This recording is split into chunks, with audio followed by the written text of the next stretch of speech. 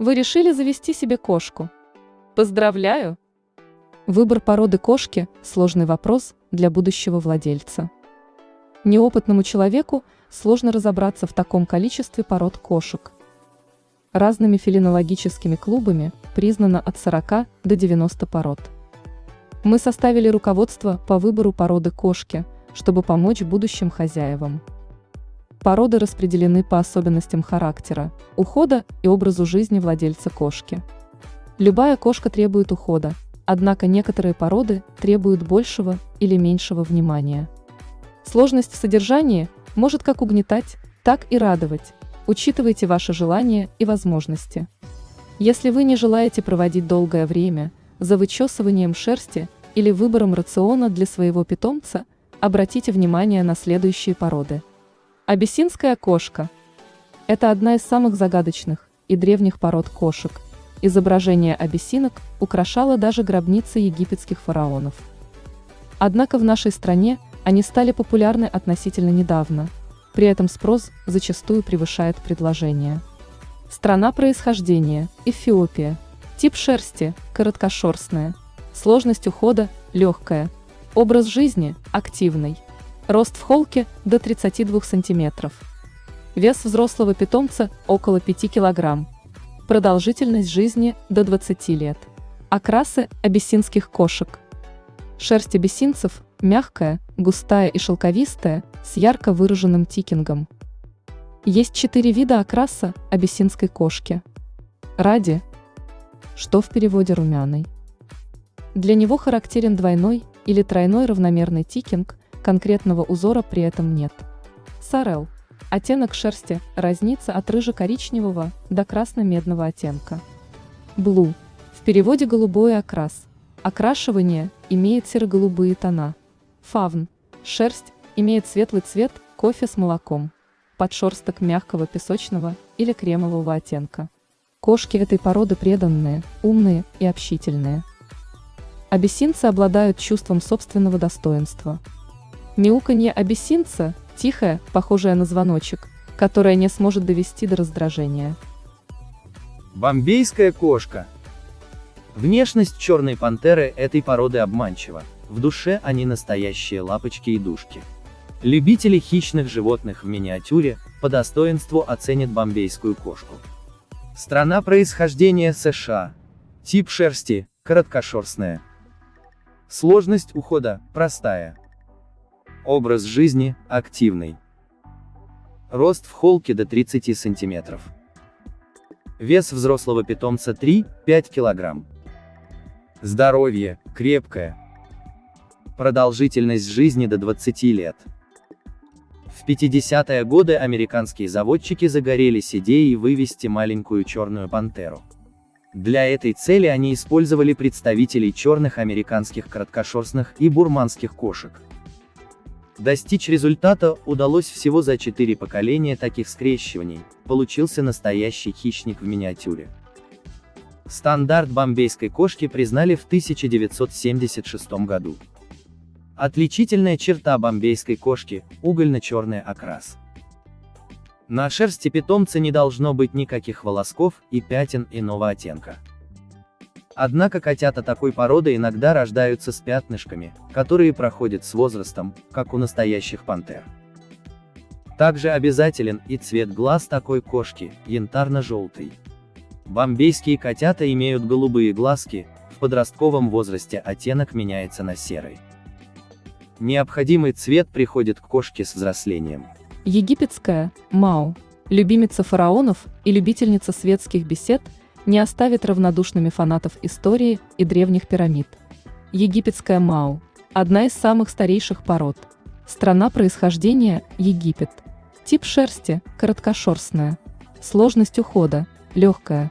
Образ жизни – активный. Рост в холке – до 32 см. Вес взрослой кошки – до 5 кг, а кота до 7 кг. Здоровье – отличное. Продолжительность жизни – до 17 лет. История египетских Мау насчитывает 3000 лет. По крайней мере, более старых изображений этих кошек найти не удалось. В Древнем Египте кошки считались божественными животными, поэтому пушистики купались в любви и уважении. Даже после смерти хозяева Мурлык долго скорбили и сбривали брови в знак почета. После падения Египта порода стала неинтересна мировому обществу. Восстановлением породы занялись только в начале XX века, но процесс прервался Второй мировой войной. В 1945 году египетская Мау была на грани исчезновения. Ситуацию спасла русская княгиня Наталья Трубецкая, проживавшая в то время в Италии. Благодаря ее стараниям уже к 1953 году египетская Мау буквально восстала из пепла и быстро завоевала сердца поклонников. Корниш рекс. Грациозные кошки с кудрявой шерсткой удивляют своим эксцентричным видом. Эта порода отличается от других не только внешностью, но и повадками. Слово «корниш» в названии породы говорит о графстве Корнуолл, в котором возникла эта порода. Часть «рекс» означает наличие волнистой шерсти у таких кошек. Страна происхождения – Англия. Тип шерсти – короткошерстная. Сложность ухода – простая. Образ жизни – активный. Рост в холке до 28 см. Вес взрослой кошки 2-4 кг, а кота 3-5 кг. Здоровье – среднее. Продолжительность жизни до 17 лет. Корниш рексы появились благодаря мутации. На английской ферме родился кудрявый котенок с огромными ушами. Котенка назвали Колин Букер. Дело было в 1950 году, и людям было не до разведения кошек, поэтому хозяйка хотела даже кастрировать необычного котенка. На приеме ветеринар отговорил хозяйку от этого шага и пояснил, что такой диковинный кот может стать основателем новой породы. Женщина согласилась, и у Колин Букера появились дети с похожей внешностью, часть котят с кудряшками, а часть с большими ушками. Отличительная особенность таких котов – необычный вид шерстки. У корниш рексов нет подшерстка, а основные волосы тонкие и плотные. Шерсть питомца завивается в волну, и поэтому кот бархатный на ощупь. Стандарт породы допускает всевозможные варианты окрасов, от однотонных белых и черных до причудливых тэби. Часто встречаются окрас Си-рекс, напоминающий колорпойнтовый окрас сиамских кошек. За корниш рексами несложно ухаживать, с этим справится даже человек без опыта. Кучерявая шерстка не линяет, однако кота все равно необходимо вычесывать, около раза в неделю. Так как у этой породы нет подшерстка, и пот животного не впитывается в шерсть, коту нужно ежемесячное купание. Приучать кота к такой процедуре следует с 4 месяцев.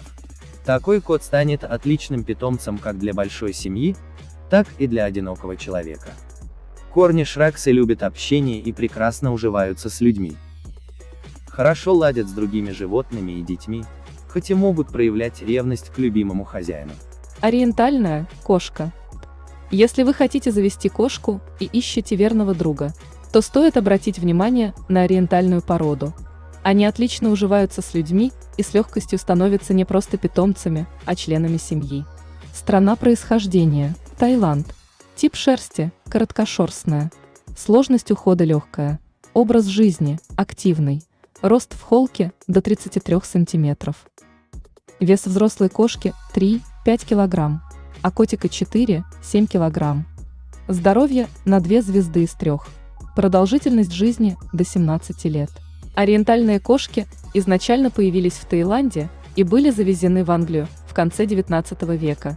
Интересный факт.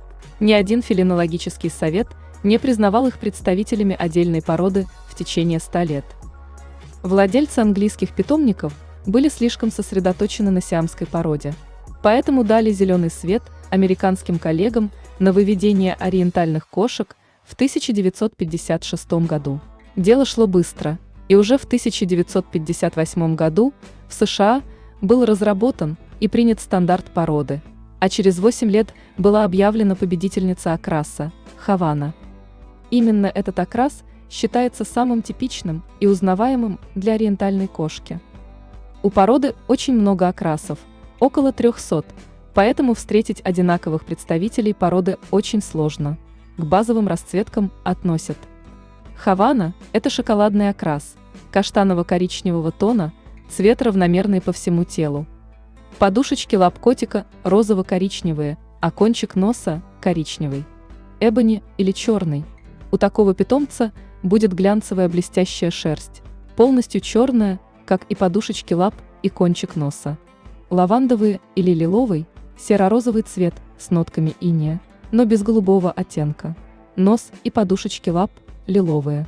Голубой окрас, голубая шерсть различной насыщенности, нос и лапы также голубые.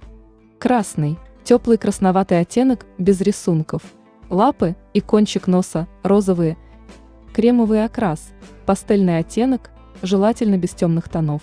Розовые подушечки лап и нос. Окрас под названием фавн у вашего питомца будет бежевая шерсть. Окрас циннамон – шерсть цвета корицы. Такой питомец будет радовать глаз любого хозяина. Белый окрас – отсутствие желтизны, абсолютно белая шерсть, розовые лапки и кончик носа.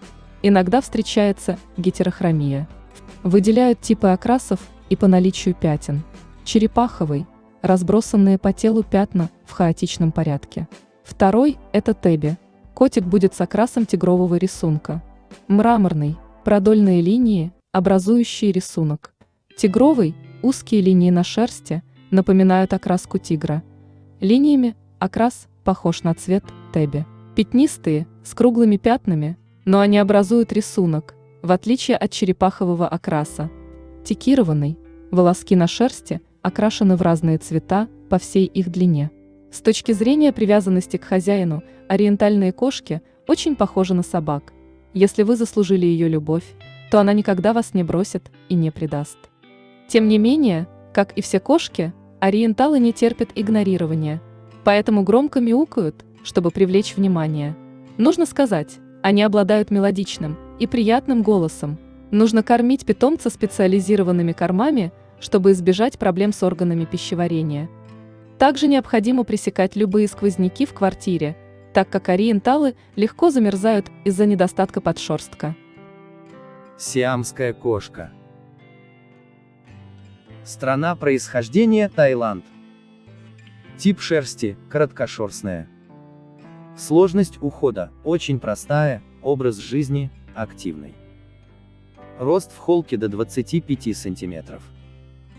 Вес взрослой кошки 3–5 кг, а котик может завесить и на 7 кг. Здоровье среднее.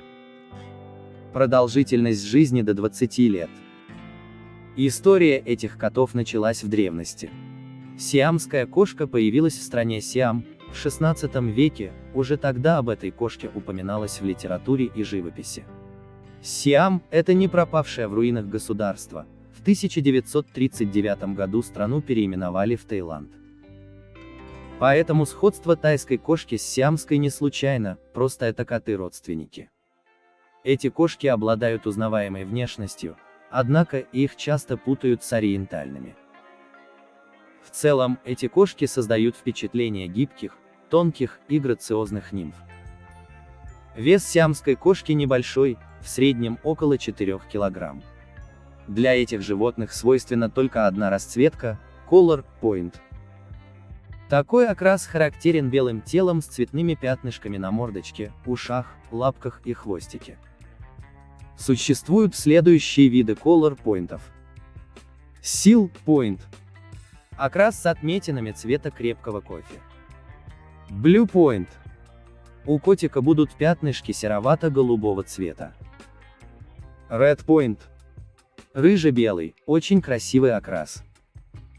Cinnamon Point. Рыже-коричневый окрас, напоминающий молочный шоколад. Torty Point. Праздничный окрас с кружевными вставками. Шоколад Point. Кот вкусного цвета, какао со сливками. Tabby Point. Белый кот с пятнами от дикой природы. Основной цвет породы сиамов – кремовый или молочно-белый. Белая шерсть кота может темнеть с возрастом, но не сильно, сиамские кошки сплошного окраса недопустимы. Представители этой породы невероятно общительны, каждое их мяу имеет весомое значение в разговоре. Сиамская кошка будет с вами здороваться, прощаться и обсуждать каждую деталь своей кошачьей жизни.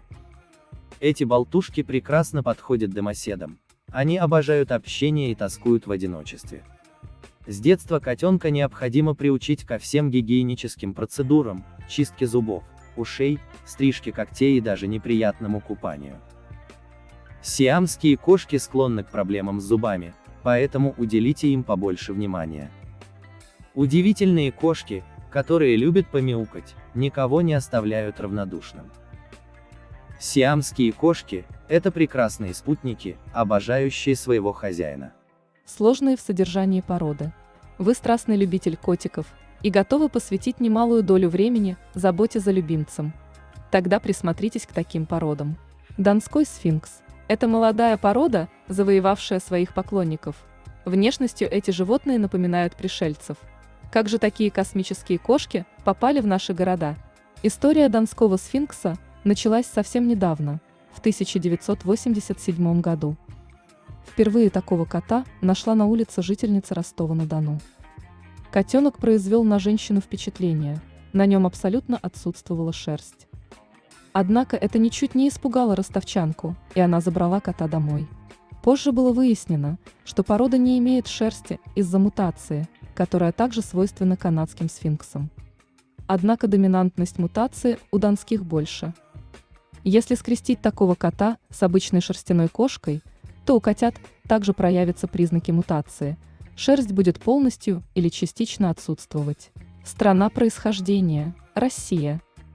Тип шерсти бесшерстная. Присутствуют сложности в уходе.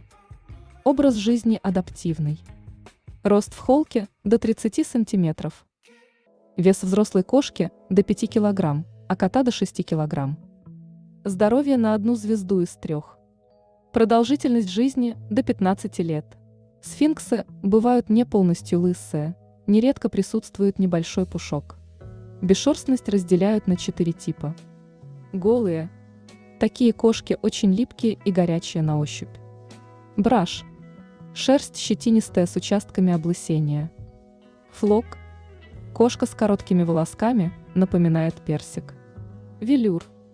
Более длинные волоски, чем у флока, кожа напоминает одноименную ткань. Естественно, эти животные не нуждаются в вычесывании. Линьки у них тоже нет, поэтому вы не обнаружите в квартире огромное количество выпавших волос. Однако так как кожа у сфинксов оголена, она очень чувствительна и требует особого ухода. Такие коты подвержены кожным заболеваниям. Купать сфинкса нужно часто, 2-3 раза в месяц, так как эти коты потеют. Следы пота остаются на мебели и одежде, а в складочках могут появиться бактерии. Раз в неделю протирайте питомца влажным полотенцем. Если кот неприятно пахнет, возможно, что он болен. Такие коты обожают тепло, и хозяину нужно позаботиться о комфорте и уюте питомца. Сфинксы легко простужаются, и поэтому нуждаются в собственной одежде. Регулярно устраивайте коту физические нагрузки. Летом со сфинксом можно гулять. Питомец побегает и погреется на солнышке. Загар идет им только на пользу. У сфинксов нет ресниц, поэтому протирайте глазки от скапливающихся загрязнений. Мейн-кун. Брутальные коты, словно сбежавшие из легенд о викингах, завораживают сердца неравнодушных к северной природе людей. Однако в душе эти коты – настоящие лапочки и прекрасные питомцы. Страна происхождения США. Тип шерсти длинношерстная. Существуют сложности в уходе. Образ жизни независимый. Рост в холке до 40 см. Вес взрослой кошки до 8 кг, а кота до 10 кг. Здоровье крепкое. Продолжительность жизни до 17 лет. История мейн-кунов началась в Америке, в штате Мэн. Первым котом этой породы принято считать капитана Дженкса из морской кавалерии. Дженкс побывал на нью-йоркских и бостонских выставках аж в 1861 году, и именно из-за него в те годы порода была популярна. Однако в начале 20 века персидские кошки оказались популярнее, и мейн-куны почти исчезли. Сохранить породу удалось американским фермерам, которые оценили ее охотничьи качества. Эти коты весьма выделяются среди прочих, ведь мейн-кун – крупнейшая порода кошек. Шерсть у мейн-кунов пушистая и шелковая на ощупь, она густая и струящаяся благодаря подшерстку. Присутствует воротничок, грива на шее и шерстяные штанишки. Порода обладает большим количеством вариантов богатых расцветок. Однако шоколадных, лиловых и колор-пойнтовых мейн-кунов не бывает. Рассмотрим основные окрасы этих котов. Белый окрас. Такие котики напоминают пушистое облачко. Белый мейн-кун – один из самых редких окрасов. Черный окрас. Мистический кот цвета темнее ночи, вот как выглядит черный мейн-кун. Рыжий окрас. Котик-огонек, обычно не совсем однотонный, у рыжих мейн-кунов сложно вывести рисунок. Кремовый окрас. Очень нежный окрас, напоминает кофе с молоком. Котика так и хочется скушать. Голубой окрас. Коты пасмурного цвета отлично подходят к длинным вечерам. Голубой мейн-кун похож на волшебника. Окрас таби.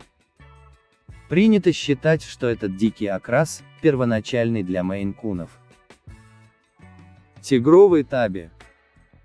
На спинке кота находятся вертикальные полосы, поэтому он напоминает дикого тигра. Дымчатый. Сверху кот равномерно выкрашен в сплошной цвет, а корни волосков у шерсти белые.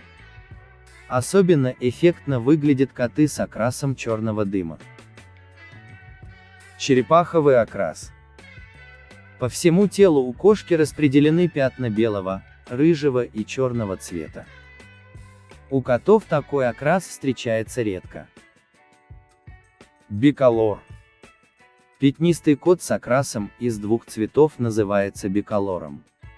Чаще всего бывает сочетание какого-нибудь цвета с белым.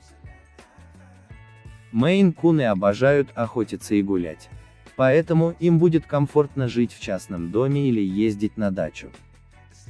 Отлично ладят с другими питомцами, кроме похожих на добычу, грызунов и птиц.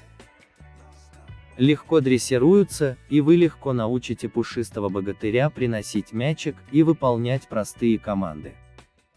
Любят разговаривать, причем голос у них довольно низкий и не кошачий. Шерсть у мейн-кунов не сваливается в колтуны, поэтому за ней не так и сложно ухаживать. Приобретите расчески с разной частотой зубчиков и пуходерку. Вычесывать кота необходимо 2-3 раза в неделю. Из-за размеров представителям породы нужно больше пищи, да и покушать они действительно любят. Потратьте время на составление сбалансированного рациона, и кот будет радовать вас здоровьем долгие годы. Канадский сфинкс. Необычный вид этих кошек поражает воображение. Как так, кот, и без пушистой шубки. Инопланетянин, не иначе. Однако сфинксы – не плод человеческого или марсианского воображения. Такая внешность – результат генетической мутации. Канадские сфинксы не зря напоминают о индейцах майя и египтянах. Порода считается старейшей из бесшерстных. Страна происхождения. Канада. Тип шерсти. Бесшерстная. Сложность ухода. Непростая. Образ жизни. Активный. Рост в холке. До 35 см. Вес взрослой кошки до 4 кг, а котика до 7. Здоровье. Среднее. Продолжительность жизни. До 17 лет. О лысых кошках знали еще древние ацтеки, однако история донского сфинкса началась сравнительно недавно, в 1966 году. В этом году родился лысый котенок по кличке Прун. Подросшего кота скрещивали с дочерьми и внучками, но заводчикам не удалось добиться стабильности в проявлении гена. Решение пришло через 10 лет. В американском питомнике родился еще один кот без шерсти – эпидермис. Там же родилась такая же кошечка, которая не была сестрой эпидермиса, и вместе они стали прародителями породы. В Россию первую пару котят-сфинкса завезли в начале 2000-х. Для нашей страны лысый кот – не диковинка, породы Петерболт и донской сфинкс появились еще в прошлом веке. Возможно, поэтому любители кошек так быстро признали канадских лысиков. Хоть канадцы и выглядят лысыми, могут присутствовать нежные волоски на лапках, переносице, хвосте и ушах. Бывают сфинксы с пухообразной шерсткой, как у персика. Такая текстура ощущается только при поглаживании кошки. Окрасы у канадских сфинксов разнообразны, от однотонных до пятнистых. Отдельного внимания заслуживает кожа. У котят много складочек, с возрастом они немного разглаживаются. Канадские сфинксы – самые складчатые, бесшерстные кошки. Такие кошки отличаются добродушием и любвеобильностью. Канадцы любят сидеть на ручках хозяина и поцелуи. Умны, поэтому легко дрессируются. Сфинксы хотят все время проводить с хозяином, они будут ходить по пятам и интересоваться вашими делами. Эти кошки тяжело переносят одиночество, поэтому занятым людям не стоит выбирать эту породу. Так как у канадских сфинксов нет шерсти, ничего не мешает им потеть. Этот пот не пахнет, но оставляет следы на мебели и одежде, поэтому регулярно протирайте кота влажной тряпочкой. Кроме того, кожа сфинкса иногда шелушится из-за сухого воздуха. Купайте питомца по мере загрязнения. Многие сфинксы любят принимать ванны. Самая распространенная проблема сфинксов – это ожирение. Старайтесь не перекармливать питомца. Канадцы предрасположены к инфекциям, поэтому вакцинируйте котенка по возрасту. Взрослые коты редко болеют, однако склонны к угревой сыпи, дерматитам и васкулитам. Распространены врожденный заворот век, искривление позвоночника и хвоста, укороченная нижняя челюсть. Летом котики любят понежиться на солнышке, но для сфинксов солнечные лучи опасны вероятностью ожога. Ограничивайте время пребывания кота на солнце. У сфинксов продолжительное время жизни и прекрасный характер, он станет верным другом для вас и ваших детей. Персидская кошка. Персидские кошки – очень популярная порода. Это обладатели самой длинной шерсти среди всех пород кошек. Также персов отличает милая приплюснутая мордочка. Откуда же взялись эти милые пушистики? Страна происхождения – Иран. Тип шерсти длинношерстная. Сложность ухода непростая. Образ жизни ленивый. Рост в холке 25-30 см. Вес взрослой кошки 4-5 кг, кота 5-7 кг.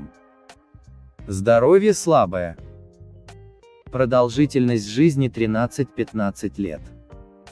Считается, что история этих кошек началась в Иране, он тогда назывался Персией. Итальянский аристократ Пьетро делла Вале описывал этих кошек в книге о своем путешествии в те земли.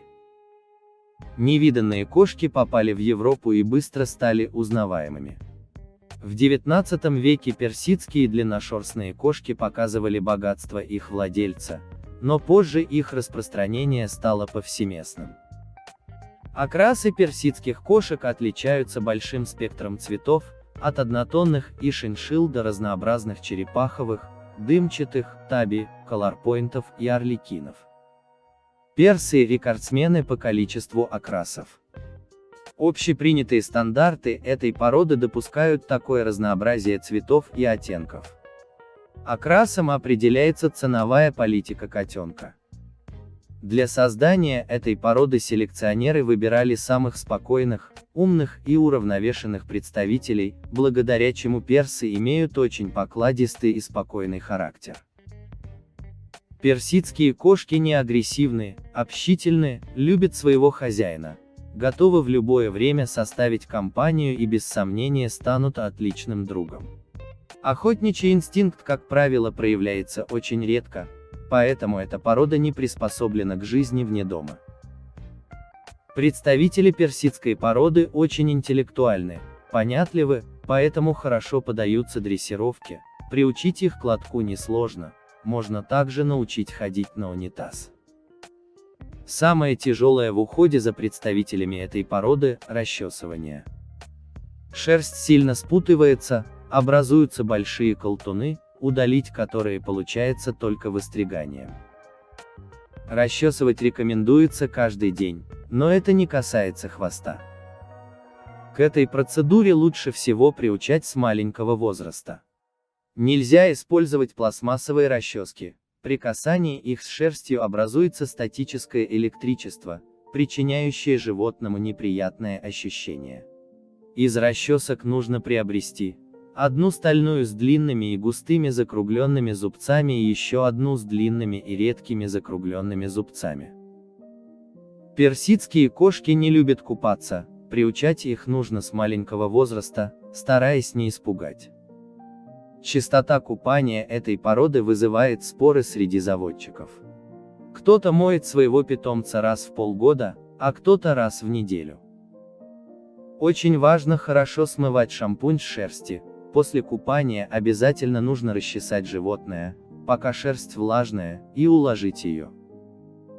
Если часто купать котика, его будет легче расчесывать, а значит не будет проблем с колтунами.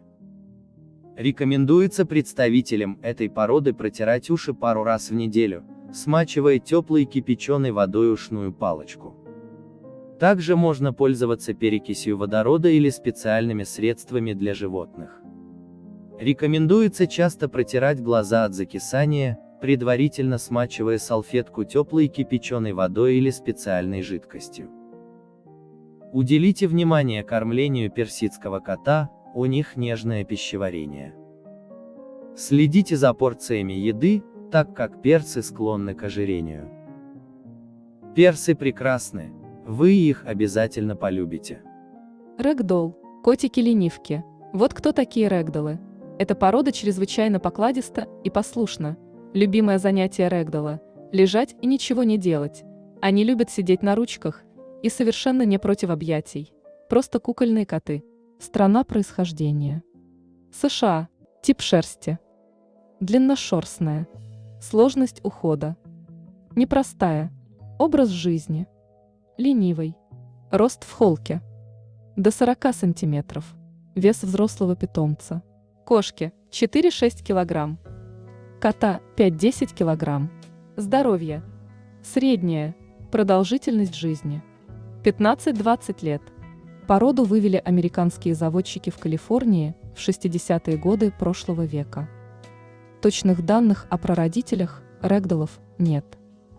Видимо, эти котики слишком ленивы, чтобы записать свою историю. По одной из версий, рэгдоллы появились благодаря скрещиванию очень покладистой ангорской кошки и бурманского кота. Цвет глаз может быть только голубым, это влиятельный и ценный фактор с точки зрения участия в конкурсах красоты. Окрас рэгдоллов всегда колор-поинтовый. Цвета допустимы следующие. Окрас – сил.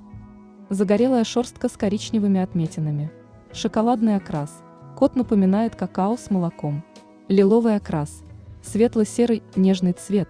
Очень приятен глазу. Сливочный окрас. Кошка молочного цвета с карамельными пятнами. Нежный окрас. Название рэгдолл переводится как тряпичная кукла. Кота так назвали из-за чрезвычайной покорности, наблюдаемой первыми заводчиками этой очаровательной породы. Важно регулярно расчесывать рэгдоллов, чтобы их шерсть не запуталась. Рэгдолл имеет шелковистую шерсть средней длины с мягкой текстурой, за которой легко ухаживать.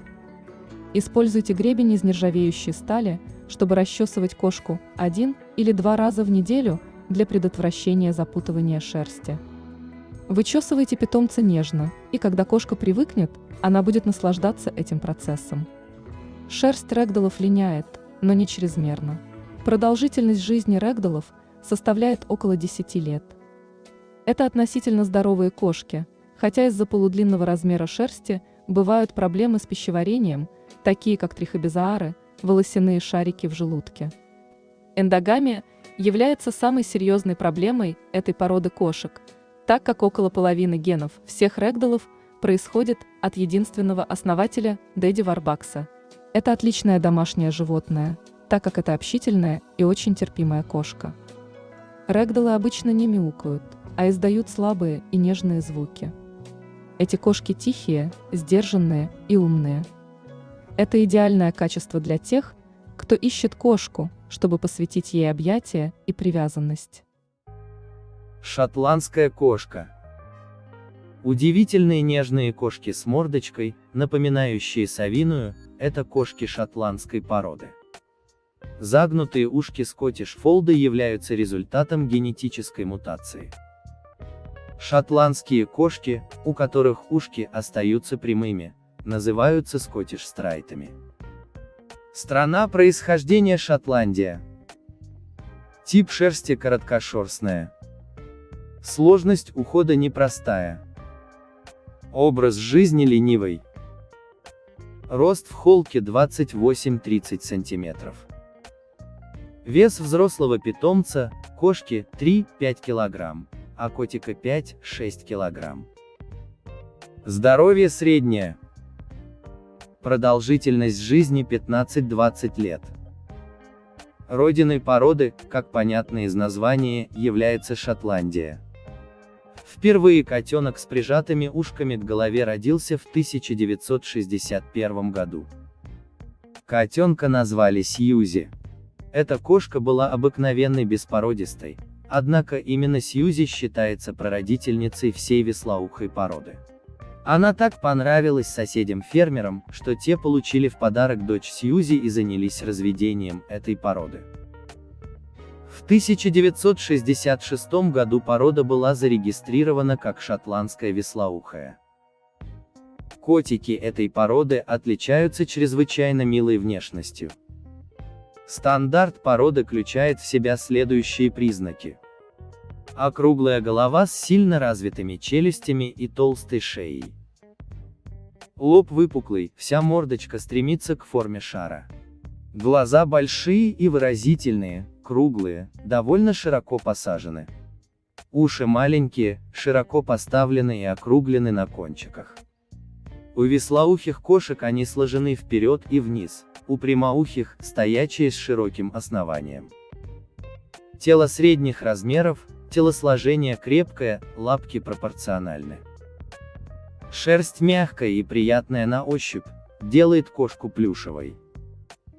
Очень скоро разведение этих кошек было запрещено в Шотландии и Англии из-за выявления неприятных мутаций вплоть до уродства. Через некоторое время, после некоторых исследований, породу продолжили разводить в США. Американские фелинологи выявили некоторые правила скрещивания этих кошек.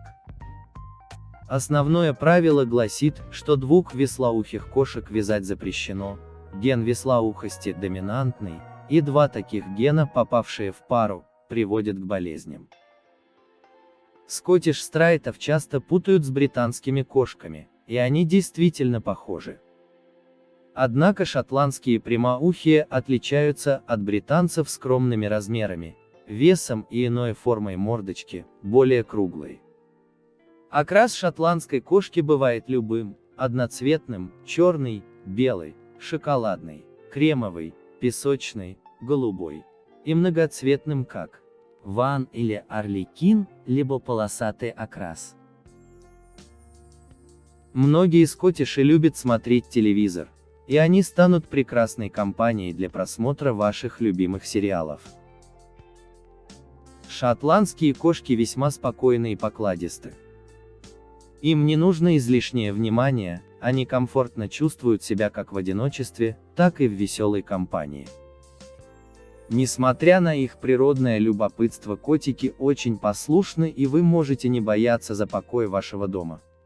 Шотландские кошки очень ручные и легко поддаются дрессировке. Характерная и очень милая особенность шотландцев – умение стоять на задних лапках, как сурикаты.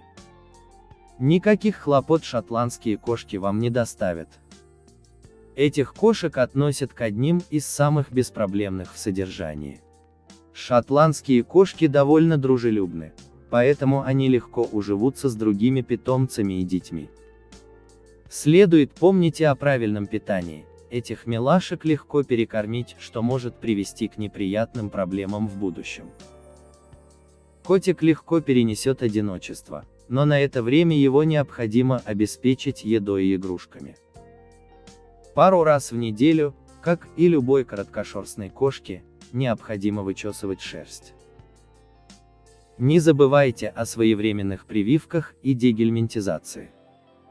Для предотвращения стоматологических проблем, чистите кошке зубы. У шотландских вислоухих необходимо тщательно следить за состоянием ушей. Любите своего питомца, и он ответит вам взаимностью 100-кратно. Порода кошки не гарантирует, что питомец будет иметь нужные черты характера. Однако случаи нежелательного характера у породистых кошек – исключение из правила. Общаться со своей кошкой – приятное занятие, которое с радостью разделят с хозяином разговорчивые питомцы. Если вам хочется каждый день обсуждать с кошкой свои планы на жизнь, вам подойдут следующие породы. Бурманская кошка. Мускулистые и коренастые, но компактные кошки с оригинальным окрасом. Эта порода очень активна. Бурманская кошка – отличный выбор для любой семьи. Страна происхождения Мьянма. Тип шерсти короткошерстная. Сложность ухода простая. Образ жизни активный. Рост в холке до 30 см. Вес взрослого питомца до 6 кг. Здоровье среднее. Продолжительность жизни до 18 лет. Бурманская кошка – аборигенная порода, появившаяся в азиатском государстве Мьянма. Тогда эта страна называлась Бирма, откуда и пошло название породы. Эти кошки обитали в храме, из-за чего их считали реинкарнацией умерших монахов. Бурманские кошки были священны и неприкосновенны. В те времена у этих кошек был только один вариант расцветки – соболиный.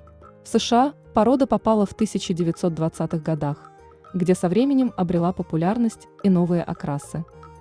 Бурманские кошки походили на шоколадных сиамских котов, однако в 1936 году удалось признать стандарт отдельной породы. Эта порода меняет типичное представление о короткошерстных кошках. Бурмы отличаются от других. Сходство таких кошек с угловатыми сиамскими и толстенькими британскими считается породным недостатком. Бурма не должна быть толстой или худощавой, коренастость и мускулистость – необходимый признак.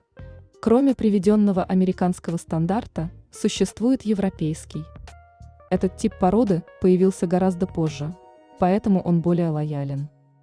Европейские коты отличаются клинообразной мордочкой и компактностью размеров, заостренными ушками и хитрым взглядом.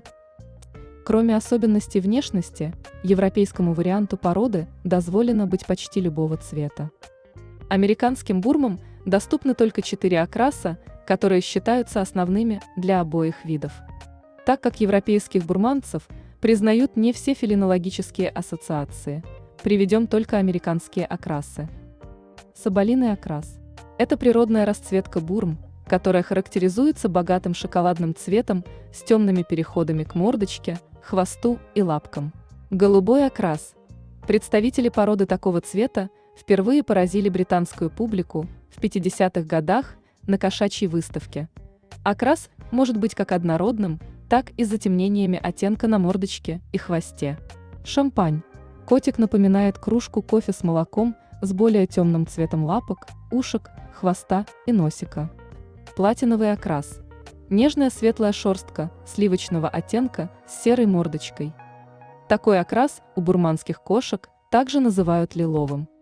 Затемнение окраса у бурманской кошки проходит по типу колор-пойнта, однако основной оттенок шерсти ни в коем случае не может быть белым. Представители породы удивительно активны и подвижны. Любимое занятие бурмы – бегать, прыгать и гонять мячик. Бурманская кошка напоминает собаку. Она с удовольствием выучит все ваши команды, научится ходить на поводке, а в свободное время будет бегать за хозяином по дому.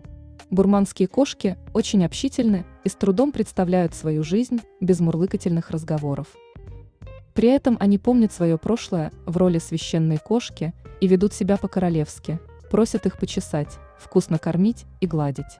Многие семьи выбирают бурманскую кошку именно из-за их отношения к детям. Бурмы позволяют делать с ними все, что угодно, никогда не желая навредить.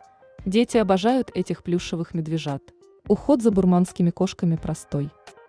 Держать такую шикарную шерстку в порядке не составляет особого труда, достаточно чесать кота щеточкой раз в неделю. Чтобы шубка бурманской кошки блестела, нужно протирать ее кусочком шелка или меха. Купать бурму стоит только в крайнем случае, если кошка запачкалась или вы хотите сводить ее на выставку. Шерсть представителей породы считается гипоаллергенной. Однако нужно быть уверенным, что ваша аллергия именно на шерсть. Попробуйте пообщаться с бурманскими кошками, прежде чем заводить себе такого котенка. Это довольно универсальная порода, которая с легкостью уживется с любой семьей. Домоседам понравится играть с такой кошкой и учить ее трюкам. Если вы мечтали о собаке, бурманская кошка тоже подойдет. С ней легко можно гулять и заниматься дрессировкой. Несмотря на природное происхождение, существуют характерные для породы болезни. К ним относятся гипокалиемия, недостаток калия в крови, сахарный диабет, гингивит – это воспаление десен. Из-за укороченной мордочки у бурманских кошек часто бывают проблемы с глазами. Слезотечение и частые насморки характерны для представителей породы. Регулярно проверяйте состояние глаз питомца и вычищайте грязь из уголков. Этих кошек следует беречь от сквозняков, так как они очень легко простужаются. Если вы хотите погулять с бурмой в холодное время года, обязательно нарядите ее в одежку, и ваш котик будет в безопасности.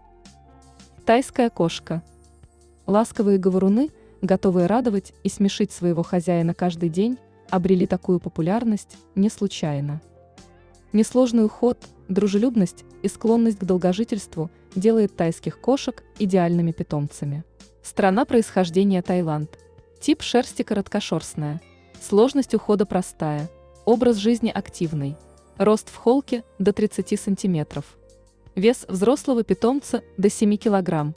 Продолжительность жизни около 15 лет. Эти кошки названы в честь своей древней родины – Таиланда. Самые древние изображения тайских кошек датируются XIV веком. Порода считается бабушкой современных сиамских кошек и раньше даже называлась старотипной. Различие в породах появилось благодаря достижениям селекции. Старотипные сиамские кошки попали в Европу в конце XIX века, а в Америку – в начале XX. Заводчики так увлеклись выведением изящной и остроугольной сиамской кошки, что почти забыли об изначальном яблокоголовом виде этой породы. Спасли положение любители именно старого типа сиамских кошек. Работа энтузиастов вернула миру этих круглолицых кошек. Стандарт тайских кошек зарегистрирован на 30 лет позже сиамов. В 1990 году. Тайские кошки похожи на хорошо покушавших сиамских. Круглые мордочки, более короткие лапки, отсутствие угловатости. Внешность современных тайцев полностью совпадает с изначальным стереотипным видом породы. Многие путают сиамских кошек с тайцами, однако различие этих пород заметно невооруженным глазом. В целом тайские кошки выглядят более круглыми и пушистыми. Отличительная черта породы – окрас color point. Это значит, что лапки, хвост, мордочка и ушки кота обязательно выкрашены в контрастный с остальным телом цвет. Цвет основной шерстки должен быть светлым, от кремового до белоснежного. Стандарт разрешает 10 вариаций окраса. Blue Point. Голубой цвет отметин, сочетающийся с холодным оттенком тела. Seal Point. Самый распространенный окрас. Поинты этого окраса темно-коричневого, почти черного оттенка. Крем Point. Кот со сливочными отметинами, напоминающими топленое молоко. Red Point. Тайские кошки с отметинами цвета вареной сгущенки, тело белоснежное. Шоколад Point. Выраженные отметины оттенка горького шоколада. Основной цвет часто бывает затемнен. Торти Point. экзотический пятнистый окрас из 3 цветов – рыжего, черного и белого. Тэби Пойнт. Мордочка, лапки и хвост окрашены симпатичными полосками. Один из самых редких окрасов. Лайлак Пойнт. Светлые серо-голубые пятна с молочным окрасом остального тела. Наиболее редкие 2 окраса. Карамель Пойнт, светло-рыжий с белым, и Фавн Пойнт, светло-серый с голубоватым оттенком шерсти. Эти окрасы ценятся особенно дорого. Своим нравом такие кошки напоминают собак. Тайцы легко поддаются дрессировке, любят приносить хозяину мячик и ходить за ним по пятам. Эти питомцы будут каждый день ждать вас с работы у порога, радостно встречать и мурлыкать. Тайские кошки очень преданы своему хозяину, поэтому в одиночестве им некомфортно. У этой породы с детьми много общего, поэтому тайские кошки легко становятся любимчиками детей. Тайцы деликатны и не выпускают когти во время игры. Не будут кусать ребенка, даже если тот ведет себя с кошкой некорректно. Некоторые представители породы даже становятся ребенку нянькой. Тайские кошки довольно чистоплотная порода, поэтому они не доставят вам много хлопот по содержанию. Для ухода за шерсткой необходимо приобрести специальную щетку. Вычесывать кота достаточно раз в пару недель. Тайцы не любят купаться, поэтому загоняйте их в ванную только в случае крайней необходимости, при сильном загрязнении или для подготовки к выставке. Кормление этих кошек не вызывает особых сложностей. Однако некоторые продукты давать тайскому коту нежелательно, так как они вызывают потемнение шерстки. К ним относятся печень, морепродукты, водоросли и йод. Также обязательно позаботьтесь о тепле в доме. Сквозняки делают шерстку тайских котов темнее. Кроме того, кот может простудиться от холода. Не берите такую кошку, если дома уже живут птицы или грызуны. Кот будет рассматривать их как добычу, и знакомство может закончиться трагедией. Также тайские кошки не рекомендуются аллергикам.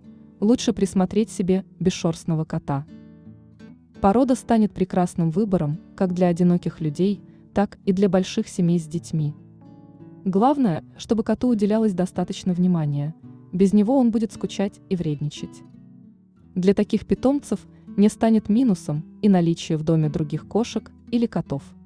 Также к общительным и разговорчивым можно отнести породы, о которых мы говорили в начале видео.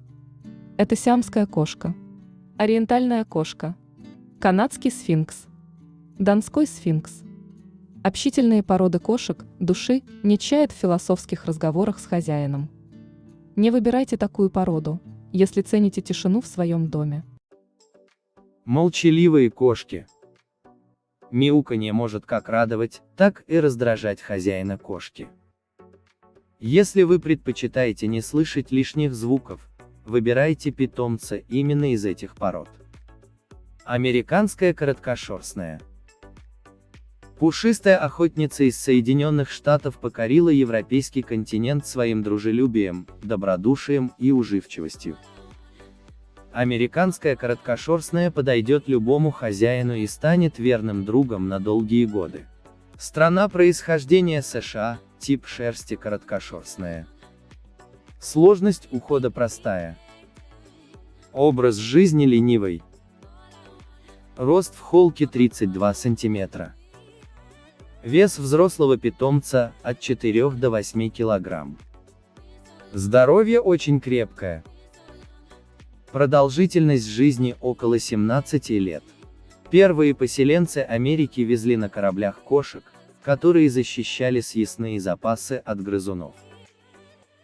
Кошки относились к разным породам, но в основном к египетской и европейской. Многие из этих питомцев поселились вместе с людьми на новом континенте.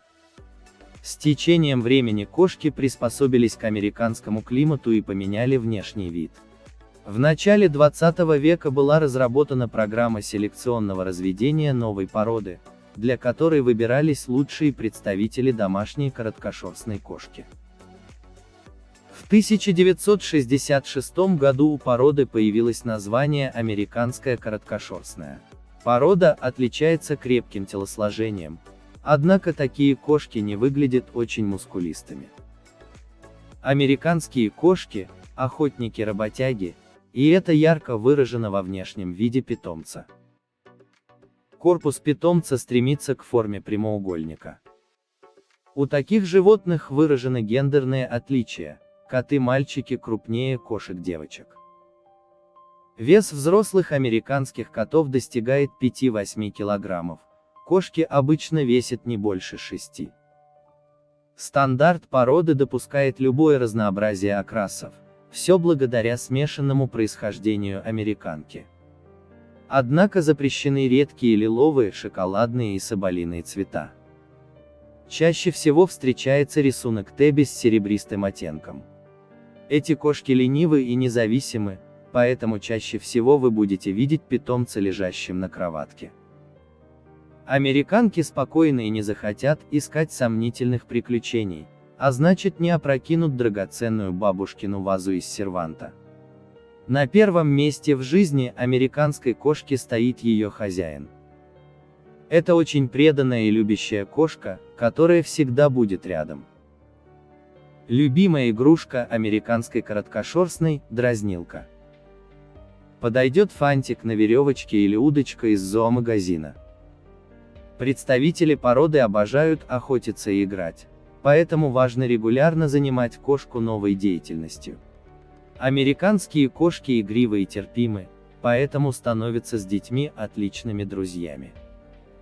Однако такая кошка обладает чувством собственной важности, и не стоит оставлять ее на растерзание совсем маленькому ребенку. Американка не захочет, чтобы ее таскали за хвост, но скорее всего не захочет вступать в конфликт и просто уйдет. Можно приучить своего американца к прогулкам, однако придется побороться с его привычками лежебоки. При этом не стоит отпускать кота с поводка. При виде птички у питомца обязательно появится желание ее поймать и убежать. Уделите время для составления правильной диеты питомца. Важно кормить кота качественной едой и следить за ее количеством, не поддавайтесь на умоляющие глазки. Проще предотвратить кошачье ожирение, чем заставлять потом любимца похудеть. С самого детства приучайте котенка к гигиеническим процедурам, осмотру глаз, ушей, зубов, носа и когтей. Глаза и уши следует еженедельно протирать влажным полотенцем. Маникюр коту проводят дважды в месяц. Проверяйте, чтобы когти питомца не врастали в лапку, а на зубах не образовывался камень. Купание кошки требуется только в случае сильного загрязнения, а также для подготовки к выставке. Такой питомец легко адаптируется, поэтому приживется в любом доме. В большой семье эта кошка станет всеобщей любимицей и объектом для тискания, без труда поладит с собаками и другими кошками. Для одинокого человека американская короткошерстная станет другом, который всегда с нетерпением ждет возвращения хозяина домой. Эти кошки часто страдают ожирением. Владельцам американской короткошерстной следует ограничить кошку в лакомствах и озаботиться ее активностью. В список характерных для породы болезней входит поликистоз почек, нарушение развития тазобедренного сустава и сердца. Это врожденные и редко проявляющиеся болезни, однако знать о них необходимо. Кошка-американка отличается высокой продолжительностью жизни. Представители породы легко доживают до 20 лет. Кроме того, таким питомцам свойственен крепкий иммунитет. Любите вашу кошку и заботьтесь о ней, и мурлыка будет радовать вас долгие годы. Норвежская лесная кошка. На родине эта порода известна под именем скоткатер – лесной кот. Эта порода нередко появлялась в скандинавских легендах и даже сопровождала бога грома Тора. Страна происхождения Норвегия. Тип шерсти длинношерстная. Сложность ухода незатруднительная. Образ жизни независимый. Рост в холке до 32 см. Вес взрослого питомца от 3 до 9 кг. Здоровье брутально крепкое. Продолжительность жизни около 15 лет. История норвежских лесных доподлинно неизвестна. Возможно, эти кошки всегда обитали на территории Норвегии. Ученые предполагают, что это бывшие ангорские кошки, породы очень похожи. Турецкие ангоры могли попасть в Норвегию в XVI веке, где одичали и приспособились к северному климату. Эта порода впитала в себя всю красоту и суровость норвежской природы. Норвежские лесные медленно растут и становятся полностью взрослыми только к 5 годам. Породе присущи дикие окрасы, подаренные природой. Не допускаются шоколадные, соболиные, колорпоинтовые, лиловые расцветки и их сочетание с белым. Однотонный окрас. У этих окрасов волоски шерсти должны быть окрашены целиком. Однотонные окрасы бывают голубые, рыжие, белые и черные. Дымчатый окрас. Шерстинки окрашены частично. Создается впечатление, что кошку будто окутывает легкий дымок. Окрас таби. Дикий окрас с полосками, пятнами и другими рисунками на кошке. Мраморный окрас. Характерный рисунок шерсти выполнен толстыми и плавными линиями. Многоцветный окрас. Допустимые окрасы из однотонных цветов в сочетании с белым. Черепаховые и калика тоже допустимы для этого окраса. Порода отличается мягким и ласковым нравом. Эти кошки привязываются к хозяину и любят проводить с ним время. Послушны и умны, поэтому с породой легко ужиться. Хорошо уживаются с другими животными и детьми, не ревнивы и не обидчивы. Однако не пытайтесь брать их на руки, на коленях сидеть эти кошки не любят. Больше всего на свете эта порода обожает высокие полки и шкафы. С таких поверхностей удобно наблюдать за происходящим вокруг. Представители породы легко адаптируются к новым условиям и не боятся чужих людей, поэтому с ними несложно путешествовать и переезжать. Любознательны, но не надоедливы, предпочтут наблюдение активным действием. Шерсть этих кошек очень густая и поэтому требует тщательного ухода. Вычесывайте кошку расческами с частыми и редкими зубчиками поочередно. Желательно расчесывать кошку через день, иначе неизбежно появление колтунов. Норвежские лесные кошки довольно чистоплотны, поэтому купайте питомца только по мере загрязнения. Приобретите высокую когтеточку, чтобы котик совмещал любимое дело с полезным. Таким питомцам необходима постоянная физическая активность, поэтому им будет комфортнее жить в частном доме. При квартирном содержании не обойтись без регулярных прогулок или хорошего игрового комплекса. У этой породы довольно крепкое здоровье, и характерных болезней у норвежских лесных кошек нет. Однако для долгой жизни следует уделить внимание кормлению. Выбирайте профессиональные корма или составьте качественный рацион. Не стоит кормить кошку копченостями и свининой. Это тяжелая для животного пища. Идеальное мясо для кошки – индейка, курочка, нежирная говядина и субпродукты. Угощайте пушистика йогуртами, творогом и яичным желтком. Эти кошки безумно красивы. Пишите в комментариях, пришлась ли вам по душе эта порода. Сибирская кошка. Кошки из сибирской тайги отличаются суровой северной внешностью и настоящим русским характером. Известны пушистой теплой шубкой, умом и добротой. Сибирские кошки подходят всем, кто готов ухаживать за их длинной шерстью. Страна происхождения: Россия. Тип шерсти: длинношерстная. Сложность ухода непростая. Образ жизни независимый. Рост в холке 35 см. Вес взрослого питомца от 5 до 8 кг. Здоровье прекрасное. Продолжительность жизни около 17 лет. Эти кошки попали в Сибирь вместе с переселенцами и купцами, которые приехали сюда после завоевания территории Ермаком. Люди привозили с собой питомцев для борьбы с грызунами, и животные оставались здесь жить. Суровый сибирский климат оставил отпечаток на внешности, шубка сибирякам нужна не для красоты. Порода появилась, скрещиваясь с местными кошками, и так сформировался ее современный облик. Считается, что на внешний вид сибиряков сильно повлияли лесные дикие коты. Окрасы сибирской кошки разнообразны, от однотонных до рисунчатых. Варианты такие. Однотонный окрас: белый, черный, голубой, рыжий. Однотонный цвет равномерный по всей шубке кота. Разноцветные окрасы. Черепаховый окрас и окрас калико. В основном, термин «калико» используют для описания кошек с большим количеством белого. Такой окрас бывает только у кошек. Биколор – двухцветная окраска кота, очень приятная глазу. Серебристый и дымчатый. Волоски шерсти в этом окрасе окрашены пигментом не полностью. Окрас под названием Теби – это дикий окрас с рисунком. В России распространен черный Теби.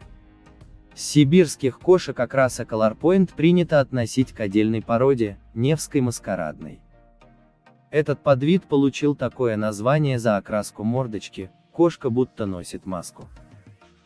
Сибирские кошки сохранили охотничьи инстинкты, поэтому не удивляйтесь внезапным подаркам от питомца. Сибиряки поведением напоминают собак, легко дрессируются, любят носить вещи, могут сторожить дом. Они выбирают себе одного хозяина и всегда ждут его возвращения домой. Такие коты сдержанные и ненавязчивы, не будут проситься на ручки или мешаться под ногами. Но если вы заболеете, кот станет лекарем и будет сидеть с вами до полного выздоровления. Так как у сибирских кошек общинная природа, эти коты чувствуют себя комфортнее с сородичами. Сибиряки легко подружатся с другими питомцами. С детьми также найдут общий язык. В целом коты этой породы спокойны и рассудительны, напоминают кошачьих философов. Любят раздумывать о проблемах мироздания где-нибудь повыше, на холодильнике или шкафу. Эти коты унаследовали крепкое сибирское здоровье, и характерных болезней у породы нет. Но не забывайте вакцинировать кота и выводить паразитов. Сибиряки живут в среднем 15-20 лет. Густой шубке кота нужен регулярный уход, вычесывайте шерсть 2-3 раза в неделю.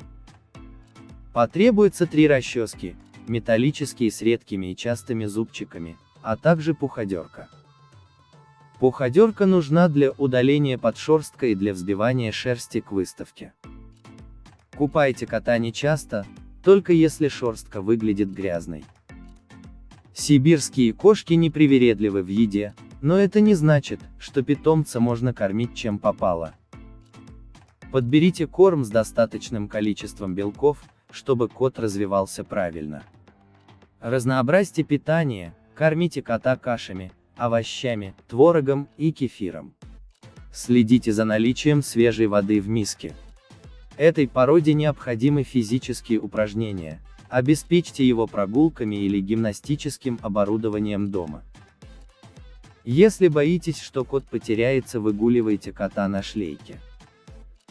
Подушечки лап питомца иногда травмируются на прогулках, смазывайте их детским кремом. Сибирский кот – идеальный кот для частного дома.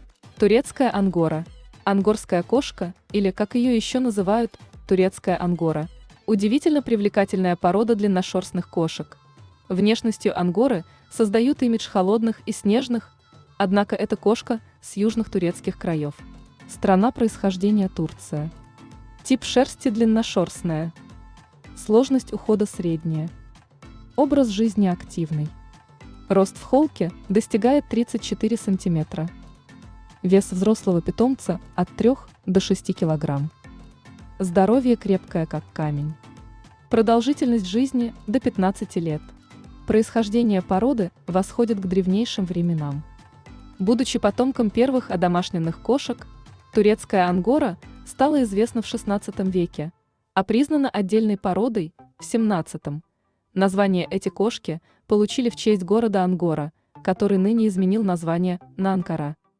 Белая разноглазая ангорская кошка – национальное достояние Турции. Внешность турецкой ангоры благородна и изящна. Считается, что все турецкие ангоры белоснежны, однако это не так, просто белый окрас предпочтительней. У этих кошек бывают и другие расцветки, например, черный окрас. Допустим как и полностью однотонный, так и с пятнышками. Рыжий и кремовые, нежный и красивый цвет, серебристый, возможен как однотонный, так и таби. Стандарт турецких ангор запрещает только шоколадные и лиловые окрасы, а также оттенок фавн. Нрав у ангор под стать внешности. Это любопытные живые кошки, обожающие бегать, играть и исследовать территорию. Вместе с тем ангорские кошки отличаются лаской и преданностью, склонны к выбору одного хозяина среди домочадцев. Стоит учитывать, что турецкие ангоры общительны и требуют немало внимания, однако простое сидение на ручках им не по вкусу, кошки предпочтут поиграть и попрыгать с хозяином. Ангор легко дрессировать, и питомец с удовольствием принесет мячик. Содержать ангорскую кошку не так сложно, как кажется при взгляде на роскошную шерсть. Длинная шубка без пушистого подшерстка почти не спутывается. Еженедельно расчесывайте питомца специальной щеткой с антистатическим покрытием, и этого будет достаточно. Во время линьки расчесывание требуется чаще. Шерсть ангоры отталкивает грязь, поэтому купать кошек часто не нужно. Как правило, не чаще 2 раз в месяц. Для купания используйте только специальные кошачьи шампуни. Также следите за зубами, когтями и ушами кошки. Зубы требуется чистить хотя бы раз в неделю с использованием специальной зубной пасты для животных. Глаза и уши требуется периодически проверять на загрязнения и протирать ватными дисками или ватными тампонами, которые можно смочить в специальном растворе. Турецкие ангоры без труда приучаются к когтеточке, однако необходимость время от времени подрезать когти остается. Для этого лучше использовать специально подобранный когтерез с удобными для хозяина ручками. Турецкие ангоры – идеальная порода для спокойных и умиротворенных людей. Экзотическая кошка. Милую мордочку экзотических кошек так и хочется потискать. Не зря эта порода самая популярная во всем мире. Выразительные круглые глаза и доброжелательный характер этой породы влюбляют в себя все большее количество людей. Страна происхождения США. Тип шерсти короткошерстная. Сложность ухода не из легких. Образ жизни ленивый. Рост в холке достигает 30 сантиметров. Вес взрослого питомца от 3 до 7 кг. Здоровье на 1 звезду из 3. Продолжительность жизни достигает 17 лет. Экзотических кошек вывели в США в 1960 году. Заводчики скрестили американскую короткошерстную с персидской с целью разнообразить отечественных кошек.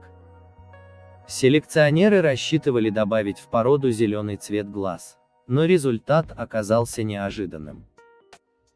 Получились персидские котята с короткой шерсткой. Милые экзотические кошки быстро завоевали сердце людей, и уже в 1968 году был утвержден стандарт породы. Своей внешностью экзотические кошки напоминают плюшевых медвежат. Экзотические кошки получили в наследство от персов и разнообразие окрасов, допустимы все вообразимые и невообразимые расцветки. Любимое занятие экзотов – это лениться и спать. Эти кошки весьма флегматичны и не доставят хлопот перевернутыми цветочными горшками или опрокинутым карнизом. Поиграть они любят, но делают это мягко и тихо. Такие кошки привязываются к хозяину, будят его по утрам и ждут возвращения домой. Любят внимание и тяжело переносят долгое одиночество. Если вы уезжаете, лучше возьмите питомца с собой, к путешествиям экзотические кошки относятся положительно. Экзоты мяукают только по делу, а голос у них довольно тихий. Хорошо уживаются с детьми и любыми животными. Так как экзоты короткошерстные кошки, проблем с расчесыванием у них нет. Достаточно вычесывать своего любимца массажной щеткой раз в 2 дня. Раз в неделю используйте гребешок, а во время линьки пригодится пуходерка. Купать кота часто не нужно, но многие экзотические кошки любят принимать ванну. Уделяйте внимание глазам питомца, это слабое место у породы. Аккуратно протирайте глазки раз в 2 недели кипяченой водой.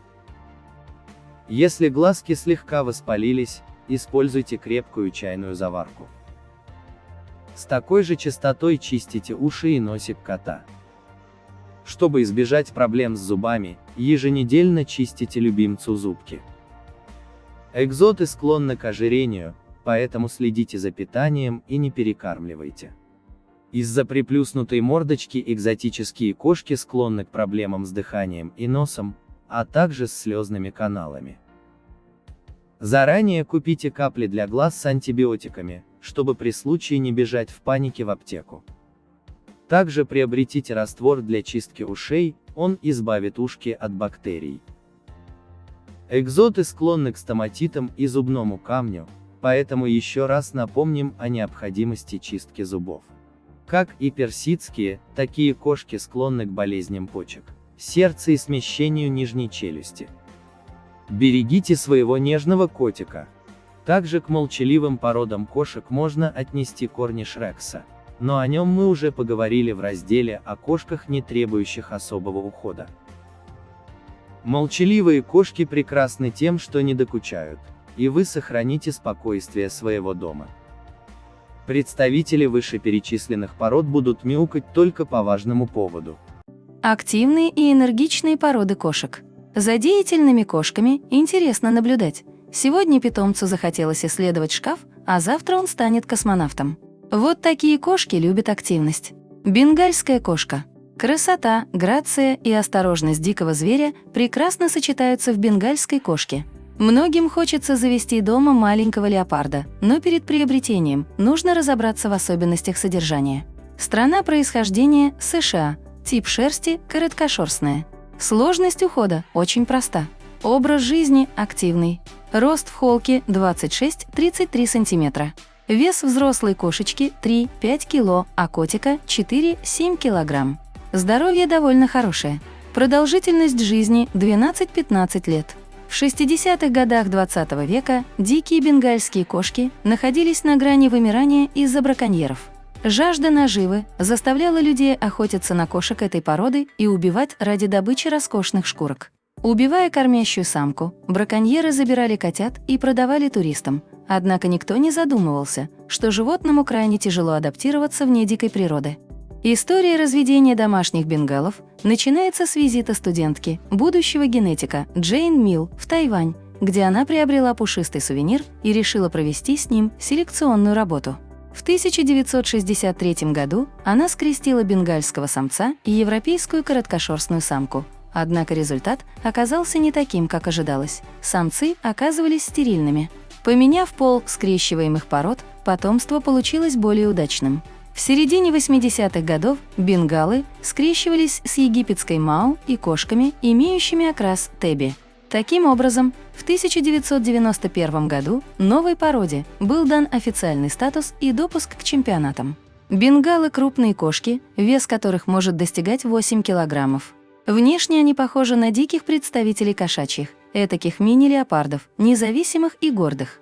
Однако у домашних бенгалов лишь 20% генов унаследовано от диких предков, и они определяют следующие свойства кошки: пластичность и грацию хищника, леопардовый окрас, отсутствие боязни воды. У бенгалов шерсть или короткая, или длинная, при этом очень мягкая и приятная на ощупь. Ухаживать за ней несложно, достаточно прореживать ее фурминатором и вычесывать резиновой щеткой раз в неделю.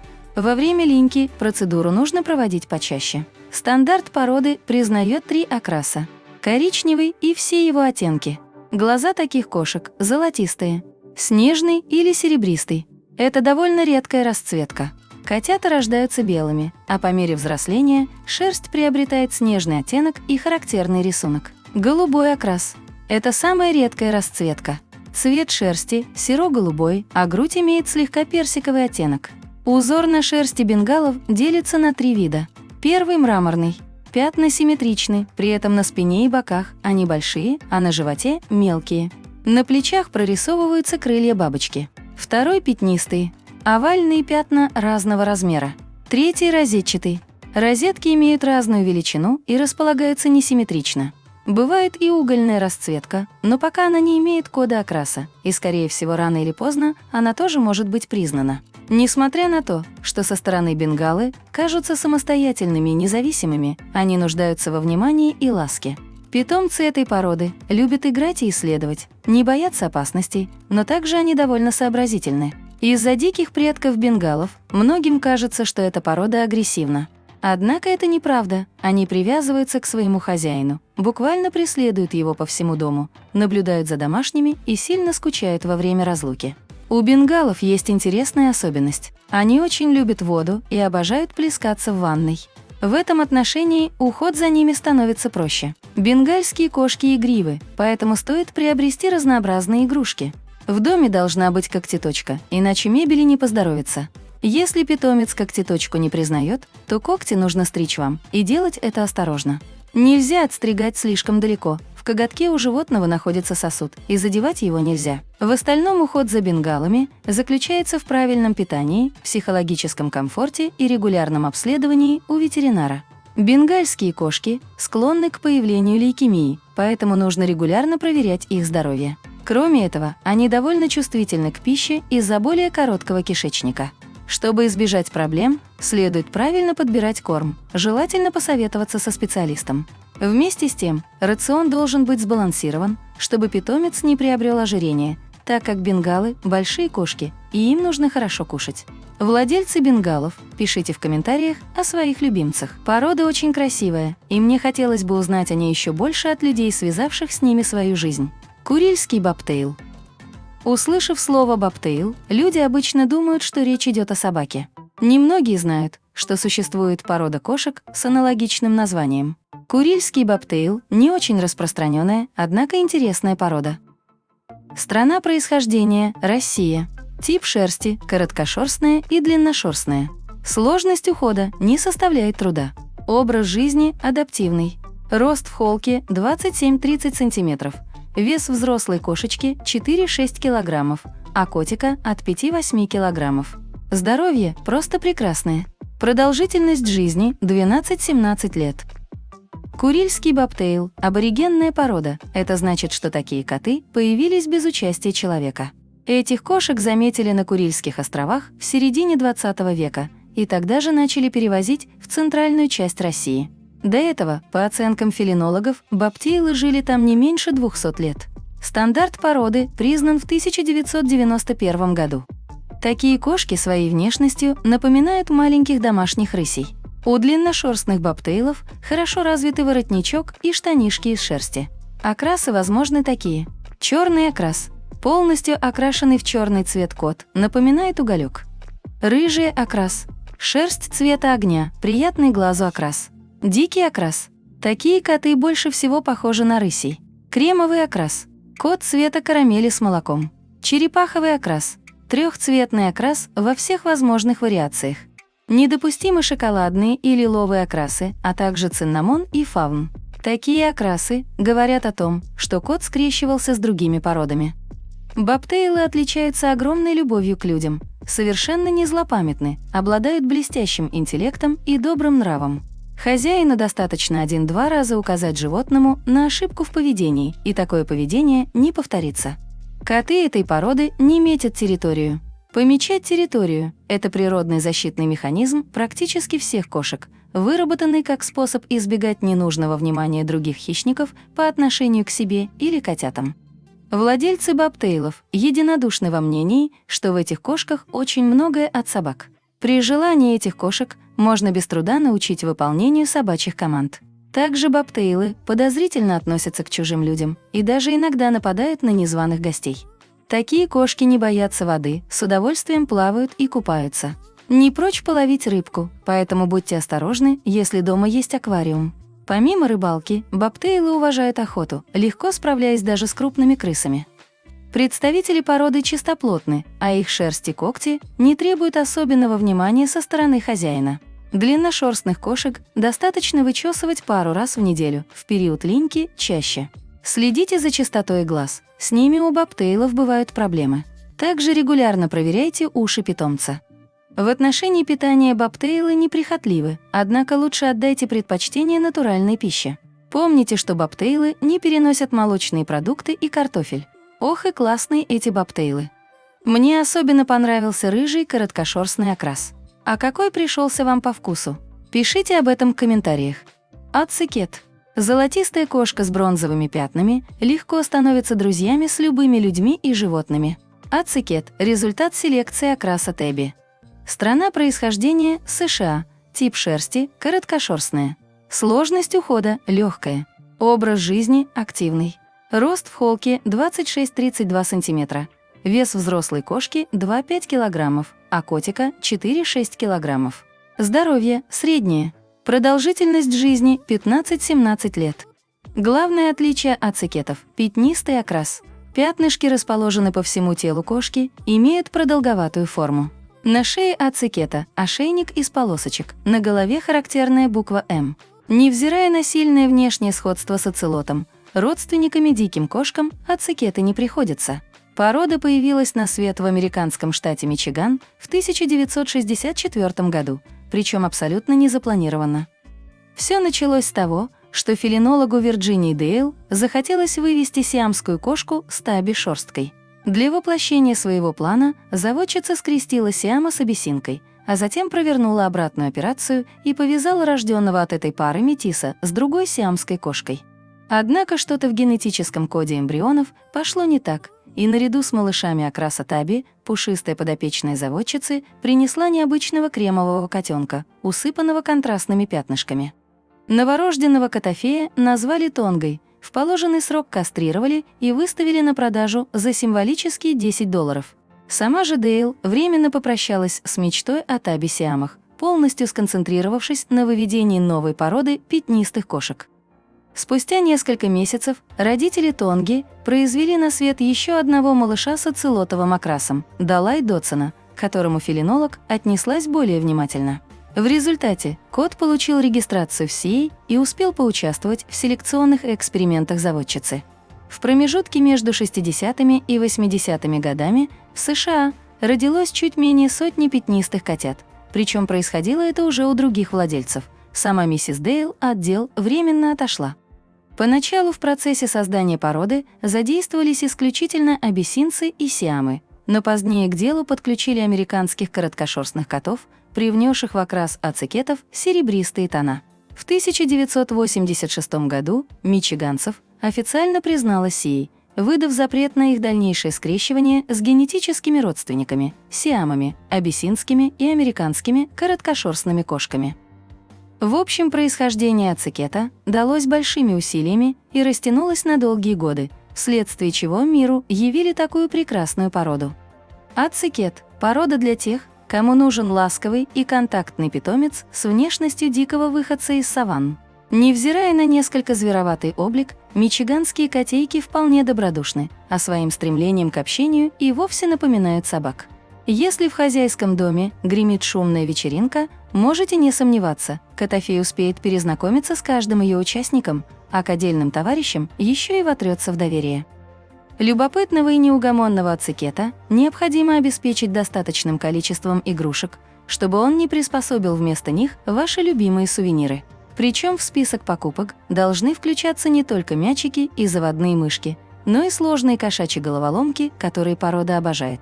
Высокий игровой комплекс тоже лишним не будет. На досуге пятнистый экстраверт любит перевоплощаться в покорителя вершин и шпиона, внезапно выныривающего из плюшевой квартирки. О способностях ацикетов к обучению принято писать лишь то, что они умные и сообразительные питомцы, которым легко даются апортировка предметов и несложные акробатические трюки. При этом крайне редко можно встретить информацию о том, что, как и любые кошки, потомки сиамов и абиссинцев не горят желанием подчиняться человеку и тренироваться просто потому, что того требует хозяин. Что касается гигиенических процедур, то здесь все элементарно. Ацикета не нужно бесконечно причесывать, поливая литрами кондиционеров и прочей кошачьей косметики. Раз в неделю по телу питомца рекомендуется пройтись щеткой либо резиновой варежкой, и то скорее с целью собрать отмершие шерстинки и помассировать кожу, нежели ради полноценного расчесывания. Примерная стоимость котенка пэт-класса с документами и чистой родословной у отечественных продавцов 35 тысяч рублей и выше. Да, ребята, дорогая порода, вследствие своего тяжелого и длительного возникновения, но за красоту надо платить. Пишите те, кому понравился ацикет, и те, кто уже выложил кругленькую сумму за такого красавца, и делитесь впечатлениями о столь редкой породе в наших краях. Турецкий ван. Коты с удивительной любовью к воде и раскрашенной шапочкой на голове. Вот как выглядят турецкие ваны. Такие питомцы станут отличными спутниками в путешествиях и даже заменят вам собаку. Страна происхождения Турция. Тип шерсти длинношерстная. Сложность ухода средняя. Образ жизни активный. Рост в холке 35-40 см. Вес взрослой кошки 5-6 кг, а котика 6-7 кг. Здоровье крепкое, как грецкий орех. Продолжительность жизни 12-15 лет. Турецкие ваны существуют давно, еще со Средневековья. Название породы происходит от озера Ван. Однако всемирно известными они стали благодаря случаю. Британская журналистка Лаура Вашингтон приехала в Турцию в 1955 году для репортажа о местной жизни. Когда девушки показали турецких ванов, она была восхищена. Белые кошки с рыжими шапочками и удивленными глазами запали ей в самое сердце. В подарок Лауре дали 2 разнополых котят этой породы. По дороге домой кошки удивили ее. На остановке у ручья котята выскочили из машины и побежали плавать. В Лондоне порода была зарегистрирована как турецкая кошка, однако с появлением турецких ангор название пришлось изменить. Разные фелинологические организации признают неодинаковые стандарты породы. Кошки турецкого вана меньше котов и в сравнении выглядят очень женственно. Шубка у породы на ощупь напоминает шелк и отталкивает грязь и воду, поэтому эти коты любят плавать. Окрас турецкого вана называется ванским. Чаще всего встречаются рыже-белые турецкие ваны, но допустимы также кремовые, черные, голубые и сочетания этих цветов. На шапочке из однотонного цвета может быть подложка из пятен или полос, как у окраса таби. Также бывают и полностью белые коты. Такой окрас называется ван кедиси. Эти кошки очень активны как в детстве, так и во взрослом возрасте. Любят играть, прыгать за игрушками, охотиться и рыбачить. У турецких ванов сильные ноги, поэтому им легко забираться на высокие деревья или хотя бы шкафы. Представители породы любопытны и с удовольствием исследуют самые потайные углы своего жилища. Любят гулять сами по себе и на шлейке, поэтому будут хорошо себя чувствовать в частном доме. Любимое занятие турецких ванов, конечно же, купание. Эти коты обожают часами принимать ванну и плавать. Не удивляйтесь, когда питомец запрыгнет к вам в душ. Турецкие ваны – ласковые и общительные коты. Привязываются ко всем членам семьи, но остаются кошкой одного хозяина. Любят внимание к своей персоне, поэтому с трудом уживаются с другими питомцами и детьми. Драться кот не станет, но всегда будет стремиться к доминированию. Оборудуйте для кота место для игр, небольшой вольерчик или игровой комплекс в углу комнаты. Лучше, если такой кот будет жить не в квартире, а в просторном доме с возможностью выходить на улицу. Если вы живете в квартире, приобретите шлейку и выгуливайте котика в парке. У длинной шерсти ванских кошек нет подшерстка, поэтому вам не придется ежедневно пылесосить. Вычесывайте кота расческой с частыми зубчиками 2-3 раза в неделю. В период линьки используйте пуходерку. Выпавший пушок можно собирать мокрой тряпочкой. Турецкие ваны любят купаться, поэтому помыть кота несложно. Не стоит делать это часто. Обязательно купание только в период линьки и когда кот очень запачкался. В обычное время купайте кота не чаще раза в 2 недели. В общем, крутая порода не только для прогулок по улице, но и для путешествий на море или ближайшее озеро. Вот загорающие удивятся, когда вы и ваш любимец с разбегу забежите в воду. Контент для летнего видео в TikTok владельцу такого кота точно обеспечен. Хозяевам энергичных пород кошек придется постоянно придумывать, чем занять своего питомца. Но это того стоит. Они будут с удовольствием решать ваши головоломки и ждать следующих. В нашем каталоге всех пород кошек мы уже обсудили молчаливых и общительных, активных и энергичных, кошек, не требующих специального ухода и сложной в содержании породы. Пришло время поговорить о кошках-лежебоках. Есть кошки, которым не нравится бегать по хозяйским полкам. Можно ведь хорошо покушать, а потом хорошо поспать. Породы, о которых сейчас пойдет речь, настоящие ленивки. Нибелунг в переводе с немецкого слова «небел» означает «туман». И действительно, кошки породы Нибелунг будто примерили на себя одежку из тумана. Эти коты шелковые не только снаружи, но и внутри. Страна происхождения США. Тип шерсти длинношерстная. Сложность ухода необременительная. Образ жизни независимый. Рост в холке 25-28 см. Вес взрослого питомца. Кошка 3-5 кг, кот 5-6 кг. Здоровье отличное. Продолжительность жизни 12-15 лет. Нибелунг – молодая порода. Ее первые представители родились во второй половине прошлого века. Виной тому случайность. В 1980 году сын программиста Кары Коп получил в подарок черную короткошерстную кошку.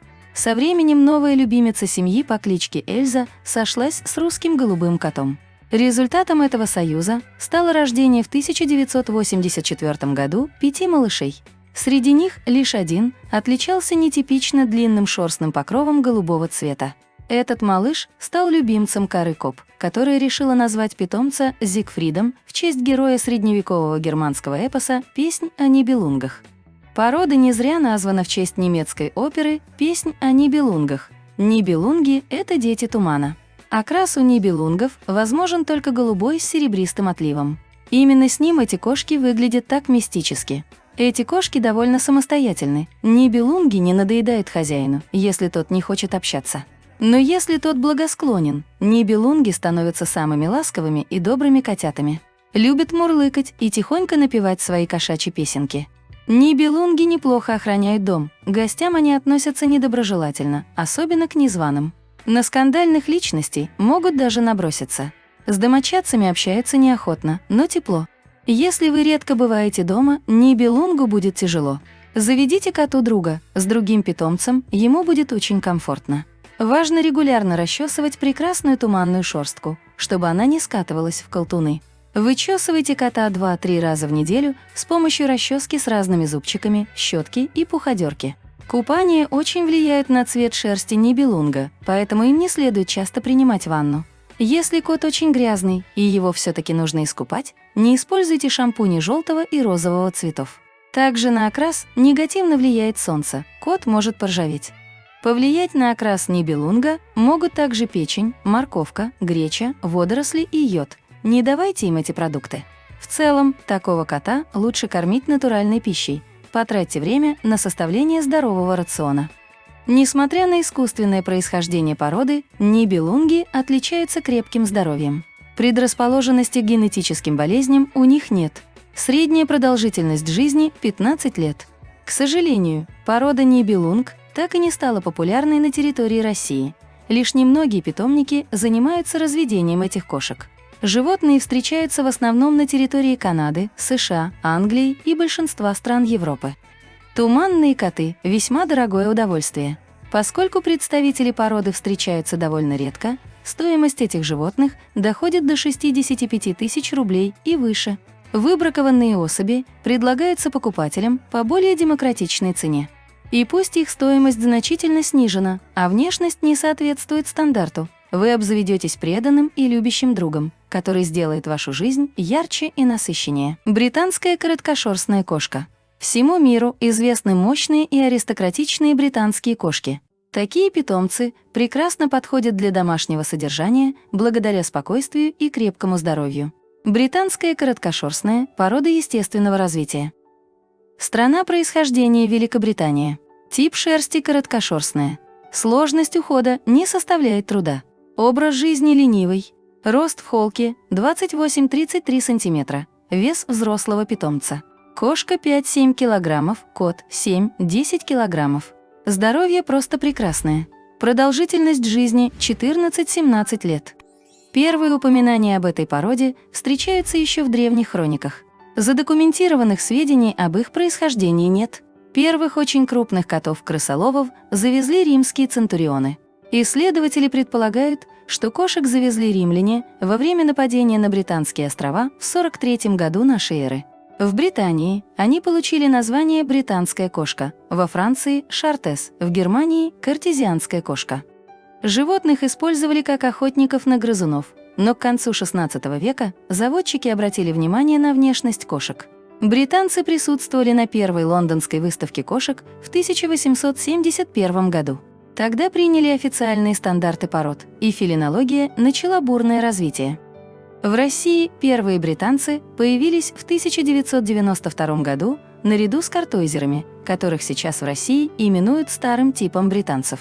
Для закрепления уникальных черт британцев селекционеры использовали персидских кошек, поэтому у британских кошек слегка плоская мордочка. Физиология и внешность британцев формировалась при повышенной влажности в условиях холодного климата, поэтому у этой породы плотная короткая шерсть, защищающая от холода и влаги. Так как британские кошки отличные охотники, они сильны, выносливы и неприхотливы в еде. Шерсть хорошо защищает кошек от холода за счет развитого подшерстка. Она не прилегает к телу, густая и плюшевая на ощупь. Иногда встречаются длинношерстные британцы. За удлиненную шерстку отвечает рецессивный ген, поэтому длинношерстный котенок не может появиться у обычных родителей. Люди часто путают британских и шотландских кошек. Некоторые даже всерьез думают, что есть такая порода – вислоухий британец. Не стоит путать две разных породы. Для британцев типичны следующие окрасы. Голубой – серая шерсть без светлых волосков. Кожа – голубая. Однотонным цвет считается, если кожа, подшерсток и сама шерсть одного цвета, и нет ни одного пятнышка. Лиловый – комбинация розового и голубого. Нос и лапки лиловые.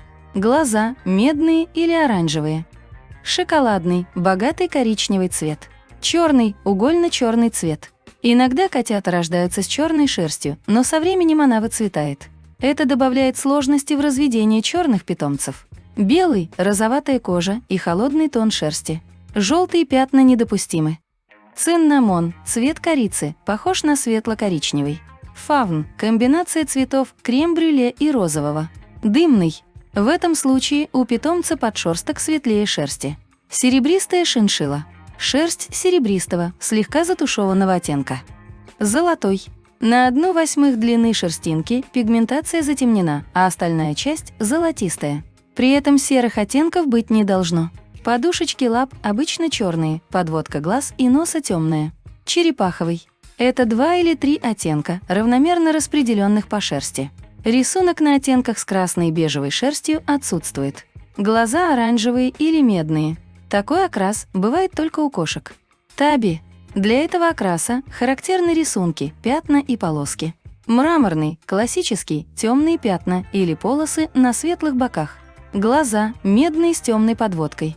Вискас преобладает серебристый окрас. На спине кошки яркие непрерывные полосы. Рыжий, кремовый, красный окрас. По всему телу коричневые полосы. Глаза золотистые. Парные пятнистые окрасы. Биколор преобладание белого не менее 1/3. Арлекин преобладание белого не менее 5/6. Color Point характеризуется 2 оттенками шерсти с преобладанием белого. Окрас линкс – серебристая шиншилла с полосатыми серыми лапками и мордочкой. Глаза голубые. Для длинношерстной разновидности породы допустимы все окрасы, кроме белого и Color Point. Британские кошки независимы, спокойно переносят одиночество. Не просятся на ручки, но не бесчувственны. Британцы любят хозяев сдержанно, по-джентльменски. Незнакомцев британцы обходят стороной и предпочитают сначала понаблюдать за ними со стороны. Такие питомцы неназойливы, чистоплотны и умны. Британские кошки не пускают в ход клыки и когти, поэтому не опасны для детей. Несмотря на природное здоровье британцев, им нужен правильный уход. Чтобы продлить срок жизни кошки, подберите подходящий корм. В идеале стоит посетить ветеринара, который составит здоровый рацион. Регулярно показывайте питомца ветеринару, кошка не пожалуется, если заболеет. Ухаживать за шерстью несложно. Приобретите массажную щетку-пуходерку и вычесывайте кошку 2 раза в неделю. Мыть британца нужно пару раз в год или при необходимости. Уделите внимание глазам животного, за ними ухаживают каждый день. Ватным диском удаляют естественные выделения из глаз, а ватку ведут от внешнего угла к носу. Уши осматривают пару раз в месяц и чистят с помощью ватки, обработанной гигиеническим раствором. Британская короткошерстная кошка станет прекрасным компаньоном для людей разного возраста и семей с детьми благодаря спокойному жизнерадостному характеру и философскому отношению к ежедневным отлучкам хозяев. Русская голубая кошка. Русские голубые – удивительные кошки с восхитительным мистическим окрасом. Эти кошки избавят вас от одиночества и станут настоящими друзьями. Страна происхождения – Россия. Тип шерсти – короткошерстная. Сложность ухода – средняя. Образ жизни независимый. Рост в холке 22-27 см. Вес взрослого питомца. Кошка 3-5 кг, кот 4-6 кг. Здоровье хорошее. Продолжительность жизни 16-20 лет. О происхождении русской голубой ходят легенды. Известно, что родина этой породы – Архангельск. Из этого города английские заводчики вывезли пару котят, которые дали начало породе. Европейцев привлекла плюшевая шерстка котов и превосходные навыки крысолова. Котятам давали русские имена – Ольга, Игорь, Князь.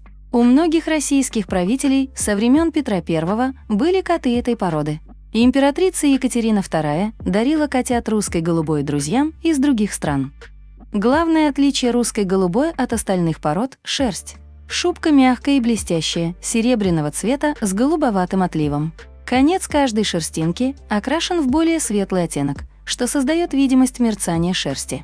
В окрасе породы недопустимо наличие пятен или полос.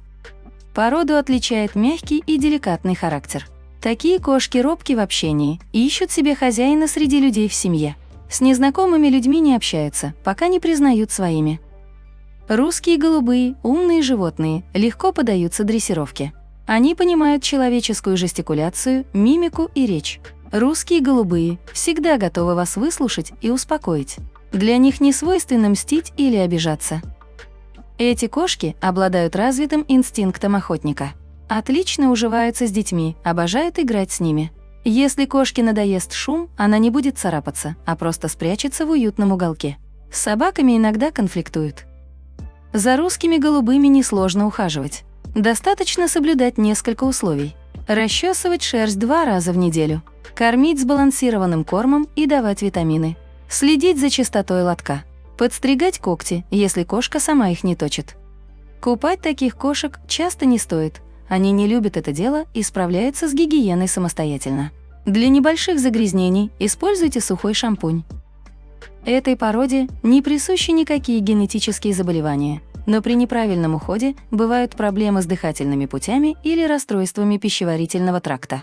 Русская голубая кошка – зеленоглазая аристократка, обязанная своей популярностью уникальному серебристо-голубому окрасу и врожденной утонченности.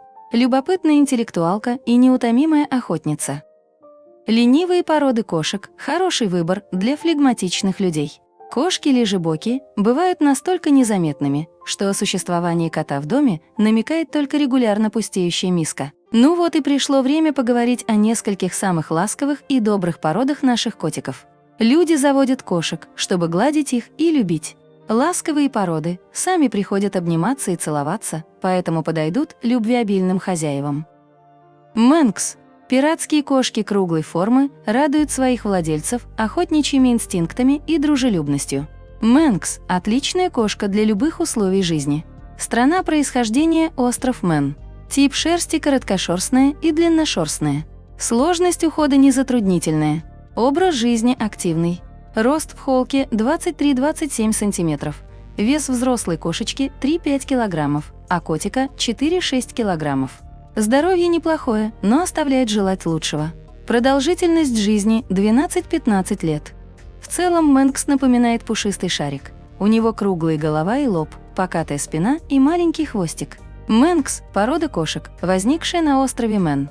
Миролюбивы, интеллигентны, спокойны, послушны, неприхотливы, быстро приспосабливаются к изменениям, нуждаются во внимании, а не получая его достаточно, могут обижаться. Мэнкс всегда стремится быть в центре событий, конечно, в роли самого активного участника.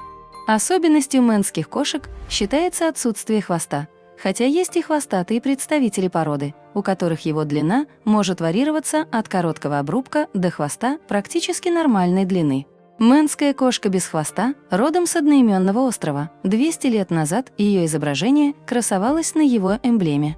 Островитяне были уверены, что бесхвостые животные приносят удачу, поэтому окружали их любовью и вниманием. Предание гласит, что прародительница современных мэнксов осталась без хвоста во время Великого потопа. Она вбежала на ковчег в последнюю минуту, и ей прищемило хвост, потому что дверь уже закрывалась. Порода, родина которой, остров Мэн в Ирландском море, является естественно сложившейся. Изолированность на острове и по этой причине отсутствие притока новой крови стали причиной генетического нарушения. У вида, основанного на доминантной мутации, проявившейся несколько веков назад, общие корни с британской короткошерстной. В 30-е годы 20 века пушистые бесхвостые красотки расширили географию обитания и появились в США и скандинавских странах. Порода была зарегистрирована только после ее появления в Америке. В Европе Мэнкса не признавали из-за того, что ген бесхвостости чреват для здоровья кошки. Но сейчас эта порода признана большим количеством фелинологических организаций. Эти кошки очень миролюбивы, отлично себя чувствуют в большой семье, ладят с маленькими детьми. Никаких проблем не возникает при общении с собаками, даже с большими. Мэнкс не робкого десятка, может постоять за себя и свою территорию. Интеллигентная, спокойная, послушная кошка, неприхотливая, быстро приспосабливается к изменениям. Мэнксы любят своих хозяев, очень преданные, к людям вообще испытывают симпатию. Ощущают себя частью семьи, нуждаются во внимании, а не получая его достаточно, могут обижаться. Обожают смотреть на льющуюся воду, будь то дождь, река или струя из крана. Некоторые кошки даже способны научиться спускать воду в унитазе, чтобы любоваться потоком бегущей воды. Несмотря на то, что сложение кошек несколько грузное, они очень энергичны, подвижны, любят игры, кроме того, великолепные охотники и даже рыболовы. Мэнкс – чистоплотное животное. Но все-таки этой породе не обойтись без помощи. Ее нужно купать раз в неделю и вычесывать шерсть жесткой расческой, что особенно важно в период линьки. Когти Мэнкса острые как бритва, за ними тоже нужен регулярный уход.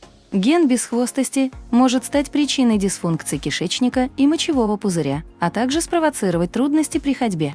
Как правило, синдром проявляется в течение первых месяцев жизни котенка. Это очень дружелюбная и преданная кошка. Такой питомец каждый раз с нетерпением будет ждать возвращения хозяина, даже если хозяин отлучился на 5 минут в уборную. Милая порода, став вашей, она сделает вашу жизнь краше. Невская маскарадная кошка. Трепетная и заботливая кошка с маской на мордочке. Вот кто такая Невская маскарадная. Эту породу воспитывали в Петербурге. Не просто так ей достались интеллигентный характер и аристократичная внешность. Страна происхождения Россия. Тип шерсти длинношерстная. Сложность ухода простейшая. Образ жизни независимый.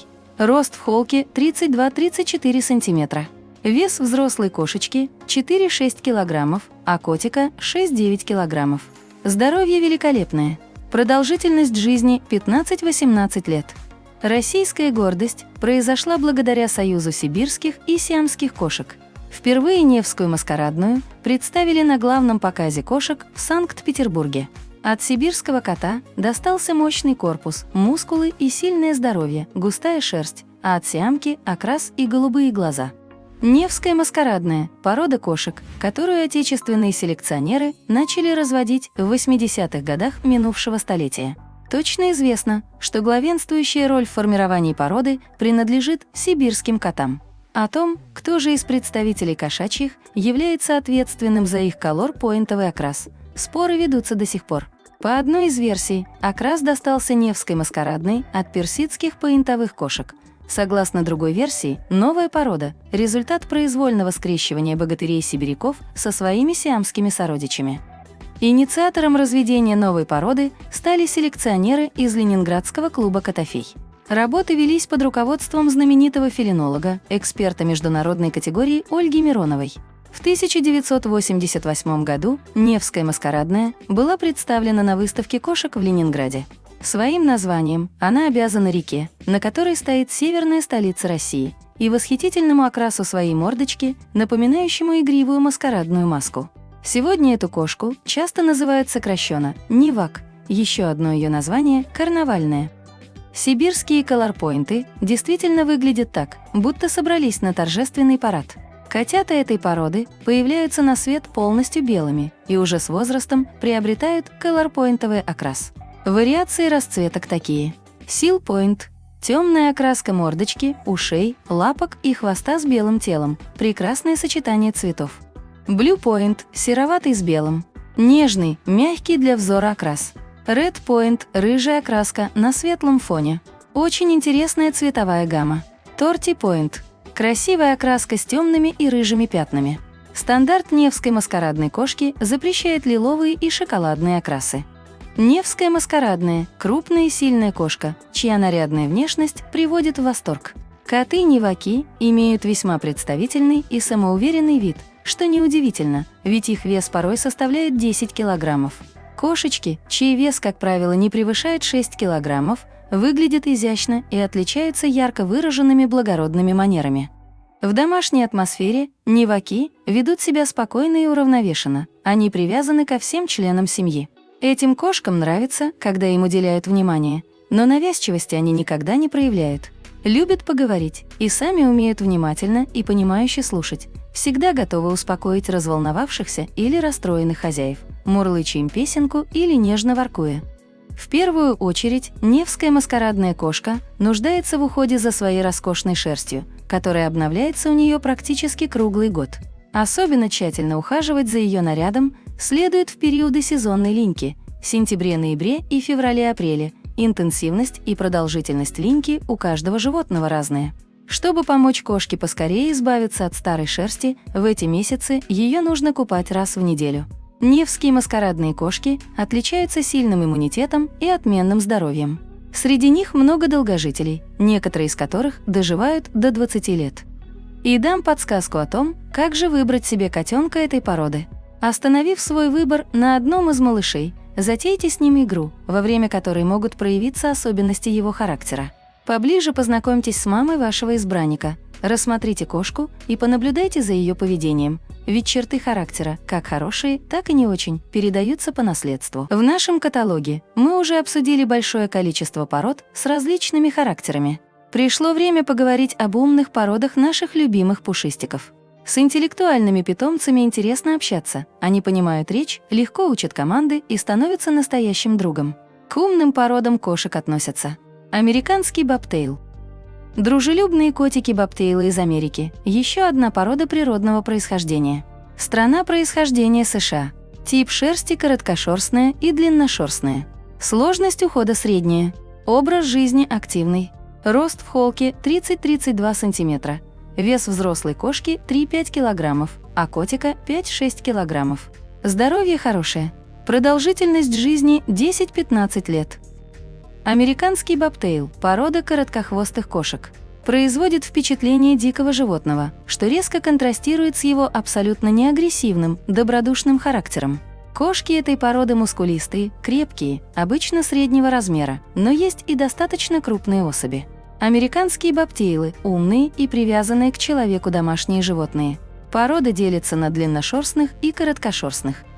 Американский бобтейл – достаточно молодая порода, родоначальник был обнаружен в 1965 году, произошло это так. Супружеская пара Сандерс нашла брошенного котенка неподалеку от индейской резервации в штате Южная Аризона. Котенок как котенок, если бы не одно «но», у него был короткий, как у зайца, хвостик, загнутый кверху. Невестой его стала сиамская кошечка, и в первом же помете появился бесхвостый котенок, который и дал начало развитию породы.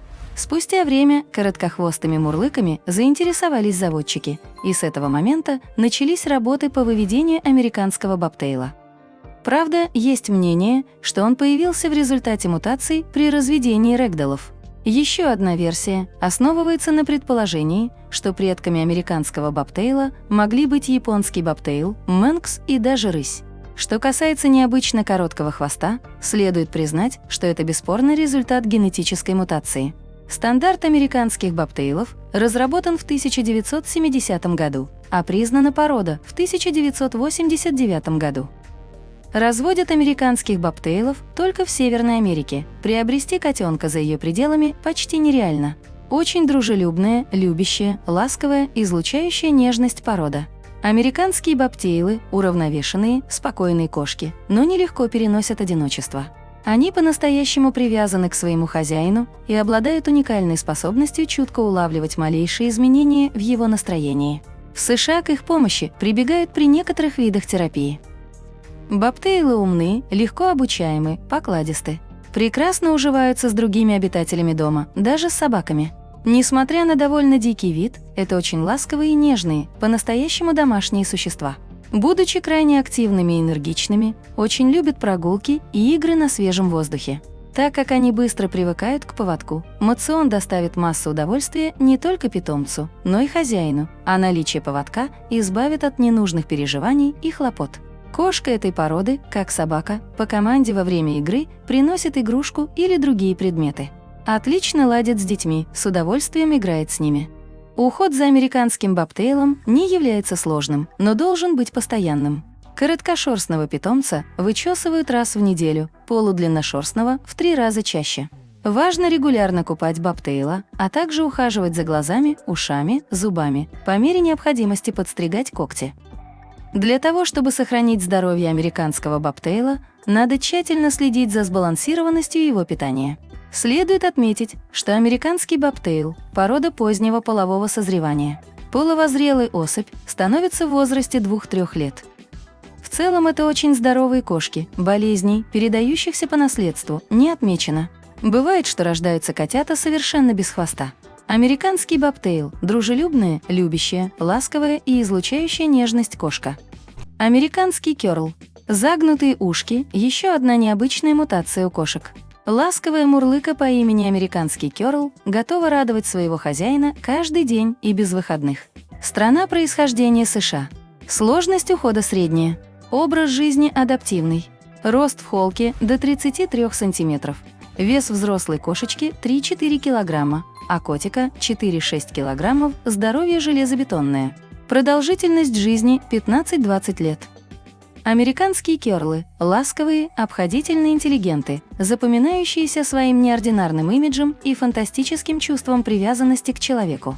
В меру уравновешенные, но далеко не флегматичные. Они виртуозно ломают любые стереотипы, касающиеся кошачьего племени. Независимость, упорное нежелание делить территорию и хозяина с другими питомцами, страсть к уединению – все это совершенно не про кёрлов, считающих подобные привычки верхом невоспитанности. Не будет преувеличением сказать, что это одна из самых позитивных пород, чьи представители отчаянно не желают взрослеть, поэтому в свои преклонные 10 лет дугоухие котофеи так же резвы и легки на подъем, как и в юности.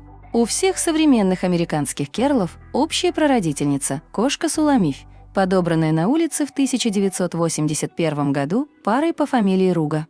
Супругов приятно позабавили дугообразные, словно вывернутые наизнанку, уши беспородной кисы. Но поскольку новоиспеченные владельцы были далеки от фелинологических тонкостей, показывать животное специалистам они не спешили.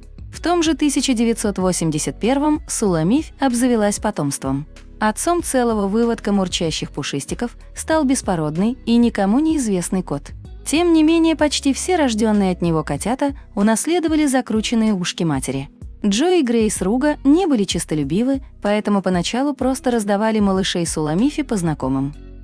Однако в 1983 году пара все же обратилась со своими подопечными к генетику, который установил, что элегантные завивающиеся уши кошки – результат генетической мутации. Более того, ген, отвечающий за эту особенность, оказался доминантным. Это позволяло Суламифи вступать в отношения с котами любых пород, производя на свет малышей с такой же формой уха, как у нее самой. В том же году подопечные Руга появились на одной из кошачьих выставок, проходившей в Калифорнии, что стало для них неплохим пиаром. В плане окрасов американским кёрлам позволено практически все. Сплошные сиамские, таби, торти, Color Point и Bicolor. Кёрлы Made in USA могут иметь любую из расцветок, подчас довольно неожиданную. Американские кёрлы – милейшие существа с неординарной внешностью и ангельским характером, которых так и хочется затискать в объятиях. В отличие от большинства других представителей мурлыкающей братьи, они напрочь лишены высокомерия и воинственной независимости и по-настоящему привязаны к человеку. У американских кёрлов наблюдается некоторая собакоподобность характера. Иначе говоря, это та порода, которую можно воспитать под себя и даже обучить кое-каким фокусам. И короткошерстных, и полудлинношерстных особей вычесывают с применением одного и того же набора инструментов, но с разной частотой. В частности, шубки короткошерстных кёрлов рекомендуется прорабатывать гребнем раз в 7-10 дней, длинношерстных – дважды в неделю. Линяют американские кёрлы сезонно, и в такие периоды количество расчесываний лучше увеличить. И питомцу полезно, и в квартире меньше шерсти. Американские кёрлы – кошки с отменным здоровьем, поэтому их хозяину не придется систематически дежурить под дверью ветеринарного кабинета. Ген закрученной формы ушного хряща не повлиял на физическую выносливость и иммунитет породы. В итоге организм животных практически не пасует перед вирусными инфекциями. Расценки на американских керлов с родословными стартуют примерно от 25 тысяч рублей и заканчиваются в районе 40 тысяч рублей. Более высокий ценник обычно выставляется на особей с шоу-потенциалом, а также на животных редких окрасов вроде золотистого шиншиллового, красного и шоколадного вана. Деньги не маленькие, но эти веселые пушистики того стоят. Манчкин – энерджайзер на коротких лапках, словно пуля, проносящаяся по дому с блестящей сережкой. Вот как можно описать Манчкина. Коты-гномики радуют своим милым видом и забавными привычками, но признание породы до сих пор не получила. Страна происхождения США, тип шерсти короткошерстная и длинношерстная. Сложность ухода непростая, образ жизни активный. Рост в холке совсем маленький, до 16 сантиметров. Вес взрослой кошечки 2-4 килограмма, а котика 3-5 килограммов, здоровье завидно отличное. Продолжительность жизни 13-15 лет. Манчкины появились из-за счастливой случайности. В 1983 году в штате Луизиана девушка нашла на улице кошку с необычно короткими лапками. Гражданка пожалела бедное животное и забрала его к себе домой. Кошки дали кличку Ежевичка. Коротколапой любимице нашли кота с нормальными ногами для вязки. Неожиданно для всех у пары родились котята с еще более короткими лапками. Так и выяснилось, что ежевичка не инвалид, а носитель интересного гена коротколапости.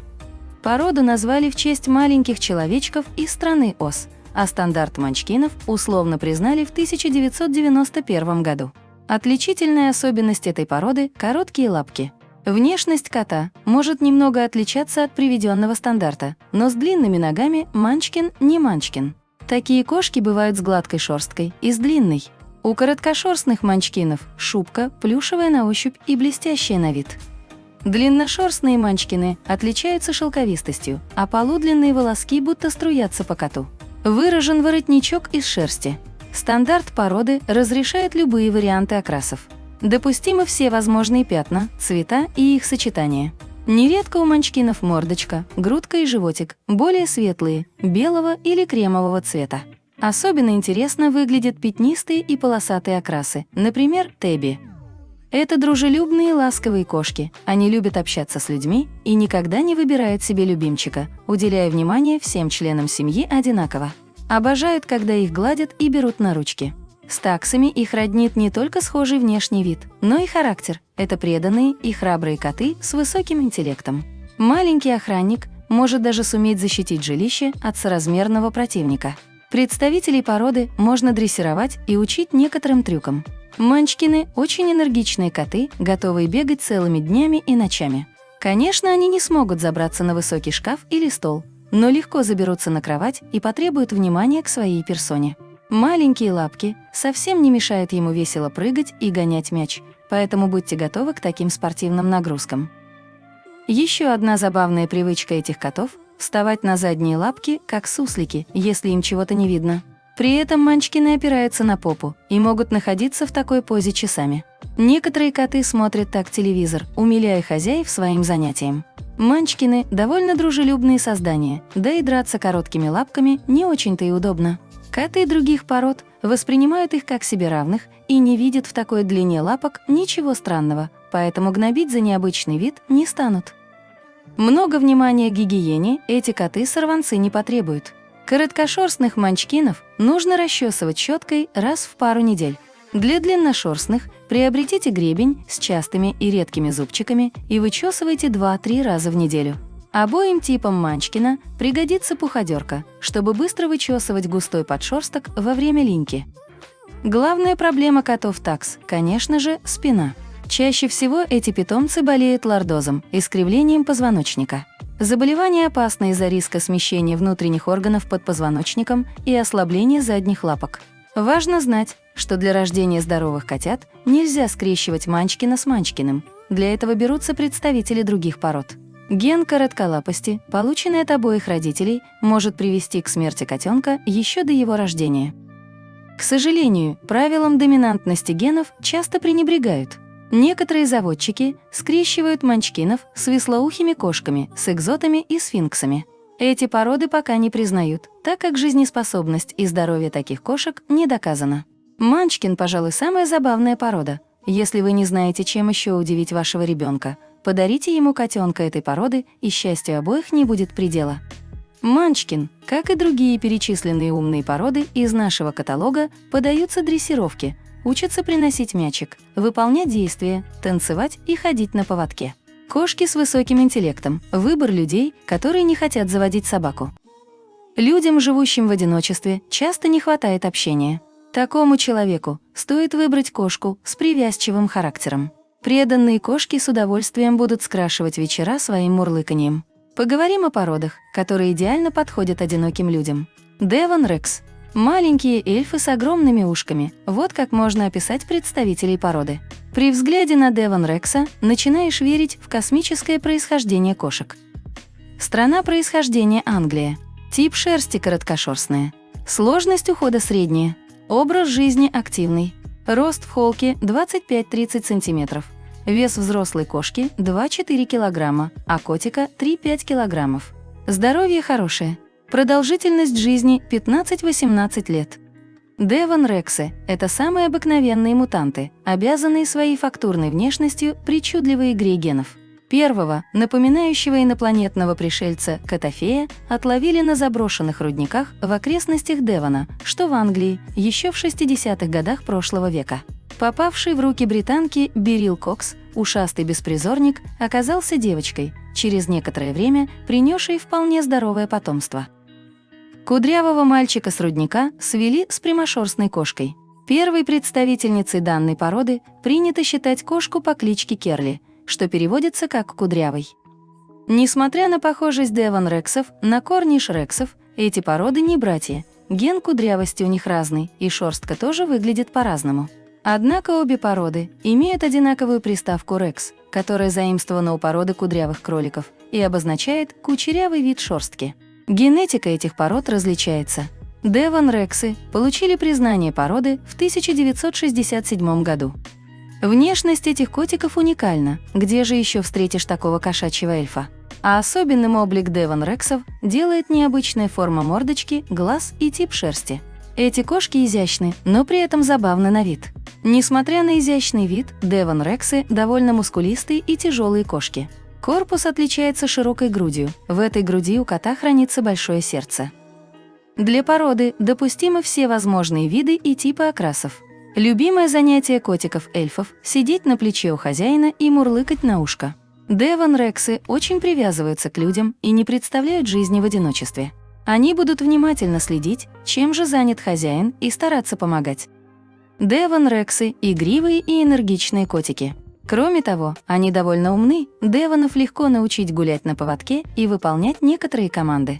В открытом доступе у кошек не должно быть открытых аквариумов, окон, ядовитых растений и травмоопасных предметов. Также следите за питанием любимца. У Девон Рексов чувствительное пищеварение и склонность к ожирению. Так как шерстка у кота короткая, следите за температурным режимом в доме. Возможно, вашему питомцу понравится спать у обогревателя. Следует уделить внимание ушкам питомца. Еженедельно чистите их и обрабатывайте лосьоном. Из-за большого размера велик риск занести инфекцию. Специфического ухода за шерсткой кот не требует.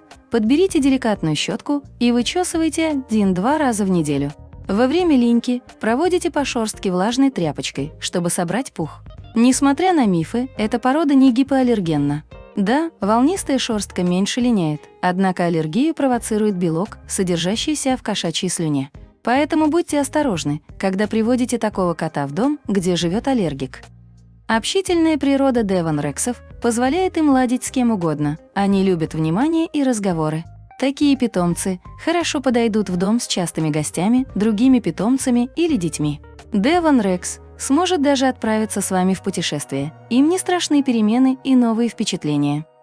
А вот трудоголикам он не подойдет. В одиночестве Девон Рексы скучают и грустят, из-за чего могут приступить к разрушению квартиры. Будет лучше, чтобы с котиком кто-нибудь сидел и общался. Девон Рексы – здоровая и крепкая порода, поэтому характерных болезней у них немного. Берегите своего инопланетного котика, и он подарит долгие годы любви и счастья. Лаперм – порода кудрявых котов удивляет всех, лапермов редко встретишь. Название породы, производное от слова «перманент», переводится как «химическая завивка», но ходить в салон красоты кудрявликам не надо, такая красота досталась от природы. А замурчательный характер легко растапливает сердце даже самых брутальных мужчин.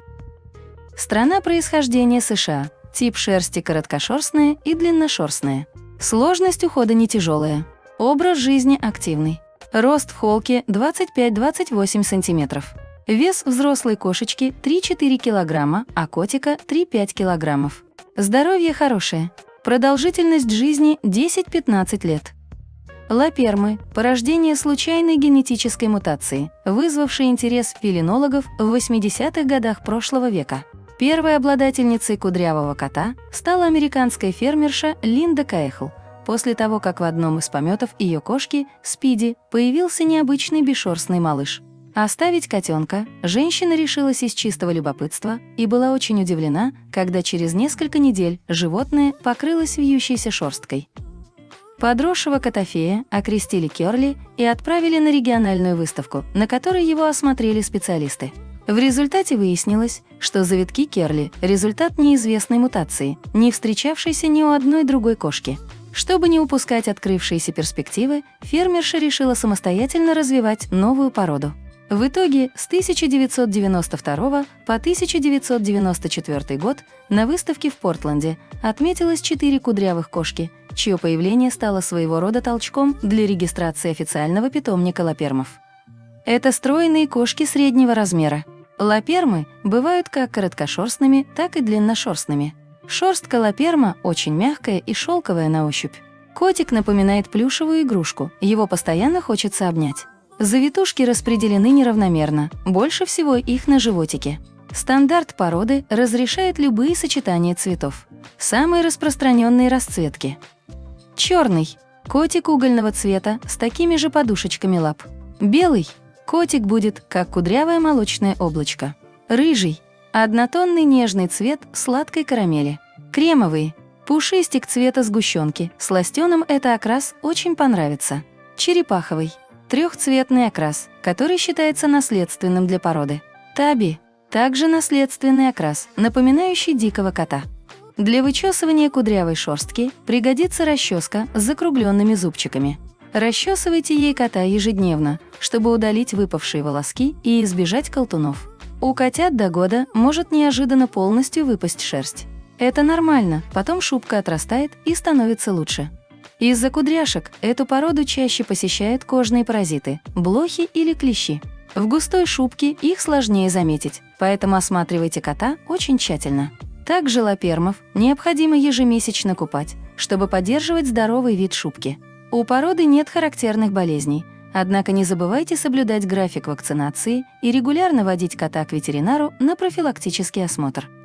Лаперм – порода с кудрявой шерстью рексового типа, ведущая свое происхождение от домашних американских кошек. По мнению фелинологов, это одна из самых привязанных к человеку и контактных пород. Японский бобтейл. Японцы считают, что в хвосте кота скапливается зло, грехи и все нехорошее. Именно поэтому бесхвостая национальная порода, японский бобтейл, считается символом удачи. Страна происхождения Япония.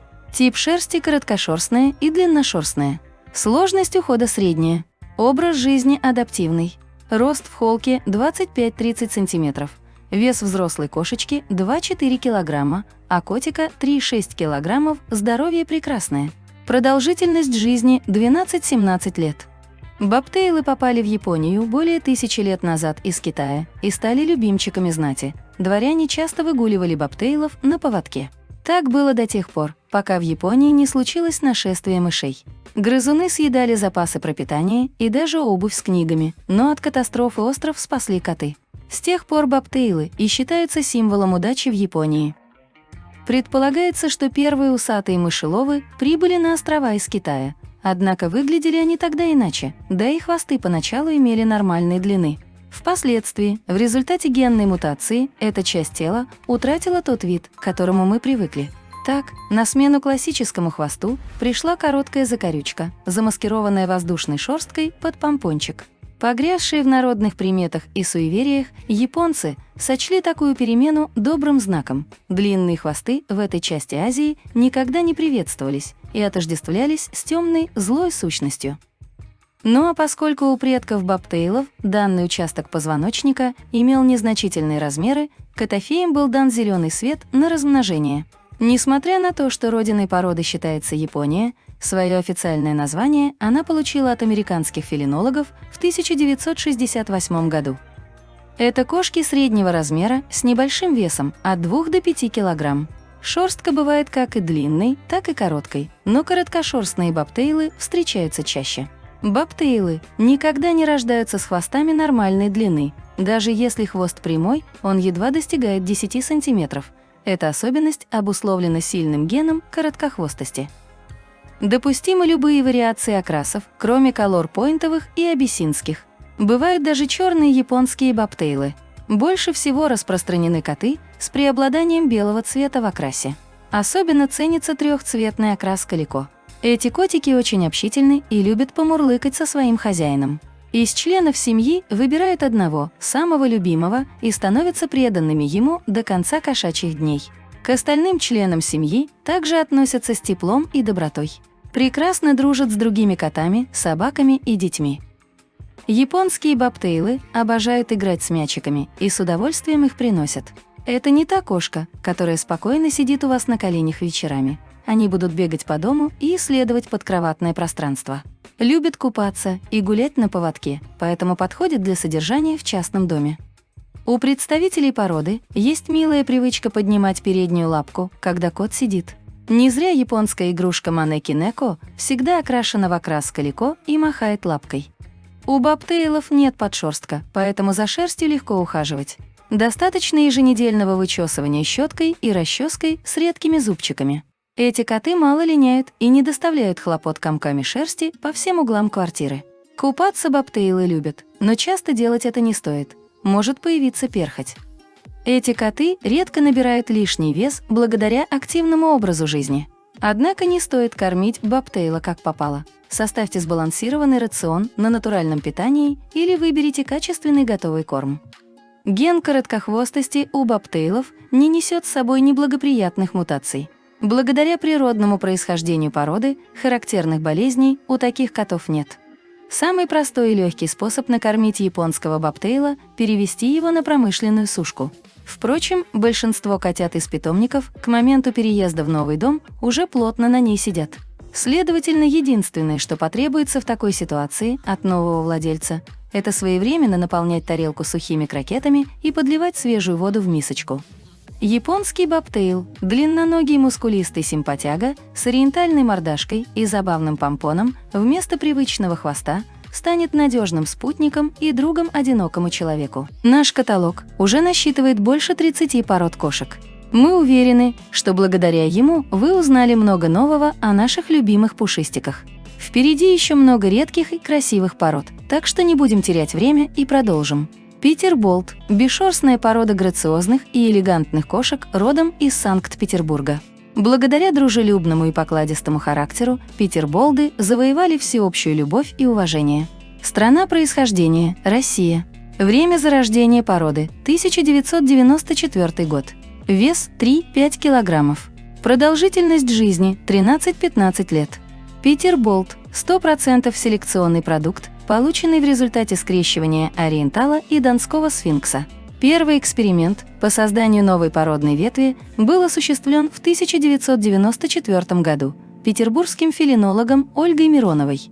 В результате планового ауткроссинга на свет появилось 4 гибридных котенка: Неженка из Мурина, Ноктюрн из Мурина, Мандарин из Мурина и Мускат из Мурина. Именно эти кошки и были занесены в племенные книги, как официальные предки сегодняшних питерболдов. Если судить по изображениям из интернета, кошки из города на Неве мало чем отличаются от донских сфинксов. Однако в реальной жизни питерболды гораздо мельче и утонченнее своих южных собратьев. В частности, вес среднестатистического лысого Пети колеблется в рамках 3-5 килограммов, тогда как дончане могут нарастить массу до 7 килограммов. Помимо всего прочего, для петербуржцев характерна выдающаяся грация, приближающая их к ориенталам, и меньшая складчатость кожи. Если же Петерболду достались по наследству грубоватый костяк и пухловатые формы дончака, это можно рассматривать как серьезный экстерьерный дефект. Присутствует у каждой из пород и свои особенности в строении черепа. Например, голова донского сфинкса имеет экзотический, почти инопланетный обрис, в то время как мордочки петерболдов ассоциируются с плоскими змеиными головками. Отдельно стоит сказать о прямошерстной вариете петерболдов или прямошерстках. Это животные, не унаследовавшие ген бесшерстности, имеющие классические кошачьи шубки и нормальные прямые усы. Такие особи не являются плембраком, а в исключительных случаях даже могут рекомендоваться к разведению, но стоят существенно дешевле. Кстати, в плане телосложения именно прямошерстная вариета ближе всего к своему предку – ориенталу. Для петербургских сфинксов характерны колор-пойнтовые и ориентальные типы окрасов. Петерболды с ориентальным окрасом – это особи голубой, черной, кремовой, шоколадной, красной, таби, биколор и черепаховой расцветок. Поскольку одеты петербургские сфинксы более чем скромно, холод и сквозняки они не любят. Соответственно, необходимо позаботиться, чтобы температура в доме была комфортной для питомца, то есть не ниже плюс 23 градусов. Обязательно обеспечьте животное не классической лежанкой, а закрытым домиком с мягкой подстилкой, установленным выше уровня пола. Но не удивляйтесь, если отдыхать в нем питомец будет с периодичностью раз в неделю. Обычно петерболды предпочитают дремать под боком у хозяина, норовя отыскать местечко потеплее, а то и вообще пробраться под одеяло. Сложность ухода за породой напрямую зависит от количества шерсти у ее представителей. Прямошерстные и брашевые петерболды в этом плане менее требовательны, чем, например, голые особи. Кормить петерболдов можно сухим кормом либо натуральными продуктами. В остальном пищевые рекомендации и ограничения для петербургских кошек стандартные: побольше нежирного мясного белка и чуть поменьше разнообразных добавок в виде круп, овощей и фруктов. Петерболд – кошка-говорун, утонченная топ-модель с мечтательным взглядом и ушами летучей мыши, которая ни дня не может прожить без объятий и задушевных бесед с владельцем. Саванна. Саванна или ашера – гибридная американская кошка экзотического гепардового окраса, возглавляющая список самых дорогих домашних питомцев. Страна происхождения – США. Время зарождения породы – 1980-е. Вес – до 15 килограммов. Высота в холке – до 60 сантиметров. Первый эксперимент по скрещиванию африканского сервала с сиамской кошкой имел место в 1986 году на ферме пенсильванской заводчицы Джуди Фрэнк. Женщина уже достаточно давно занималась разведением кустарниковых кошек, поэтому, чтобы немного освежить кровь питомцев, одолжила у своей знакомой Сьюзи Вудс самца сервала. Животное успешно справилось с поставленной задачей, но случилось непредвиденное. Вместе с самками своего вида сервал умудрился покрыть и домашнюю кошку заводчицы. Хозяйкой единственного котенка женского пола, появившегося на свет в результате этой необычной любовной связи, стала Сьюзи Вудс. Именно она дала животному кличку Саванна, которая впоследствии и стала названием породы новых гибридных кошек. В 2001 году породы были официально зарегистрированы и, наконец, получила признание у крупнейших фелинологических ассоциаций, а бридер Джойс Сроуф приобрела мировую известность как основательница элитного кошачьего клана. Саванны – крупногабаритные создания. Длина тела животного может доходить до 1 метра, а вес достигать 14 килограммов. Выделяют 4 основных окраса саванны. Первый – Brown Tabby Spotted. Второй – черный дымчатый окрас. Третий – чистейший черный цвет. И четвертый – серебристый пятнистый. Эталонный оттенок пятен от темно-коричневого до черного. Если верить пиарщикам этой породы, гены агрессивного африканского сервала в ашерах никогда не просыпаются. Однако подобные заявления – скорее красивая реклама, чем реальность. Безусловно, представители этой породы вполне дружелюбные питомцы, но диванными подушками никогда не станут. Кроме того, они чрезвычайно умны и активны, поэтому вряд ли подойдут людям, рассматривающим животное в качестве живого украшения интерьера. Саванны – прирожденные охотники, поэтому иногда могут оттачивать свои тактические навыки на хозяине. Отучать котенка от этой вредной, а для человека еще и опасной привычки лучше регулярными играми на свежем воздухе и покупкой питомцу игрушек в виде мышек и других мелких животных. Уход за шерстью саванн минимальный. Обычно животные расчесывают раз в неделю, хотя в период линьки проделывать эту процедуру рекомендуется ежедневно. Впрочем, некоторые бридеры советуют заменить классическое расчесывание протиранием шерсти питомца обыкновенной влажной салфеткой. Услуги грумера саваннам, как правило, не требуются. Кошачьи когти необходимо стричь регулярно. Излишне своенравным особям проводят лазерную анихектомию – это удаление когтей на передних лапах. Купают животное по мере необходимости. Кстати, водные процедуры ашеры саванны уважают и с удовольствием плавают в ваннах и бассейнах, как только представляется подходящая возможность. Меню саванн должно в некоторой степени копировать ежедневный стол сервала. Самый беспроигрышный вариант – кормить питомца качественным мясом, можно сырым. Особенно саваннам рекомендовано нежирное мясо, в частности, крольчатина, телятина и курица. Рыбы, если это не тунец и не лосось, лучше вообще избегать, как и молока.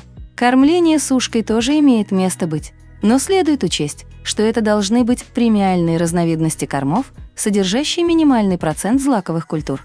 Саванна, она же ашера, уменьшенная копия гепарда, обладающая недюжинным интеллектом, с ценником, эквивалентным стоимости однокомнатной квартиры в провинции. Домашний питомец породы саванна до сих пор остается своеобразным индикатором престижа и мерилом успешности своего владельца, поэтому встретить на российских улицах гордо вышагивающую на поводке пятнистую кошку можно нечасто. Аравийский мау. Аравийский мау – аборигенная порода кошек, издревле обитавшая на территориях Аравийского полуострова. Официально анонсирована и признана в 2008 году, так что это очень молодая порода. Страна происхождения – Аравийский полуостров. Время зарождения породы – около 1000 лет назад.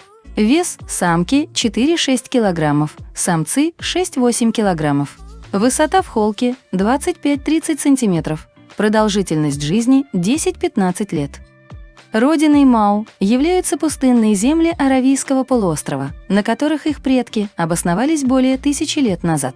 А домашнего диких кошек в этих краях никто не торопился, поэтому порода столетиями приспосабливалась к экстремальным климатическим условиям и не самому сытому существованию.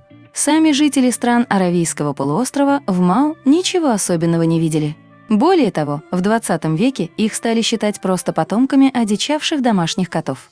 Мау к тому времени тоже слегка продвинулись в плане социализации.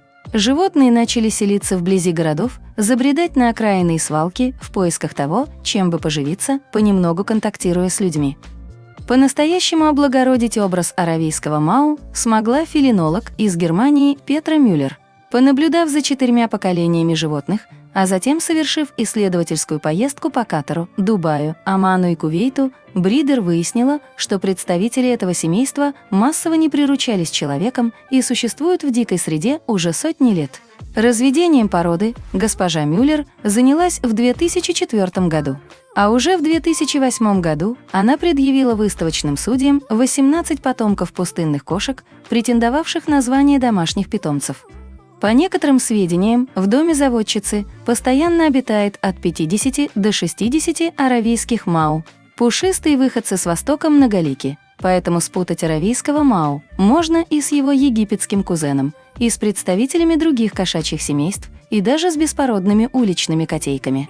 Комплекция у пустынных кошек среднестатистическая, окрасы на любой вкус, мордочки тоже ничем экстраординарным не отличаются. Формально пустынные котофеи не являются гипоаллергенными питомцами. Однако по сравнению с остальными породами, на их коже образуется меньшее количество перхоти, белок который провоцирует негативную реакцию иммунной системы человека. Соответственно, людям с аллергией сосуществование с аравийским мау нанесет минимально возможный вред. Даже при наличии загородного дома с огороженным участком следить за перемещениями питомцами необходимо. Помните, высота для породы не препятствие, а барьер, который нужно во что бы то ни стало взять. В сочетании с природным любопытством и сезоном половой охоты это может привести к нежелательным последствиям. В дикой природе пустынные кошки сами устраивают себе груминг. Но поскольку у породы практически отсутствует подшерсток, для поддержания презентабельного вида шубки достаточно традиционных вылизываний языком. Домашних аравийских мау рекомендуется периодически расчесывать. Так в организм питомца попадет меньше шерсти, а владельцу не нужно будет раздумывать, как ее вывести. У аравийских мау отличный аппетит. В арабских странах к котейкам всегда относились прохладно, поэтому сердобольных бабушек, подкармливающих уличных мау, в Арабских Эмиратах вы точно не встретите. Отсюда умение породы самостоятельно заботиться о собственном питании и нетребовательность к разнообразию. Часть специалистов по-прежнему рекомендует составлять рацион на основе натуральных продуктов, тогда как другая половина голосует за сухие корма. Аравийские мау, живущие на улицах Дубая и Абу-Даби, не имеют проблем со здоровьем, чему способствует природная среда и жесткий естественный отбор. Даже в солидном возрасте кошки полностью сохраняют остроту зрения и нюха, привилегии, доступные далеко не каждой породе. Аравийский мау – ласковый и любознательный восточный гость, которому не потребуется особый подход. Достаточно только понять и принять его маленькие породные слабости – любовь к охоте, страсть к покорению высот и тягу к ежедневным прогулкам. Балинезийская кошка. Балинезийская кошка или балинез, либо балийская кошка – ближайшая родственница сиамов с полудлинной гладкой шерстью, голубыми глазами и поинтовым окрасом тела.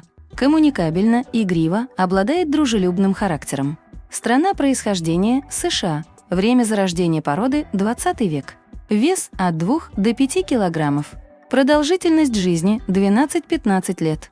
Порода является гипоаллергенной. Как ни удивительно, но балинезы существуют с тех самых пор, когда их ближайшие родственники сиамы оформились в самостоятельную породу. Десятилетиями сиамские кошки приносили котят с длинной шерстью, причем полностью исключить это явление не помогал даже тщательный отбор производителей. Разумеется, длинношерстных малышей сразу отбраковывали, сплавляя их неразборчивым любителям кошек, пока однажды у неправильных сиамов не появились поклонники среди заводчиков. В итоге, к 1929 году клубы США начали осторожно регистрировать балинезийских кошек. Первопроходцами, выбившими породе регистрацию в международных фелинологических системах, стали заводчицы Марион Дорси, Хелен Смит и Сильвия Холланд. Не сказать, что путь к стандартизации был простым. Формирование единого экстерьера балинезов превратилось в настоящую проблему, поскольку в середине 20 века сиамские кошки сильно различались. Так, например, долгое время порода существовала в двух равноценных типах – особи с круглым яблоковидным черепом и животные с вытянутыми куньими мордочками. Балинезов и сиамов объединяет поджарый тип конституции, но при этом разделяет длина шерстного покрова. В идеале балинезийский котофей должен обладать отлично развитой мускулатурой, одновременно иметь утонченный облик и не отличаться рыхлостью сложения. Достигается такой эффект благодаря удлиненным конечностям, шее и корпусу, делающим внешность мурлыки изысканно аристократической. Балинез – ультракоммуникабельный кот, нацеленный на установление дружеских отношений с человеком. За неутолимое желание постоянно присутствовать в жизни владельца мурлык часто называют бумерангами. В какой бы части квартиры вы не оставили питомца, можете быть уверены, что через пару секунд он будет восседать с вами рядом. Балинезы теплолюбивы и легко подхватывают простуду, поэтому размещайте лежанку в той части квартиры, которая наименее подвержена сквознякам. В холодное время года желательно не выпускать кошку на улицу, зато весной и летом в выгуле животному лучше не отказывать, тем более что шлейку порода воспринимает адекватно. И, пожалуйста, никакого свободного выгула. Защитные инстинкты у декоративных балинезов приглушены, так что в форс-мажорной ситуации животное просто растеряется и, скорее всего, погибнет. Полудлинная шерсть балинезийских кошек требует регулярного, но несложного ухода. Слабым местом породы считаются зубы и ротовая полость, так что следить за их гигиеной крайне важно. Дважды в месяц балинезийской кошке следует подстригать коготки. Убирайте только самый краешек когтя, чтобы не задеть находящийся в нем кровеносный сосуд. Главный продукт в миске балинеза – постное мясо. Его доля в суточном рационе питомца должна быть не менее 60%. Балинезийская кошка – образец добродушия и человеколюбия, одетый в шелковистую шубку, дополненную стильной сиамской маской. Принося в дом этого игривого болтуна, готовьтесь к тому, что понятие личного пространства просто перестанет для вас существовать. Теперь место у хозяйских ног будет перманентно занято мурчащим приятелем, настоятельно требующим от владельца участия в его забавных проделках. Бирманская кошка. Бирманские кошки отличаются отменным здоровьем и дружелюбным нравом, обладают тихим и мелодичным голосом. Представители этой породы не доставляют хозяевам особых хлопот. Страна происхождения – Мьянма. Время зарождения породы – 1925 год. Вес – от 4 до 8 килограммов. Продолжительность жизни – 14-16 лет. Название породы говорит об исторической родине этих кошек – государстве Бирма на западе полуострова Индокитай, сменившем в 1989 году свое название на Мьянму. Первые бирманские кошки оказались на Старом континенте в 1919 году. Отдельной породой их признали в 1925 году во Франции. В годы Второй мировой войны генотип предков современных бирманцев был практически утерян. Но в результате селекции и скрещивания с сиамскими и персидскими кошками священная Бирма такой, какой мы ее знаем сегодня, стала уже к середине прошлого века. Долгое время эта порода была известна только в самой Бирме и других государствах Индокитая. Остальной мир узнал о ней только в начале прошлого века, когда миллионер Вандербильт привез в 1919 году священную Бирму во Францию. Он приобрел 2 котят, заплатив за них баснословные деньги, но до новой родины добрался только один. Эта особь женского пола и произвела на свет первых европейских бирманцев. Породу официально зарегистрировали только в 1925 году, дав ей название, согласно легенде, «Священная Бирма». Она сразу же завоевала огромную популярность в светских кругах того времени. Котята стоили очень и очень дорого, и позволить себе купить их могли немногие. Священная Бирма – кошка средних размеров, окрас которой напоминает расцветку ее сиамских собратьев. Шерсть у нее мягкая и нежная. В идеале особь этой породы мех имеет длинный и шелковистый, а окрас – color point. Отличительная черта бирманцев, можно сказать, их визитка – это ярко-голубые глаза и белые носочки на лапах. Для бирманских кошек характерны различные вариации color-поинтов. Это могут быть отметины серо-голубые и темно-коричневые, рыжие и шоколадные, кремовые и лиловые. Палитра остальной шерсти может варьироваться от белого до кремового. Бирманские котята появляются на свет с безукоризненно белым окрасом. Отметины и носочки начинают проступать спустя 1-2 месяца. Окончательная расцветка устанавливается только у взрослых особей. С годами шерсть темнеет. Эта грациозная азиатская красавица отличается необыкновенным умом и сообразительностью. Кажется, она понимает хозяина чуть ли не с полуслова. Когда кто-то разговаривает, бирманец внимательно смотрит в глаза, буквально вглядывается, словно понимает, о чем речь, и даже пытается уловить скрытый смысл. Подшерстка у них не имеется, поэтому вычесывание специальной щеткой достаточно проводить раз в 2 недели. Купание бирманских кошек – это отдельная история. Водные процедуры они не любят, так что запаситесь терпением. Рацион бирманских кошек должен быть сбалансированным. К пищевой наркомании, в отличие от многих людей, они не склонны. Сколько бы вы корма Бирме не оставили, она съест ровно столько, сколько нужно, не переедая. К тому же, помимо природной активности, у них хороший обмен веществ, так что избыточный вес им не грозит ни в раннем возрасте, ни во взрослой жизни. Будучи в наше время среди всех усатых и хвостатых одним из самых популярных домашних питомцев, таинственная Бирма не перестает удивлять своих хозяев, открывая все новые и новые грани своего характера. Бамбина. Бамбина – дизайнерский гибрид канадского сфинкса и манчкина, презентованный миру в 2005 году. Опознавательные черты представителей породы – короткие лапы, гладкое, почти бесшерстное тело, огромные уши. Страна происхождения – США, вес от 2 до 4 килограммов. Продолжительность жизни – 12-14 лет. Бамбина причисляют к молодым породам, чей фенотип все еще находится в процессе становления. Считается, что первыми разведением дизайнерских кошек занялись супруги Осборн из США, на тот момент уже являвшиеся владельцами раскрученного питомника Холли Моул и Кэтой. В начале 2000-х пара приобрела коротколапого котенка с врожденной генетической мутацией, выглядевшего настолько умильно и необычно, что Осборны решили увеличить число таких животных путем межпородной гибридизации. Родителями первых бамбина стали бесшерстный канадский сфинкс и манчкин. подарившие потомству удлиненные голые тела и экстремально низкую посадку. Уже в 2005 году гибридные кошки были презентованы общественности, вызвав живой интерес остальных заводчиков экспериментальных мурлык. Примерно в это же время скрещиванием канадцев с манчкинами занялись в России. Большинство отечественных сфинксов, коротколапиков, вышло из питомника Baby Moon Cat, принадлежащим Елене и Марии Черновым. Причем отечественные бомбино не состояли в родстве с кошками Осборнов и представляли собой самостоятельную породную линию с уникальным набором генов. Правильный во всех отношениях бомбино – это небольшой кот с осанкой и изяществом таксы, чей вес не превышает 2-4 килограмма. Для дизайнерской породы характерен и половой диморфизм. Кошечки почти на четверть миниатюрнее и легче особей мужского пола.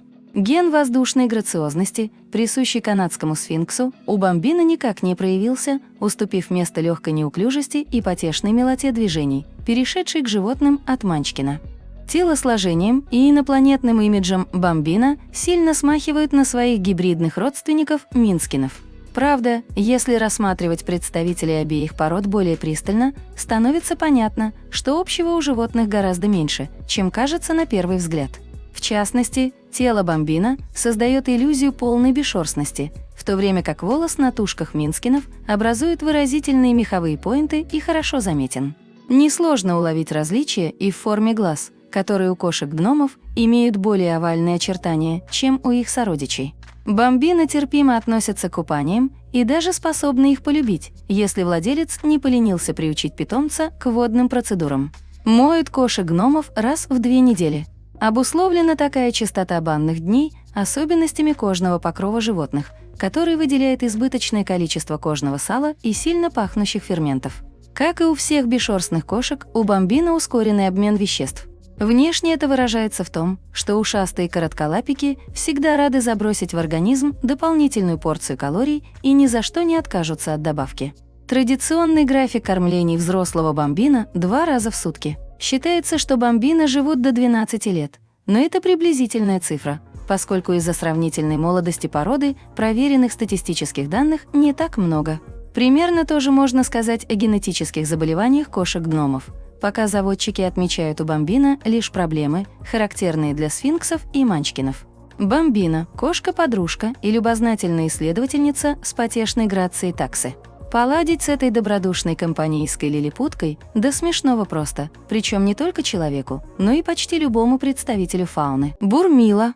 Бурмила – сравнительно молодая порода кошек, выведенная в Великобритании и ведущая свое начало от бурм и персидских шиншилл.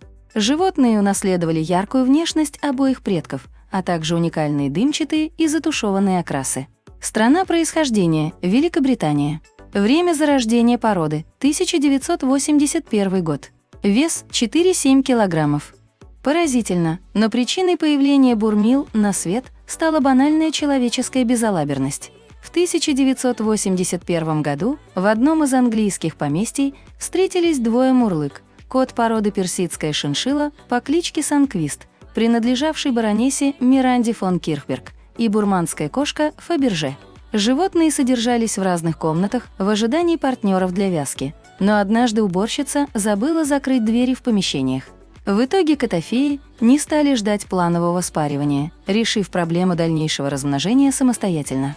От взаимоотношений Санквиста и Фаберже родились 4 здоровых котят черной и серебристой мастей, которые сразу же вызвали интерес заводчиков.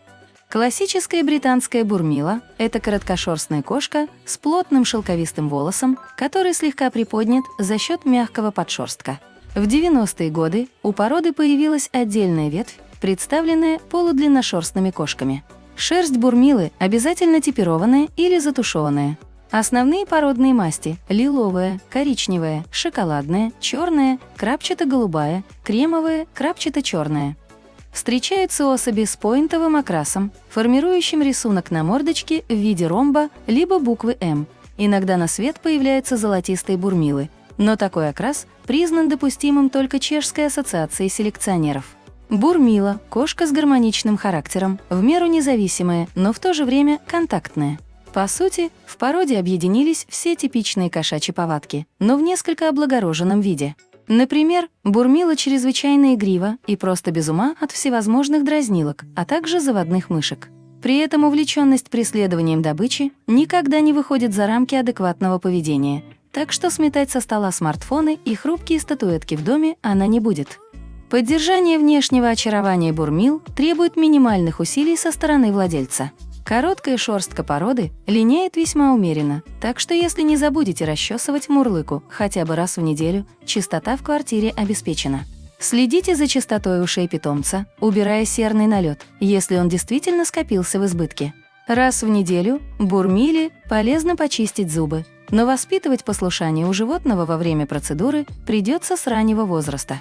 Самый удобный вариант – продолжать кормить котенка той пищей, которую он до этого получал в питомнике. Приучить Бурмилу к новому для нее типу питания – сухой корм или натуральная еда – тоже реально, но осуществлять переход придется постепенно. У породы отличное здоровье, поэтому генетические заболевания напоминают о себе крайне редко. Бурмила – редкая порода кошек не только в России, но и в мире, а потому дорогая. Эти котики – воплощенное очарование с покладистым характером и неистощимым любопытством, страдающие легкой формой игромании. Гавана Браун. Гавана Браун – результат скрещивания сиамской кошки и домашней черной кошки. Их основные признаки отличия – нежный шоколадный окрас, узкая морда и большие уши. Страна происхождения – США, Великобритания. Вес – от 3 до 5 килограммов. Продолжительность жизни – 12-15 лет. Гавана появилась в результате скрещивания в 1950 году обычной домашней черной кошки с сиамской.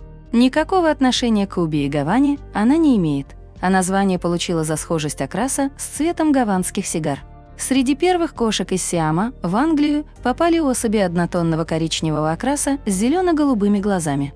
Позиционировались они как сиамские, принимали участие в тогдашних выставках и в Англии в 1888 году стали победителями.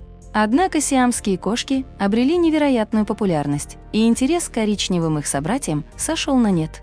А Вторая мировая война, которая прошлась катком по всем породам кошек, выводимым в Европе, заставила их исчезнуть. В начале 1950 года в Великобритании группой любителей этих кошек были начаты совместные работы по возрождению породы. Группа именовалась Havana Group. Именно их стараниями возникла современная порода кошек Гавана. Скрещивание сиамских кошек с обычными котами черного окраса дали результат. Родилась новая порода, отличительной чертой которой был шоколадный окрас. Гавана – довольно умное и очень любопытное животное. Кошки, как правило, прячутся от гостей, а Гавана, напротив, со всех лап мчится их встречать, обгоняя всю семью. Гавана не только с удовольствием тихонько посидит на руках. Есть экземпляры, которым необходимо вскарабкаться вам на плечи. Особо деятельные киски будут вечно путаться под ногами, контролируя все ваши действия. Этой кошке нужно все знать, участвовать во всех делах. Привязана к домашним, впрочем, не станет страдать, если остается одна на долгое время. Кроме того, эти кошки, по рассказам владельцев, очень хорошо переносят путешествия, во время которых ведут себя очень спокойно и послушно, не пугаются. Шерсть короткая, поэтому Гавану достаточно вычесывать пару раз в неделю. При выведении этой породы велся очень строгий отбор кошек. Как результат, Гавана отличается прекрасным здоровьем. Для отличного самочувствия питомицы нужно всего-навсего подобрать хороший корм для кошек. Следует регулярно обрезать отросшие когти и ухаживать за ушками. Никаких генетических заболеваний, которые были бы свойственны кошкам этой породы, пока неизвестно. Ну разве что у них немного чаще бывает гингивит, доставшийся по наследству от сиамской кошки. Гавана Браун – живая, активная, игривая, общительная и дружелюбная порода кошек, очень ласкова и обожает своего хозяина. Гималайская кошка. Гималайская кошка – голубоглазое длинношерстное создание колор-пойнтового окраса, полученное путем вязки персов с представителями сиамской группы. Страна происхождения – США, вес – 4-6 килограммов. Продолжительность жизни – 14-16 лет. Как ни странно, название породы абсолютно не связано с ареалом ее разведения. На самом деле родина кошек – США, а определение гималайские к ним приклеилось просто потому, что их окрас совпал с мастью кроликов, обитающих в окрестностях Гималаев. Первые попытки вывести персидскую кошку с колор-пойнтовым окрасом были сделаны еще в 30-х годах XX века в Гарвардском университете. Эксперимент оказался успешным, но фелинологические ассоциации не впечатлил, поэтому статус независимой породы животные тогда не получили. Зато ими заинтересовались британские заводчики, перехватившие инициативу у зарубежных коллег и начавшие свои опыты по скрещиванию. На сегодняшний день популярность гималайских кошек в мире тоже слегка снизилась, хотя во второй половине 90-х порода в прямом смысле зажигала на выставочных рингах. На первый взгляд, гималаец – это типичнейший перс, решивший замаскироваться под сиама. Голубые глаза к животным тоже перешли от представителей ориентальной группы. Собственно, по окрасу радужки породу чаще всего и идентифицируют. Общая упитанность сложения, граничащая со средней степенью ожирения, не более чем оптическая иллюзия, создаваемая объемной шерстью кошки. Под своей шубой гималай прячет вполне среднестатистические габариты и умеренную коренастость сложения. По характеру гималаи скорее вальяжные персы, нежели своевольные сиамы, так что в повседневной жизни эти товарищи ведут себя аккуратно и миролюбиво. Правда, изредка на котейку снисходит вдохновение, и тогда пушистый баловень начинает промышлять мелким хулиганством. Для ухода за шерстью лучше потратиться на комплект расчесок, в число которых обязательно должны входить пуходерка, металлические гребни с частыми и редкими зубьями, а также щетка из натуральной щетины. Облаченные в объемные манто, персы Гималаи чувствительны к повышению температуры и в жаркую погоду легко получают тепловой удар. Перегреваются животные и в душных городских квартирах, так что летом кошку придется или стричь, или почаще включать кондиционер. При острой нехватке времени животное можно постричь, но этот номер не пройдет с шоу-особями, которых после таких трансформаций просто не пустят на выставку. Раз в месяц перса Гималая полагается выкупать с использованием мягкого шампуня и кондиционера. Большинство животных лояльно относятся к данной процедуре и не паникует. Гималайская кошка ест дважды в день. Если не хотите заниматься высчитыванием калоража каждой порции и тратить время на поиски полезных витаминов и биодобавок, используйте сухие и влажные промышленные корма. Из генетически обусловленных заболеваний у породы выявлен поликистоз почек. Еще один бич Гималаев – ожирение, усугубляющееся пониженной двигательной активностью, поэтому вопросу питания придется уделить максимум внимания. Гималайская кошка – это пушистый голубоглазый шар, состоящий из сплошного космического обаяния и вселенского добродушия, поладить с которым получится с первых минут знакомства. Европейская короткошерстная кошка. Короткошерстная европейка – довольно простая на вид порода, но смышленая, очень ласковая и тихая. Эту породу еще называют кельтской. Страны происхождения – Великобритания и Германия. Вес – 4-8 килограммов. Продолжительность жизни – 15-17 лет. Есть мнение, что место возникновения европейской короткошерстной – хутора, удаленные от другого жилья, крестьянские хозяйства. Так как животные существовали относительно уединенно, то и потомство их имело довольно чистый окрас. В процессе селекционных работ ставилась цель вывести кошек этой породы с более совершенными формами тела и улучшенным окрасом. Есть различные варианты окраса европейских короткошерстных – белая, голубая, кремовая, красная, черепаховая. Разведение породы начинали в Англии и Франции, но первыми, кто основательно занялся совершенствованием кельтских кошек, стали заводчики из Шотландии, Норвегии, Дании. Европейскую короткошерстную официально объявили отдельной породой в 1982 году, так произошло ее размежевание с британской короткошерстной. С начала XX века в странах Европы велась серьезная селекционная работа.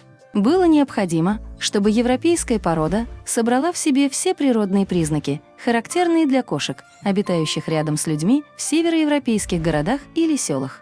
Получается, что порода хоть и с давней историей, но в то же время молодая. Конечно, каждая кошка в той или иной степени отличается от других и имеет свой характер. Но общие черты у представительниц одной породы все-таки присутствуют. Как правило, европейские короткошерстные, смышленые, очень ласковые и тихие кошки. Быстро приспосабливаются к новым условиям, неприхотливы. Почти сразу привязываются к хозяину и очень его любят, преданы ему. От предков кельтам достался неплохой иммунитет, поэтому они почти не болеют, к тому же очень выносливы. Эти кошки не боятся купаться, так как у них и нервы в полном порядке. А впрочем, европейские короткошерстные и сами очень чистоплотны. Поддерживать шерстку в порядке достаточно просто. Уход состоит в том, чтобы вычесывать кошку 2 раза в неделю в обычное время, а в период линьки требуется делать это каждый день. Расчесывать нужно сначала против шерсти, после в обратном направлении. Для процедуры стоит использовать частый гребешок. По окончании следует собрать выпавшую шерсть при помощи резиновой расчески. Котятам придется уделить время, они медленно растут, им необходима постоянная забота и внимание. Именно эта порода стала первой, поселившейся в доме. Ее предки очень быстро привыкли к домашнему обитанию и легко подчинились человеку. Европейская короткошерстная кошка отличается типичным кошачьим характером и абсолютной неприхотливостью в содержании. Карат. Карат – это тайская порода домашних кошек, которая окружена многими традициями. У них красивая голубая шерсть и глаза оливкового цвета. Страна происхождения – Таиланд. Время зарождения породы – до 1700 года. Вес – 2-4 килограмма. Продолжительность жизни – 12-15 лет.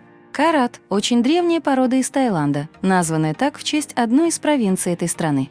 Тайцы считают карата священным, не продают и не покупают его, а только дарят.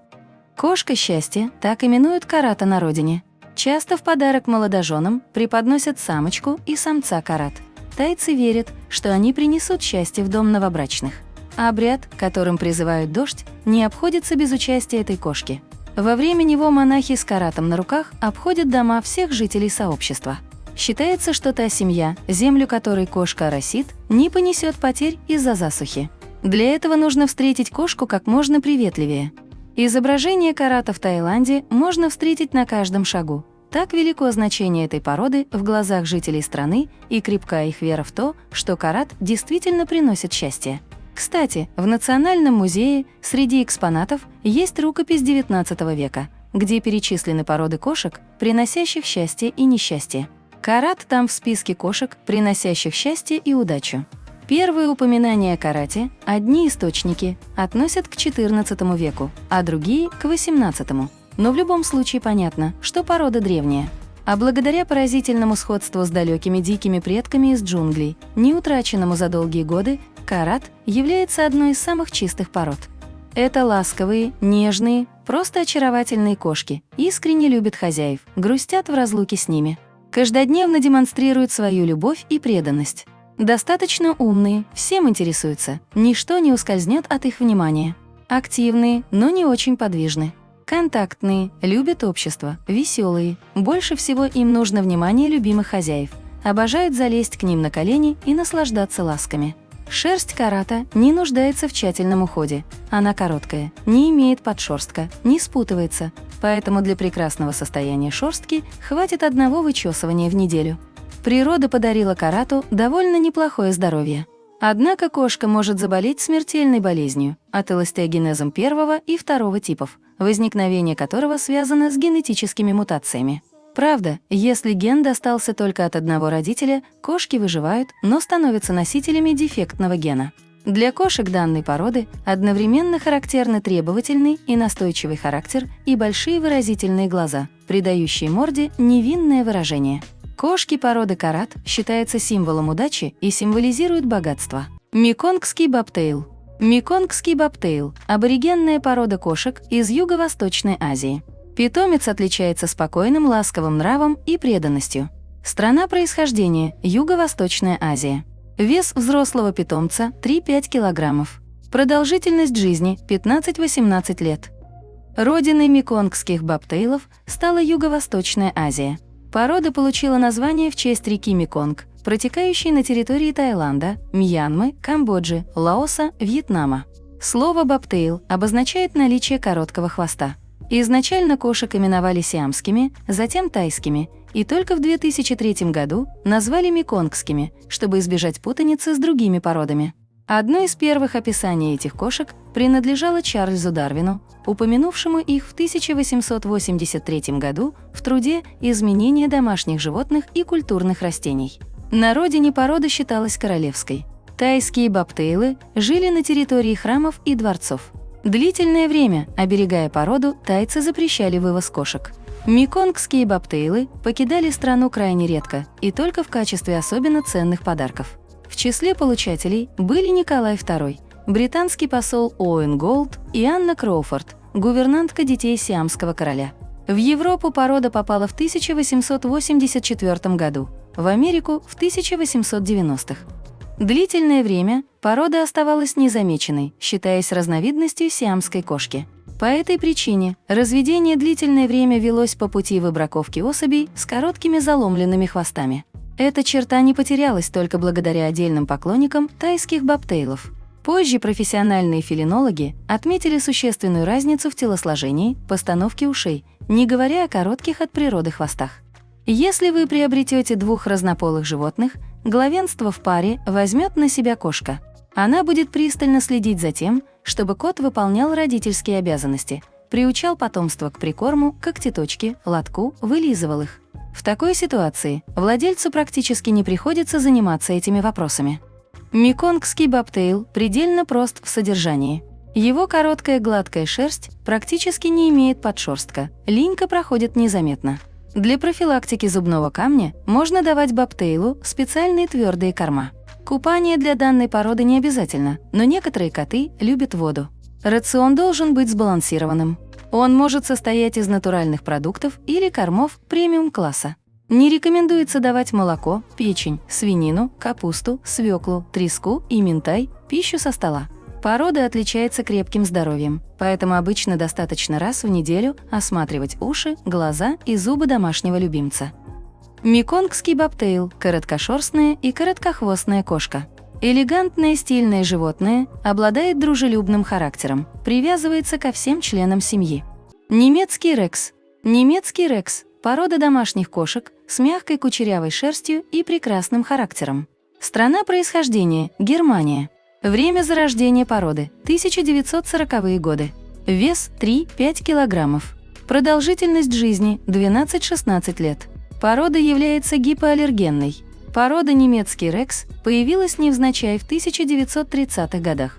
В прусском селе самец русской голубой ухаживал за ангорской кошкой, как оказалось, весьма удачно. В результате родились необычайно привлекательные котята с кудрявой шерсткой. Но хозяева котиков ничего особенного в них не заметили. К счастью, они попались на глаза одному заводчику, который сразу понял, что котята уникальные. Он взял двух и таким образом положил начало рождению новой породы. После капитуляции и оккупации Германии солдаты союзнических войск, возвращаясь домой, в качестве трофея везли кошек этой породы. Так она распространилась по Европе и с каждым днем становилась все более известной, заинтересовав не только обывателей, но и фелинологические организации. Стандарт породы был утвержден в 1970-х годах, и немецкий рекс был признан всеми влиятельными организациями, кроме CA, не считавшей Герман рекса отдельной породой и рассматривавшей ее как одну из разновидностей Девон рекса. Немецкие рексы – очень красивые и интересные животные, обладающие высоким интеллектом и нуждающиеся в постоянном общении со своими владельцами. Необычайно активная порода, просто вечный двигатель. Они всегда в движении, играют, носятся по квартире, проверяя, все ли в порядке. Такое впечатление, что и во время сна они перебирают лапками. Любят играть, за неимением партнера по игре займут себя сами. Прелесть ухода за Герман рексами в том, что никакой специальный уход им не требуется. К тому же они сами способны позаботиться о себе. Немецкие рексы прекрасно справляются с поддержанием своей шерстки в надлежащем виде. Хозяевам следует лишь помочь питомцам соблюдать гигиену ушек. Уши кошки нужно периодически чистить смоченными в специальном растворе ватными палочками.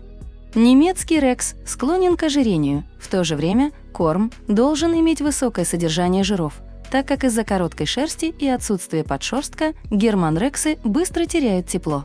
Немецкий рекс – порода кошек, главная особенность которых – немного кудрявая шерсть. Эта порода рекомендуется для людей, страдающих аллергией на кошачью шерсть, но не на кошачий белок. Пикси-боб. Пикси-боб радует даже искушенных любителей животных. Кому не хочется подружиться с настоящей рысью, только домашней и ласковой. Короткохвостые создания с пятнистой шубкой к вашим услугам. Страна происхождения – США. Время зарождения породы – 1986 год. Вес – 4-7 килограммов. Продолжительность жизни – 12-15 лет. В 20 веке селекционеры хотели вывести кошек, которые стали бы уменьшенными копиями рыжих рысей. В качестве материала использовали генотипы беспородных домашних кошек и короткохвостых лесных котов. Территорию США и Канады стали населять сотни таких гибридов, среди которых встречались и любопытные экземпляры. Владельцем одного из них стала мисс Бруэр. В 1985 году женщина отдыхала на западе континента, у подножия скалистых гор. В качестве сувенира она привезла котенка, купленного у семейной пары. Те утверждали, что пушистый малыш появился в результате союза обычной кошки и дикого короткохвостого кота. Спустя год в январе заводчица приютила еще одного питомца. Им оказался крупный кот с коротким, но большим хвостом. В апреле того же года короткохвостый Дон Жуан стал отцом, и кошка Мэгги обзавелась пятнистым потомством. К разработкам Кэрол присоединились другие американские селекционеры, которые работали с дикими кошками над созданием обширной генетической базы и, как следствие, развитием будущей породы. Первый стандарт Пикси Боба появился в 1989 году. В 1994 году ее зарегистрировали как экспериментальную. Еще через год Пикси Бобов отнесли к ряду новых пород и тем самым предоставили возможность участвовать в чемпионатах и выставках наравне с другими кошками. Фелинологи отмечают сходство пятнистых красавцев с американскими бобтейлами, также известными своим диким происхождением. Пикси-бобы выглядят довольно массивными и мускулистыми животными, хоть и не лишены природной грации. В глаза бросается половой диморфизм, самцы крупнее кошек. Масса их тела достигает 7-9 кг и 4-6 кг соответственно. Стандартом породы закреплен светло-коричневый тэби с выраженным тикингом в теплые оттенки. Шерсть на животе более светлая. Обязателен рисунок в виде пятен небольших и средних размеров. Чем более случайно их распределение по корпусу пикси-боба, тем лучше. Хотя кошки довольно спокойны и дружелюбны, они покажут другим питомцам, кто в доме хозяин. Пикси-бобы не начинают конфликт первыми, но понебратское отношение все же не для них. Эта порода неплохо уживается и со своими сородичами, и с собаками. А вот декоративные птицы и грызуны – не лучшая компания. Не стоит забывать об охотничьих инстинктах, которые могут обернуться потерей пушистого или пернатого друга. Пикси-бобы совершенно неприхотливы в уходе, как и их дикие предки. Даже длинношерстные кошки не доставляют хлопот своим владельцам. Но все же не стоит совсем забывать об уходе за питомцем. Селекционная программа исключила большинство проблем, связанных с инбридингом. Генетические заболевания встречаются крайне редко. Пикси-боб – американская порода с противоречивой историей. Ее главные достоинства – кроткий нрав, преданность и развитый интеллект. Рагамаффин. Рагамаффин – ближайший родственник рэгдолла, удачно объединивший в себе гены беспородных кошек и персов. Страна происхождения – США. Время зарождения породы – 1994 год. Вес кошки 5-7 кг, а котика 5-10 кг. Продолжительность жизни – 11-15 лет. В 1994 году в среде рэгдоллолюбов произошел раскол. Группа бридеров решила выйти из состава Интернациональной ассоциации кошек. Но поскольку при таком раскладе бунтари утрачивали право именовать своих питомцев рэгдоллами, котофеям придумали альтернативное название. Так появилась непризнанная кошачья ветвь рагдаффин, представители которой позднее переименовали в рагамаффинов. Причем на смене названия владельцы мурлык не остановились. В течение кратчайшего времени была произведена масштабная работа по обновлению породы, в ходе которой экс-рэгдоллов скрестили с гималайцами, персами и беспородными кошками. Потомство, полученное от таких браков, и стало первыми настоящими рагамаффинами. Путь к признанию для породы до сих пор продолжается, несмотря на то, что ассоциации котоводов сочли рагамаффинов достойными права на независимость и отдельный от рэгдоллов стандарт. Невзирая на наличие генов персидских мурок и уличных котеек, обличием рагамаффины почти не отличаются от рэгдоллов. В частности, стандарт характеризует их как тяжелых, костистых питомцев с подчеркнуто умильным взглядом и кроличьей шерсткой.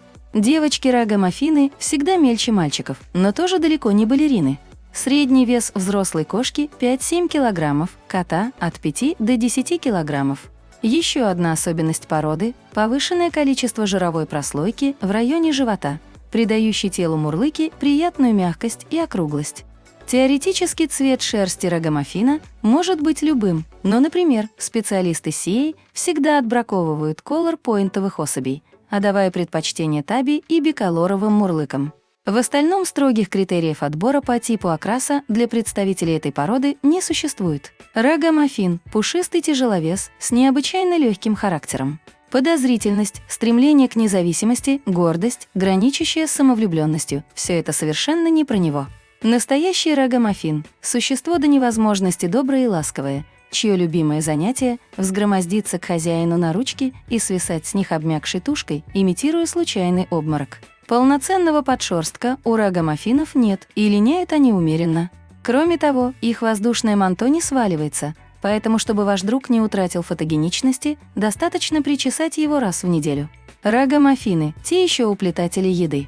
Отсюда неизбежный набор веса и постепенное преобразование уютного котейки в тяжелый жировой комок. Стоит сказать, что это коты-здоровяки с крепким иммунитетом, за исключением пары генетических недугов. Рагамаффин – это диванный хиппи, излучающий спокойный позитив, распрощавшийся с хищническими инстинктами и насквозь пропитавшийся любовью к собственному владельцу. Сёлкер Крекс. Сёлкер Крекс – американская порода кудрявошерстных кошек среднего или крупного размера, чьи шубки напоминают шерсть овцы или пуделя. Страна происхождения – США. Время зарождения породы – 1987 год. Вес – до 6 килограммов. Продолжительность жизни – 15-17 лет.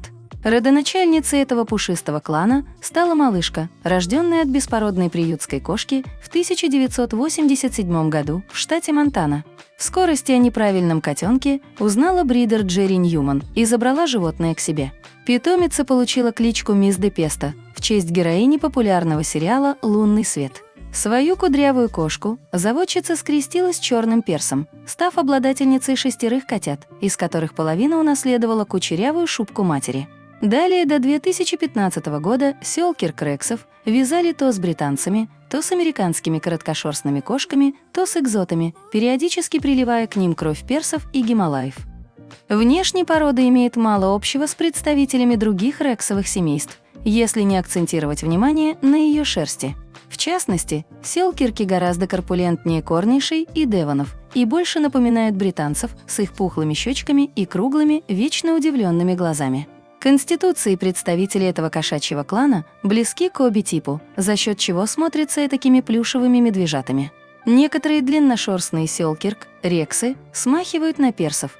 Представители таких линий встречаются чуть реже, но своих поклонников среди заводчиков тоже имеют. Породный стандарт допускает к регистрации все типы окрасов, включая биколорные и поинтовые варианты, а также сепию и сплошной белый. Волос сёлкер Крексов пушистый и тонкий, поэтому быстро сваливается в неопрятные комки, особенно у представителей длинношерстной разновидности. Чтобы такого не происходило, сёлкерков нужно расчесывать хотя бы 1-2 раза в неделю. Сёлкер Крекс не гурман, и накормить его просто. Разумеется, порода, как и все коты, ценит вкусные деликатесы, но разрабатывать для ее представителей отдельную систему питания не нужно. Сёлкер Крекс – пухлый глазастый медвежонок, выглядящий так, словно не смог до конца просохнуть после проливного дождя. Сингапурская кошка. Сингапурская кошка – миниатюрная порода домашних кошек, имеющая огромные, добрые глаза, придающие им милый вид. Страна происхождения – Сингапур. Время зарождения породы – 1976 год. Вес – 2-3 килограмма. Продолжительность жизни – 12-15 лет. Предки сингапурских кошек – уличные животные, жившие в Юго-Восточной Азии. Лишь во второй половине XX века американские туристы привезли кошек этой породы из Сингапура к себе на родину. Всего год спустя Сингапур представили на выставке. Несмотря на то, что в Европе сингапурские кошки появились в 1987 году, эта порода встречается в европейских странах чрезвычайно редко. В России также практически нет питомников, где разводят сингапурских кошек. По статистике, кошки этой породы наиболее мелкие из одомашненных. Средний вес взрослой особи составляет всего 2-3 килограмма. В разных странах стандарты породы варьируются. Например, в самом Сингапуре признаны разнообразные окрасы кошек, а вот в США Сингапура может быть лишь 2 расцветок – соболино-коричневая или цвета слоновой кости. В сингапурских кошках соединились, казалось бы, противоположные черты характера – энергичность и спокойствие, самостоятельность и привязанность к хозяину. В общении представительницы этой породы не доставляют хлопот, не обременяют. Их можно заводить в семьях, где есть дети. Кошки и поиграют с малышами, и тихонько полежат рядом, когда ребенок спит. Сингапуры очень чистоплотны, поэтому с приучением их к лотку сложностей не будет. Шерсть сингапурских кошек очень короткая и без подшерстка, так что ухаживать за ней легко. Правда, расчесывать ее желательно ежедневно, тогда шерстка кошки будет гладкой и блестящей. Сингапуры практически всеядны, они с удовольствием едят даже капусту. Кормить их можно любой удобной для хозяина едой, как специализированными кормами, так и натуральными продуктами. Этим кошкам не нужно соблюдать специализированную диету. Предки Сингапур, уличные коты, обеспечили представителей породы отменным здоровьем. На первый взгляд, сингапурские кошки субтильные, однако это никак не влияет на их устойчивость к болезням. Нет никаких типичных для породы заболеваний. Для полноценной заботы о здоровье сингапурских кошек достаточно лишь вовремя делать прививки и следить за тем, чтобы они не простужались. Сингапурские кошки теплолюбивы, сказывается климат их родной страны, поэтому нужно исключить их пребывание на сквозняке или долгое сидение на холодном подоконнике. Сингапурская кошка – самая маленькая порода кошек в мире, которая отличается необыкновенной изящностью, озорным характером, привязанностью к людям и сообразительностью. Скукум. Скукум – очень редкая и молодая порода кошек, которая появилась в результате скрещивания Манчкина и Лаперма. Страна происхождения – США, вес 3-4 килограмма. Продолжительность жизни – 12-15 лет. Породу скукум создали относительно недавно. Заводчик из штата Вашингтон более 2 десятков лет назад решил скрестить Манчкина и Лаперма, чтобы в результате получить новую породу небольшого размера с кучерявой шерстью. Селекционер даже заранее придумал название для нее – Роса Чиноу. Однако это словосочетание, которое на мексиканском наречии означало «кучерявый» и «небольшой», в классическом испанском языке имеет другое значение – немного китайский. Поэтому от такого названия заводчик отказался. Для того, чтобы назвать новую породу, селекционер перебрал множество слов и словосочетаний из языка коренного населения Америки индейцев. Больше всего ему понравилось слово «скукум», что переводится как «сильный», «храбрый», «несгибаемый». Скукум был признан в 2006 году как экспериментальная порода. Окрас может быть любым. Шерсть кучерявая, особенно воротник. Встречаются как длинношерстные, так и короткошерстные особи. От своих ближайших родственников, манчкинов, скукум перенял игривость и любвеобильность. Это очень ласковые кошки. Скукумы быстро привязываются к хозяину, это бесконечно преданные животные. По характеру они любопытны и веселы. Скукумы готовы совать свой милый носик во все щели, поэтому нужно быть готовым к тому, что от их любопытства могут пострадать дорогие хозяевам вещи. Их лучше убирать в недоступные для животного места. Кошки этой породы необыкновенно молчаливы. Редко можно услышать, как они мурлыкают. Можно быть уверенным, что в отсутствие хозяев они не будут беспокоить соседей криками. Скукумы не требуют особого ухода. Однако стоит обратить внимание на состояние шерсти. Ее желательно хорошенько промывать шампунем. Не часто, но по мере загрязнения. После купания важно тщательно вытереть кошку. Чтобы шерсть была воздушной и пышной, время от времени скукума можно обрызгивать водой. А вот воротник требует отдельного ухода. Его нужно расчесывать регулярно, чтобы он не сбивался в колтуны. С точки зрения питания, представители породы тоже неприхотливы. Скукумам не нужно выстраивать какую-то особенную диету. Если рацион сбалансированный, эти кошки не доставят хозяевам особых хлопот. Скукум – порода карликовых кошек с кудрявой шерстью, плотным телосложением и короткими, но крепкими лапками. На сегодняшний момент кошки скукум дорогие и редкие. Купить их можно только в питомниках Европы и США. Сноушу. Сноушу – порода, собравшая в себе все возможные положительные качества. Настоящий идеал домашней кошки. Страна происхождения – США. Время зарождения породы – 20 век. Вес – от 2 до 5 килограммов. Продолжительность жизни – 10-15 лет. Сноушу – молодая порода. Своим возникновением она обязана наблюдательности, которую проявила в конце 50-х годов американская заводчица сиамских котов Дороти Хайнц Дегерти. Женщина обратила внимание на необычный окрас котят, родившихся у пары обычных сиамцев. Оригинальные белые пятна и четко выраженные носочки на лапах так интересно смотрелись, что Дороти решила закрепить необычный эффект. Для этого она свела сиамскую кошку с американской короткошерстной двухцветной. Результат оказался не очень убедительным, и улучшить его получилось лишь после того, как для селекционной работы вновь привлекли представителей сиамской породы. Путь Сноушу к признанию не был усыпан лепестками роз. Первые снежные туфельки не были признаны фелинологами, и разочарованная Догерти отказалась от разведения этих животных. Эстафету подхватила другая американка, Вики Аландер. Именно благодаря ее усилиям был создан первый стандарт породы, а в 1974 году Американская фелинологическая ассоциация и Ассоциация любителей кошек предоставили Сноушу статус экспериментальной породы. Основные цвета – Seal Point, Blue Point и белый. Главными признаками породы являются белые четко очерченные носочки на лапах и наличие на морде пятна, напоминающего перевернутую букву V с вершиной на уровне глаз. Практически все владельцы этих чудесных созданий говорят о своих питомцах как о кошках с идеальным, почти ангельским характером. Организовать правильный уход за кошкой породы Сноушу совсем несложно. Стандартные процедуры, такие как чистка ушей, глаз, подстригание когтей, контроль за состоянием зубов, никаких особенностей, связанных с породой, не имеют. Сноушу – кошка-мечта. Все самое лучшее, что вы знаете об уме, характере и поведении пушистых питомцев, воплотилось в этой породе. Действительно, Сноушу очень дружелюбны, уравновешены и открыты к общению. Снежные туфельки прекрасно ладят и с людьми, и с другими животными. Любители породы шутят, что эти кошки ведут себя более спокойно и адекватно, чем многие представители рода человеческого. Забывая о своей принадлежности к гордым и независимым кошачьим, Сноушу искренне и преданно относятся к хозяину, всегда готовы разделить с ним радость и горе. Сакаке.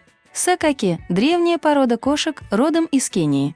Нежная и влюбчивая, но очень свободолюбивая. Страна происхождения – Кения. Вес – 3-5 килограммов.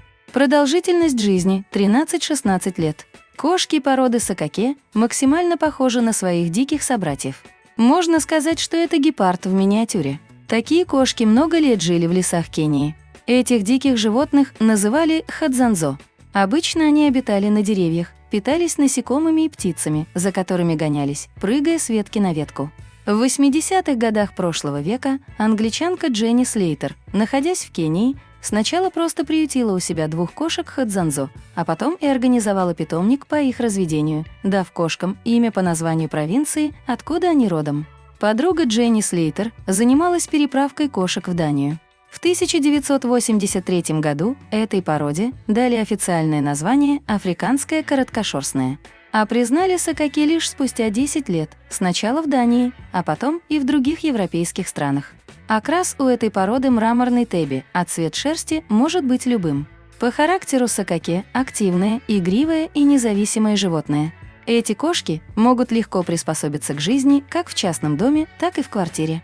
Но следует помнить, что их предки все же привыкли к свободе кенийских лесов, так что если Сакоки живет в квартире, то нужно позаботиться о наличии участка с деревьями возле дома, где кошка сможет полазить и попрыгать по веткам в свое удовольствие.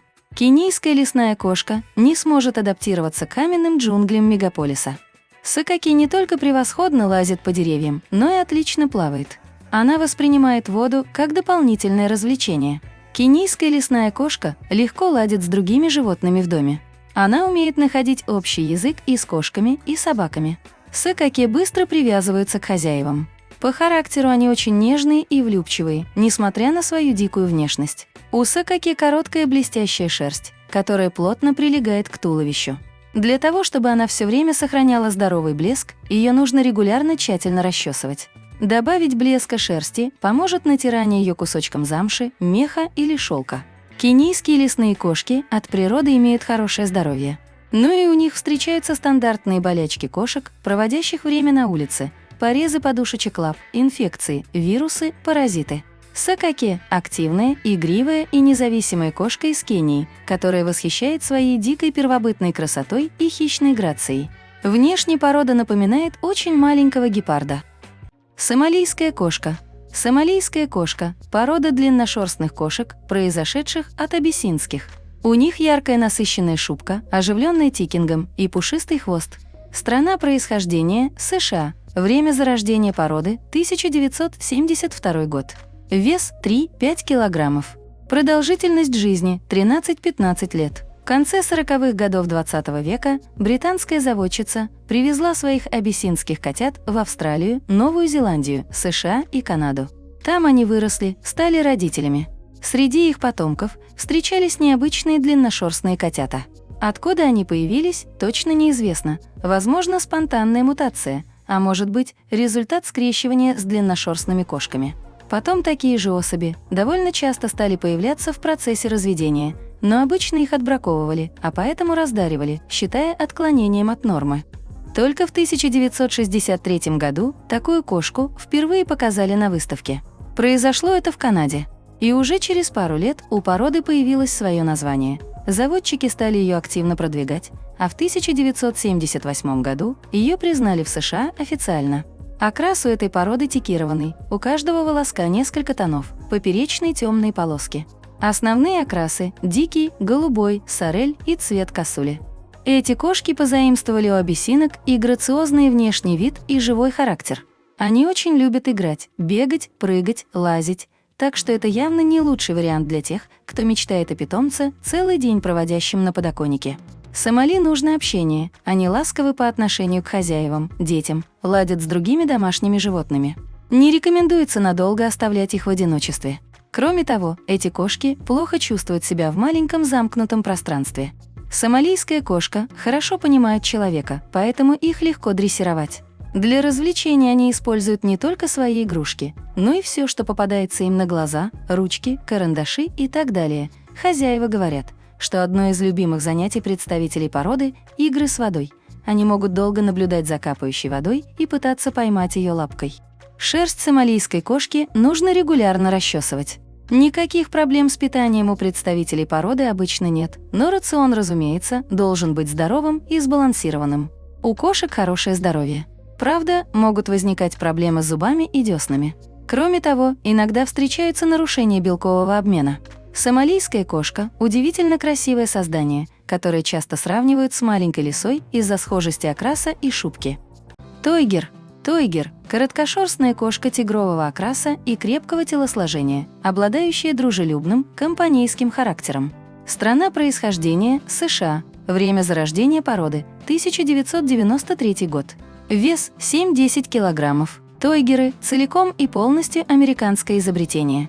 Однажды жительнице Лос-Анджелеса Джуди Сагден захотелось создать новую разновидность кошек, напоминающих обличьем тигров. Нельзя сказать, что идея пришла к женщине внезапно. Мать Джуди – американская бридер Джин Милл, основательница породы бенгальских кошек, так что перенимать селекционный опыт заводчице было у кого. Кроме того, женщине неожиданно повезло, когда одна из ее подопечных бенгалок родила котенка с полосатыми метками на висках. Для выведения домашнего тигра Джуди Сагден привлекала самых разнообразных кошек, начиная от бенгалов и заканчивая домашними короткошерстными, а также беспородными мурлыками. Официальным годом регистрации породы Тойгер считается 1993, когда специалисты согласились внести животных в свои реестры. С позиции современных фелинологов, правильный тойгер – это такой тигр в миниатюре с утяжеленной передней частью корпуса и максимально контрастными полосками на шубке. В отличие от большинства представителей семейства кошачьих, для этих полосатиков утонченность силуэта – серьезный недостаток, на который не закроет глаза ни одна выставочная комиссия. При этом животное не должно выглядеть неповоротливым диванообитателем, поскольку образцовый тойгер – это энергичный, сильный кот-спортсмен, готовый в любую минуту проявить активность. Жизненный девиз тойгера – умеренность во всем и никаких крайностей. Ласковый, но не надоедливый, подвижный, но не носящийся по квартире с ураганной скоростью. Этот добродушный котофей станет образцовым компаньоном для любого любителя животных. Правда, есть у породы своя изюминка, к которой придется привыкнуть. Это неуемное любопытство ее представителей. Тойгер детально изучает все, что его заинтересовало, но иногда теряет бдительность и расслабляется. В подобные моменты можно наблюдать такие курьезы, как кот, дремлющий в открытой духовке, стиральной машине или кухонном шкафу. Традиционный окрас кошек породы тойгер – тигровый, скумбриевый, с вертикальными темными полосками на золотисто-рыжем фоне, допустимо небольшое количество сероватого подшерстка. Тойгеры, невзирая на пафосный облик, создания абсолютно неприхотливые и не требующие специфического ухода. Их даже расчесывать не обязательно, потому что линяет порода раз в год и настолько невыразительно, что этот период в ее жизни легко не заметить. Впрочем, если хотите сделать кошке приятное, раз в неделю проходите щеткой по ее телу. Массаж тойгера уважают, да и для роста шерсти процедура полезна. Тойгер – примерно 5 килограммов полосатого обаяния и игривости, в которые невозможно не влюбиться. Тонкинская кошка.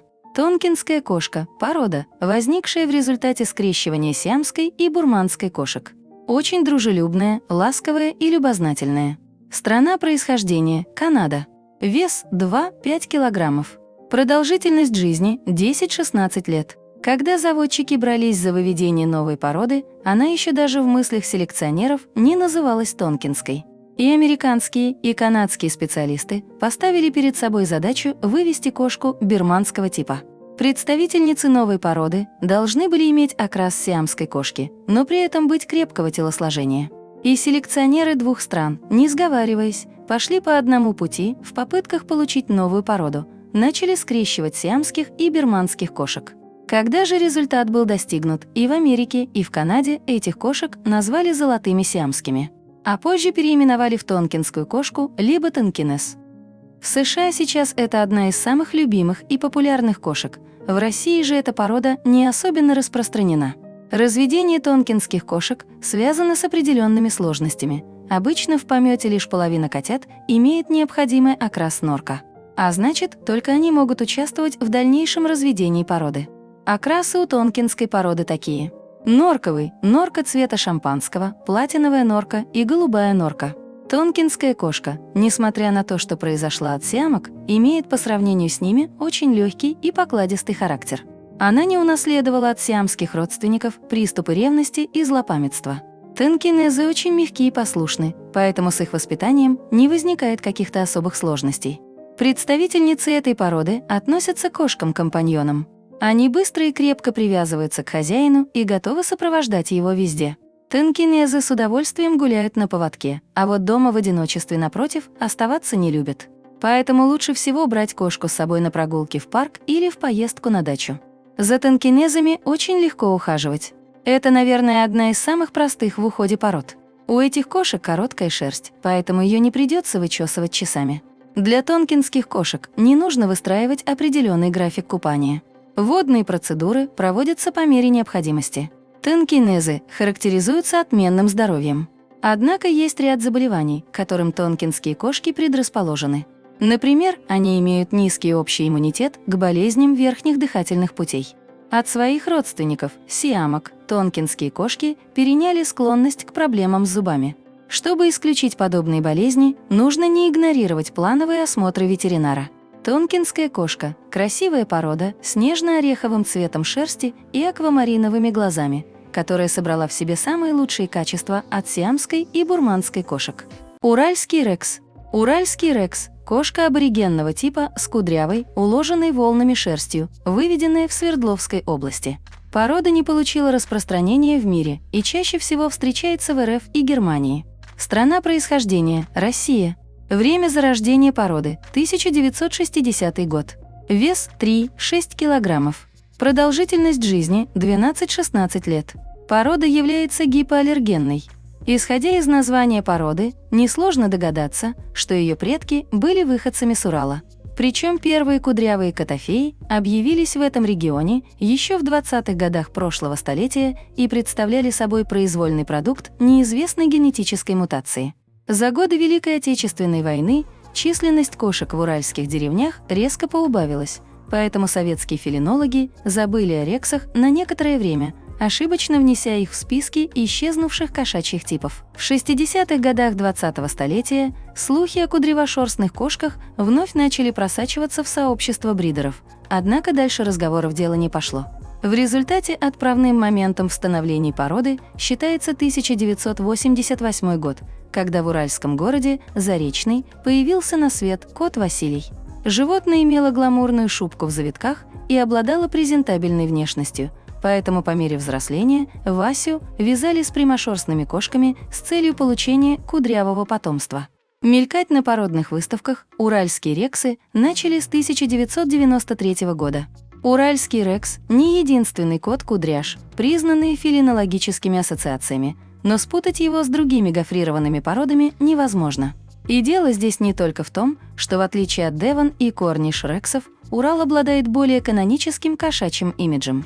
Конструкция шерстных завитков у породы тоже своеобразна, поэтому ее представители выглядят так, будто их слегка намочили, а затем зафиксировали кудряшки укладочным воском.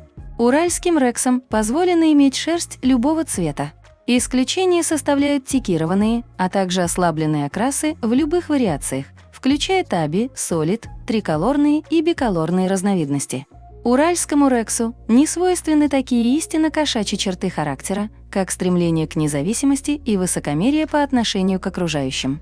Более того, питомец, исповедующий презрение к представителям домашней фауны и настойчиво пытающийся доказать хозяину свое превосходство, это своего рода феномен, заставляющий всерьез задуматься над вопросом чистокровности животного.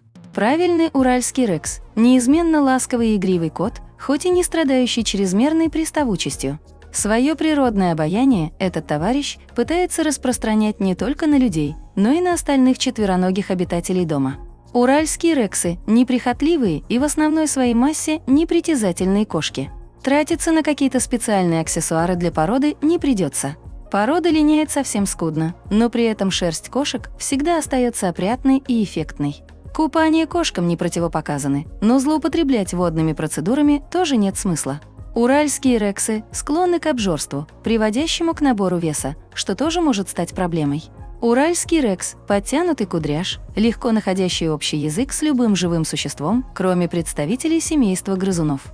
Чаузи. Чаузи входит в список самых дорогих и экзотичных пород. Эта миниатюрная копия дикой кошки станет достойным спутником и сумеет запасть в душу даже заядлому любителю собак. Страна происхождения – США. Время зарождения породы – вторая половина 20 века. Вес – до 14 килограммов. Продолжительность жизни – 15-18 лет. Родиной благородной красавицы считается Древний Египет, солнечная страна фараонов и пирамид. Здесь, в долинах реки Нил, обитали дикие предки чаузи – камышовые коты. Они мирно жили по соседству с людьми и часто покоряли сердца домашних кошек. В результате любовного союза на свет появились первые гибриды. Египтяне не осознавали, насколько уникальны эти животные, которые сочетали примечательную внешность диких собратьев и дружелюбное поведение одомашненных кошек. Впрочем, до официального признания новой породы оставалось не одно столетие. Эпоха властных фараонов канула в небытие, но симбиоз людей и камышовых котов продолжал существовать. Животные обитали неподалеку от населенных пунктов и нередко вступали в адюльтер с домашними кошками, тем самым увеличивая число гибридов удивительной красоты. Мягкая шерсть песчаного цвета, внимательный взгляд охотника и общее сходство с маленькой рысью. По неизвестным причинам чаузи не вызывали интерес фелинологов вплоть до второй половины 20 века. Своей популяризацией порода обязана американским туристам, впервые приехавшим в Египет. Рассказы путешественников о диких кошках заинтриговали селекционеров США, и уже в 1960 году первые потомки камышовых котов получили американское гражданство. Потомки египетских котов не удостаивались официального признания на протяжении 30 лет с момента начала их разведения. Лишь в 1995 году чаузи получили временный статус в Ассоциации кошек. Внешний облик представителей породы достоин хвалебных од любителей кошек со всех уголков земного шара. Чаузи, в меру мускулистые животные с пропорционально сложенным телом, очень похожи на своих далеких предков. Несмотря на кровосмешение с абиссинцами, кошкам удалось сохранить внушительные габариты, массу в 14-15 килограммов и высоту в холке до 40 сантиметров. Чаузи – довольно неприхотливая в уходе порода. Плотно набитая и шелковистая шерсть кошки нуждается в регулярном расчесывании раз в неделю. В отличие от большинства усатых собратьев, чаузи не противится регулярным водным процедурам. Кормить питомца рекомендуется не больше 1-2 раз в сутки, в зависимости от его возраста. Дикие коты Египта наградили чаузи отменным здоровьем. Кошка редко доставляет хозяину лишние хлопоты. Чаузи – одна из наиболее экстравагантных кошек. Примечательна она всем, исключительной внешностью, нестандартным набором генов и благородным поведением. Шантильи Тиффани. Шантильи Тиффани – редкая порода длинношерстных кошек с шоколадным окрасом и янтарными глазами. Страна происхождения – США, вес 2-5 килограммов. Продолжительность жизни – 14-16 лет. Все началось с двух длинношерстных кошек шоколадного окраса. В 1969 году в США у них появилось необычное потомство. Котята тоже были шоколадными, да еще и с яркими янтарными глазами. Породу назвали Тиффани, началось разведение. Но у заводчиков были еще и бурманские кошки. В итоге породы смешались, и Тиффани по сути исчезли. Восстановили породу в Канаде в 1988 году, учитывая, что былое название уже использовали, назвали кошек Шантильи Тиффани. Окрас – сплошной тэби. Шоколадный, черный, лиловый, голубой. Глаза – большие, овальные, широко расставлены, янтарные. Шерсть – средней длины, в области штанишек и воротника длиннее, подшерсток отсутствует. Если сравнивать с другими породами, то Шантильи Тиффани – что-то среднее между спокойными персами и активными восточными длинношерстными кошками. Представители породы не слишком эмоциональны, не так энергичны во время игр, но при этом очень привязаны к хозяину, по-настоящему преданы ему и очень не любят одиночество. Поэтому их советуют заводить семьям, в которых есть дети. С одной стороны, эти кошки отлично ладят с малышами, с другой, и им не будет скучно, ведь дома постоянно кто-то есть. Тиффани с радостью запрыгивают на руки хозяину и долго могут мурлыкать там, получая удовольствие от общения. Шантильи Тиффани – неприхотливые кошки. Их содержание не связано с какими-то особенными хлопотами. Конечно, шерсть средней длины требует немного большего внимания, чем у короткошерстных пород, но купания и обычного вычесывания вполне достаточно. Также регулярно нужно чистить ушки и зубы. Шантильи Тиффани – очаровательные представители длинношерстных кошек, в которых есть нечто притягательное и необычное. Характерный для Тиффани окрас – шоколадный, но может быть черный, лиловый и голубой, меняясь, становясь светлее от хребта к животу. Эти кошки очень дружелюбные, хорошо обучаемы и неприхотливы в уходе. Шартрез. Шартрез – деликатный интеллигент из Франции. Страна происхождения, как вы уже поняли, Франция. Вес 3-7 килограммов. Продолжительность жизни 12-15 лет. Происхождение шартреза окутано тайной. Большинство фелинологов связывает его с религиозной Францией XVI века. Вероятнее всего, животные очутились в стране благодаря торговым судам, которые привозили товар с территории африканского континента. Еще одна версия связывает шартрезов с Испанией, главным экспортером шерстяной ткани, имеющей созвучное название. Наименее распространенная теория связывает происхождение кошек с Малой Азией, откуда животные могли прийти вместе с крестоносцами. Картезианцы разводили кошек и по негуманным причинам, ради мяса. Шкурки же часто перепродавали купцам, которые подкрашивали их и выдавали за ценную пушнину. Настойчивость селекционеров оправдала себя. В 1931 году чистокровные шартрезы впервые появились на выставке кошек во Франции. Тогда один из короткошерстных красавцев удостоился титула «Лучшая кошка соревнований». Спустя 8 лет появился официально закрепленный стандарт породы. Допустимы все оттенки серо-голубого цвета, от пепельного до шиферного. Предпочтителен однотонный голубой, но возможен и легкий серебристый отлив. На шерсти котят проявляются отметины, но они исчезают к 6-месячному возрасту. Короткая и густая шерсть имеет плотную текстуру и здоровый блеск. Если вы отчаялись найти понимающего и терпеливого друга, присмотритесь к картезианским кошкам. Эти животные – идеальные компаньоны для маленьких и больших семей, трудоголиков и домоседов, молодых и пожилых людей. Они не требуют постоянного внимания, но принимают ласку с особой радостью. Шартрез – идеальный питомец и по той причине, что не нуждается в специфическом уходе. Рекомендации по правильному содержанию картезианцев просты и не требуют особых усилий. Картезианские кошки отличаются прекрасным иммунитетом и устойчивостью к большинству вирусных заболеваний. Шартрез удивителен во многих отношениях. Его изысканная внешность и мягкий характер впечатляют даже владельцев собак. Шиншилла. Шиншилла – общее название для кошек британской, персидской и шотландской пород. Страна происхождения – Великобритания. Время зарождения породы – 1882 год. Вес – 4-8 килограммов. Продолжительность жизни – 12-15 лет. Первый котенок дымчатой масти появился на свет в 1882 году в Англии в результате незапланированной вязки. Родителями малышки, которую окрестили Чини, стали беспородный кот и персидская кошка голубого окраса, случайно повстречавшиеся во время выгула. Владелице персидской кошки понравилась нестандартная масть котенка, что натолкнуло ее на мысль заняться выведением новой породы. В результате уже взрослую Чини скрестили с котофеем, имевшим полосато-серую шубку. Потомство, рожденное от дымчатой мамы и полосатого папы, не унаследовало необычного тона шерсти. Однако несколько лет спустя дети Чини начали приносить необычных малышей того самого шиншиллового окраса, о котором до сих пор не перестают спорить фелинологи мира. Первое появление потомков Чини на выставках произошло в 1894 году в Лондоне. Спустя некоторое время к опытам заводчиков Туманного Альбиона подключились и американские бридеры, пожелавшие увеличить палитру кошачьих окрасов. Так возникла золотистая, абрикосовая разновидность шиншилл. Позднее формировать оригинальные масти стало модно не только у персов, но и у представителей остальных кошачьих семейств. В итоге на выставках стали все чаще появляться скоттиш-фолды и британцы, облаченные в серебристые и абрикосовые шубейки.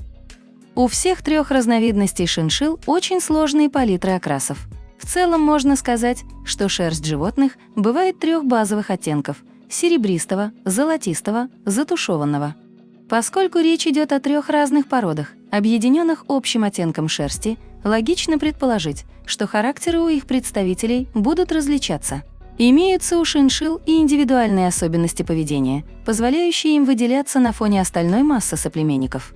В целом, стоит отметить, что уникальный окрас приглушил дикие инстинкты пород, поэтому большинство котов с серебристой и золотой шерсткой остается очень милыми и послушными питомцами. Как любым декоративным питомцам, шиншиллам необходимо обеспечить максимальный комфорт в квартире, за пределы которой они выходят очень редко. Шиншиллоперсы, британцы и скоттиши – не самые прыгучие существа, но иногда порезвиться хочется им, поэтому купите животному хотя бы небольшой игровой комплекс. Уютная лежанка или корзинка тоже необходимы. Представители этого клана комфортозависимы и обожают мягкие тюфячки. Шиншилла – добродушное создание серебристого или золотого окраса, чья основная задача – радовать владельца своим умильным обликом и примерным поведением. Эльф – порода лысых кошек, выведенная в 2006 году. Появилась в результате скрещивания американского кёрла и канадского сфинкса. Страна происхождения – США. Время зарождения породы – 2006 год.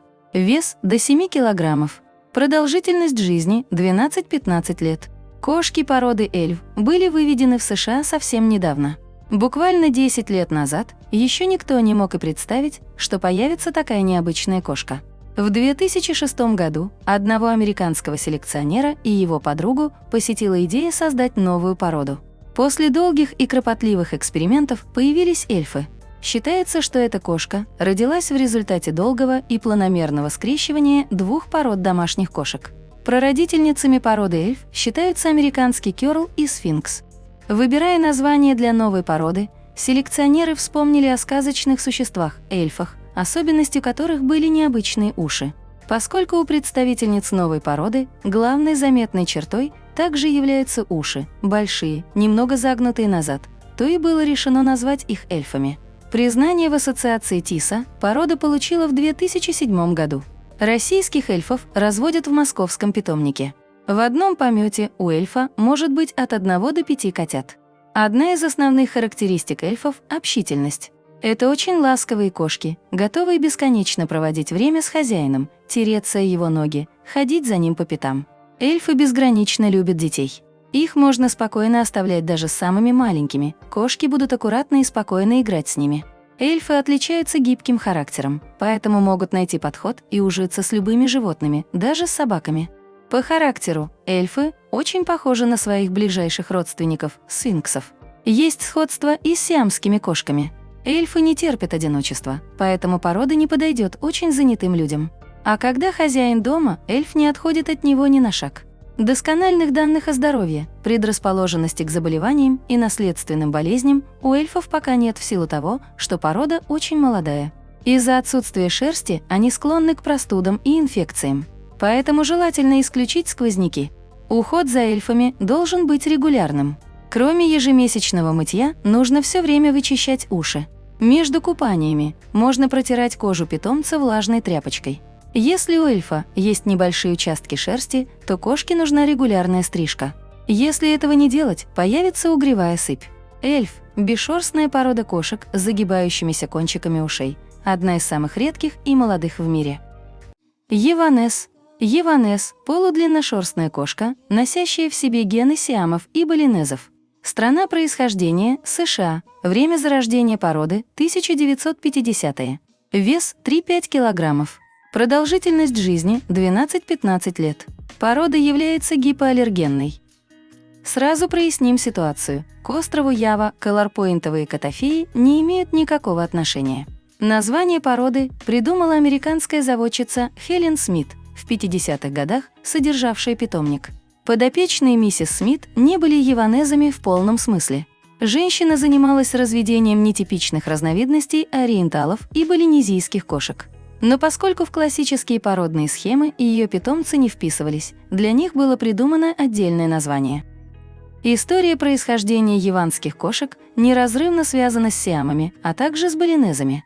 Можно сказать, что яванез – это продукт стараний заводчиков, которым хотелось создать разновидность балинезийского котофея с более обширной палитрой окрасов. Вплоть до 90-х годов прошлого века животных с кем только не скрещивали, чтобы получить желанные колор-пойнтовые шубки. Поэтому в представителях породы можно найти гены и сиамов, и балинезов, и домашних короткошерстных кошек, имевших пятнистую шерстку. Яванес – средняя длинношерстная кошка, не имеющая выраженного подшерстка. Покровная шерсть очень тонкая, но шелковистая. Выделяют 24 основных окраса яванезов. Базовая цветовая палитра породы пойнтовая, как у сиамских кошек. Причем особи, имеющие нехарактерные для сиамов и балинезов расцветки, совсем не редкость. Типичные окрасы породы – рыжий, кремовый, коричневый и палевый пойнт. Не самые распространенные сочетания оттенков – корица пойнт, блю пойнт, шоколадный, голубой и сиреневый. Яванес – питомец для тех, кому не хватает общения и тактильного контакта. Этот ласковый приставала обладает настоящей манией преследования, благодаря чему всегда оказывается в нужное время в нужном месте. Собственно, поэтому породу не рекомендуют пожилым, плохо передвигающимся людям. Постоянно путающийся под ногами, яванес может стать пушистой подножкой для слабого, имеющего проблемы с координацией человека. Несмотря на энергичность и высокую физическую активность, яванес – квартирный питомец. А это значит, что вывести животное на улицу можно только на шлейке, к которой порода очень быстро привыкает. Домашнее пространство тоже необходимо обустроить с учетом кошачьего темперамента. Например, окна в доме, где живет яванская кошка, должна защищать сетка антикошка. Благодаря отсутствию у породы подшерстка, владельцам яванских кошек не знакомо такое явление, как колтуны. Каждый яванес немножечко гурман. Склонность к перееданию за представителями породы тоже замечена, поэтому за весом кастрированных и стерилизованных особей придется следить чуть более тщательно. Яванская кошка – любознательная болтунья, предпочитающая лежанию на диване, исследовательскую деятельность и спортивные подвиги. Австралийский мист. Австралийские дымчатые – это первая порода кошек, выведенная в Австралии. За пределами континента распространена мало, но есть заводчики в США и ряде европейских стран. Страна происхождения, как вы поняли, Австралия. Время зарождения породы – 1986 год. Вес – 4-6 килограммов. Продолжительность жизни – 15-18 лет. В 1975 году заводчица Гертруда Страйт из Сиднея занялась выведением первой местной породы кошек. Ее целью было получение питомцев, сочетающих черты пород – бурманских в части внешности и любвеобильности, абиссинских – самостоятельность и смышленность, сиамских – из-за формы глаз и взгляда, обычных домашних кошек, имеющих отличную выносливость, отменное здоровье, неприхотливость в уходе, короткую шерсть. Все эти черты разных пород она хотела воплотить в одну, и в результате многолетнего селекционного труда Гертруде удалось получить желаемую кошку пятнистого, а затем мраморного окраса. В 1986 году порода была официально зарегистрирована и допущена к участию в выставках. Строение тела представителей породы является пропорциональным, выделяющихся частей нет. Короткий шерстный покров австралийских дымчатых кошек отличается плотностью, мягкостью, наличием подпушка. Шерсть прилегает неплотно. Спина окрашена выразительнее, живот более светлого тона. Окрасы, допустимые по стандарту: голубой, золотой, карамельный, коричневый, лиловый, персиковый, шоколадный. Это совершенно самостоятельный питомец, который будет не против составить компанию в играх по первому зову. Ему не свойственны агрессивность, суетливость и ветренность. Пытливый ум и рассудительность присущи всем представителям этой породы. Кошка привязывается к жилищу и владельцу, проявляет средние охранные качества. Общительны с хозяевами, легко обучаются и запоминают правила поведения. Благодаря влиянию генов обычных домашних кошек, представители этой породы абсолютно неприхотливы в уходе. Они не требуют особых навыков и знаний в обработке шерсти, глаз, когтей или ушей. Достаточно периодически осматривать животное и выявлять нетипичное поведение для определения ошибок в уходе. Социальная активность и игривость австралийской дымчатой кошки вкупе с самостоятельностью делают ее идеальным питомцем. Американские жесткошерстные. При виде американской жесткошерстной кошки создается впечатление, что все ее тело покрыто короткими кусочками тонкой завитой проволоки. Но не верьте своим глазам, погладьте животное, и вы почувствуете, насколько мягкими и шелковистыми бывают кошачьи кудряшки. Страна происхождения – США. Время зарождения породы – 1966 год. Вес – 4-6 килограммов. Продолжительность жизни – 12-15 лет. Неизвестно, по какой причине то в одной, то в другой стране гены кошек с прямой шерсткой мутируют, и на свет появляются необычные кудрявые малыши. Такое случилось и в США в 1966 году. Котенок появился на ферме, владелец которой не интересовался селекцией кошек. Все детеныши в помете были обыкновенные, а один весь в завитках. Жившая недалеко заводчица узнала о необычном котенке. За $50 приобрела кудрявого и обычного котенка. Повзрослевший необычный кот не дождался, пока ему подберут пару для селекции, и сам нашел себе подружку. У нее появились котята, а несколько из них повторили особенность отца. Селекционная работа продолжалась, и вскоре фелинологические организации зарегистрировали стандарт американской жесткошерстной кошки. Порода быстро завоевала популярность и сейчас, в числе прочих, считается национальным достоянием США. Главная характеристика породы – необычная структура шерсти. Каждый волосок имеет изломы, кончики пучка ворсинок соединяются между собой. В результате шубка становится похожей на каракуль или волнистый плюш. Покров должен быть густым и очень плотным. Стандарты этой породы в основном схожи с критериями для американской короткошерстной кошки. Расцветка шерсти может быть любой, кроме лиловой и шоколадной. Американская жесткошерстная кошка очень привязана к своему хозяину и членам его семьи. Она любит общение, часто устраивается подремать на коленях у сидящего человека. Летом вы можете взять американскую жесткошерстную кошку с собой на дачу. Прирожденный охотник избавит дом от мышей, не подпустит птиц к клубнике и ягодным кустам. Никакой награды ей за это не потребуется. Качественное питание и любовь хозяина – вот и все, что нужно четвероногому другу. Американскую жесткошерстную породу желательно не купать без крайней необходимости. Ее собственный язык – лучшее гигиеническое средство. Для удаления выпавших ворсинок раз в неделю осторожно расчешите сухую шерстку. Особых требований к рациону у этих животных нет. Их предками были кошки, живущие на фермах и самостоятельно добывающие пропитание. Порода произошла от обычных домашних кошек, так что наши усатые американцы имеют крепкое здоровье. Американская жесткошерстная кошка очень привязана к своему хозяину и членам его семьи. Она любит общение, часто устраивается подремать на коленях у сидящего человека. Бразильская короткошерстная. Бразильская короткошерстная кошка очень напоминает типичную мурку, так часто встречающуюся на улицах любого города. Страна происхождения – Бразилия. Время зарождения породы – 1994 год. Вес – 3-4 килограмма, продолжительность жизни – 15-20 лет.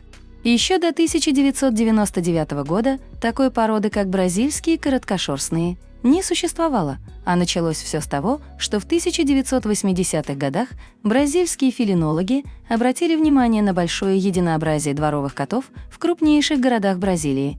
Изучив этих животных подробнее, они пришли к выводу, что они также имеют значительные различия с уже признанными породами. Таким образом, к 1985 году была разработана программа стандартизации национальной породы Бразилии, но первое признание они получили лишь в 1994 году, как подвид кельтской короткошерстной. К 1999 году бразильцы добились своего, и порода была обособлена. Согласно стандарту, у бразильских кошек допускается многообразие окрасов. Черное, белое, серое, рыжее, черепаховое – все цвета разрешены стандартом. Бразильская короткошерстная кошка – настоящая домашняя умница. Спокойная, покладистая, добрая и очень ласковая, станет и лучшим другом, и нянькой, и живым антидепрессантом. Она любит веселые игры, не против побаловаться с игрушками, побегать за шариком из фольги, поохотиться за бантиком на ленточке, но в то же время не носится по дому как фурия, врезаясь в стену и круша все на своем пути. Деликатность – вот определяющая ее черта. Спать бразильская кошка предпочитает отдельно от хозяев, свернувшись в клубочек на кресле подле кровати, на паласе или небрежно брошенных вещах. Лежанки-домики не любит. А вот игровой комплекс ей придется вполне по душе. Шерстку достаточно расчесывать раз в неделю, используя простую резиновую щетку. Купать только по мере необходимости, если животное сильно испачкалось на прогулке, перед выставкой или перед родами. Бразильская кошка непривередлива в еде, поэтому скушает все, что вы предложите. Однако запомните, кормить животное со своего стола ни в коем случае нельзя. За многие годы вольной жизни у кошек этой породы сложился крепкий иммунитет, и характерных генетических патологий у них нет. Бразильянки – это элегантная стройная порода. Кошки очень грациозны и привлекательны.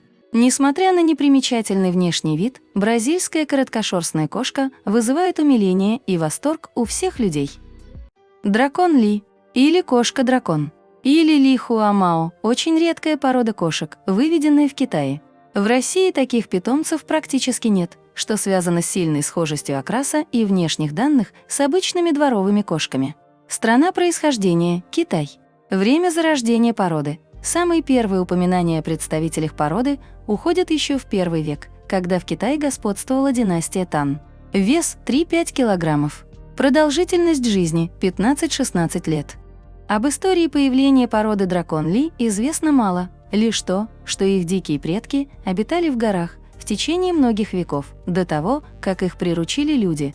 В 2003 году породу представили в Пекине, а в 2005 году был разработан стандарт породы.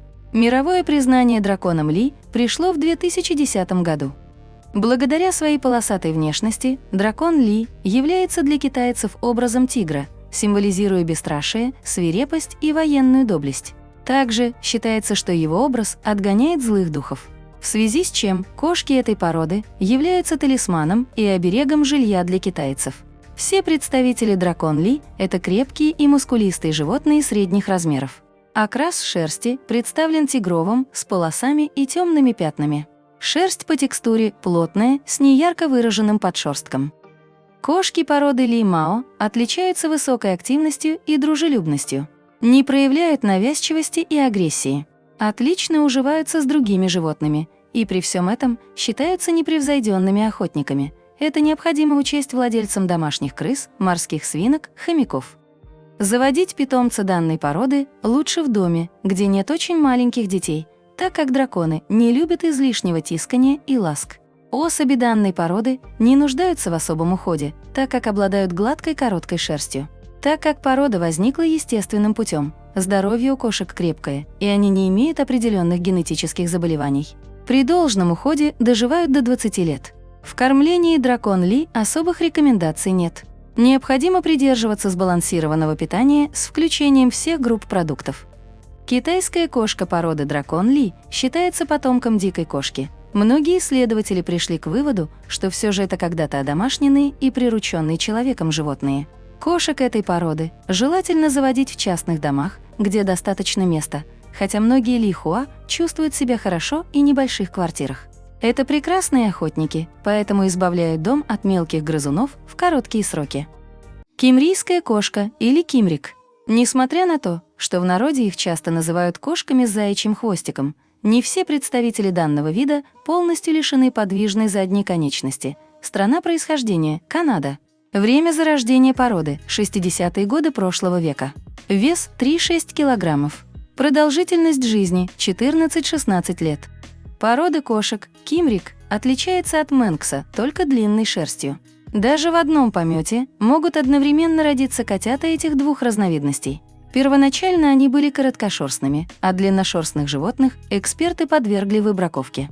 Но когда кошки с длинной шерстью образовали большую группу, ей дали название кимрик и зарегистрировали как отдельную породу. Исторически породы кимрик и мэнкс появились на острове Мэн, находящемся в Ирландском море, недалеко от берегов Великобритании. Отличительная черта этих животных – полное отсутствие хвоста. Иногда в шутку местные жители называют их помесью кроликов и котов. Становление кимрика как породы началось в 60-х годах прошлого века, когда длинношерстные бесхвостые котята попали в Канаду. Тем не менее, далеко не все фелинологические системы признают эту разновидность. Разрешены почти все окрасы, включая случайным образом расположенные белые пятна и медальоны. Длина основного волоса средняя. Мощный подшерсток, благодаря которому покров воспринимается двойным. Существует 4 типа бесхвостых кошек кимрик с разной длиной хвостов. Рампи. Эти животные отличаются полным отсутствием хвоста. Иногда даже присутствует углубление на его месте. Рампи райзер. Имеют короткий отросток вместо хвоста. Он представляет из себя 3-4 позвонка, покрытых шерстью.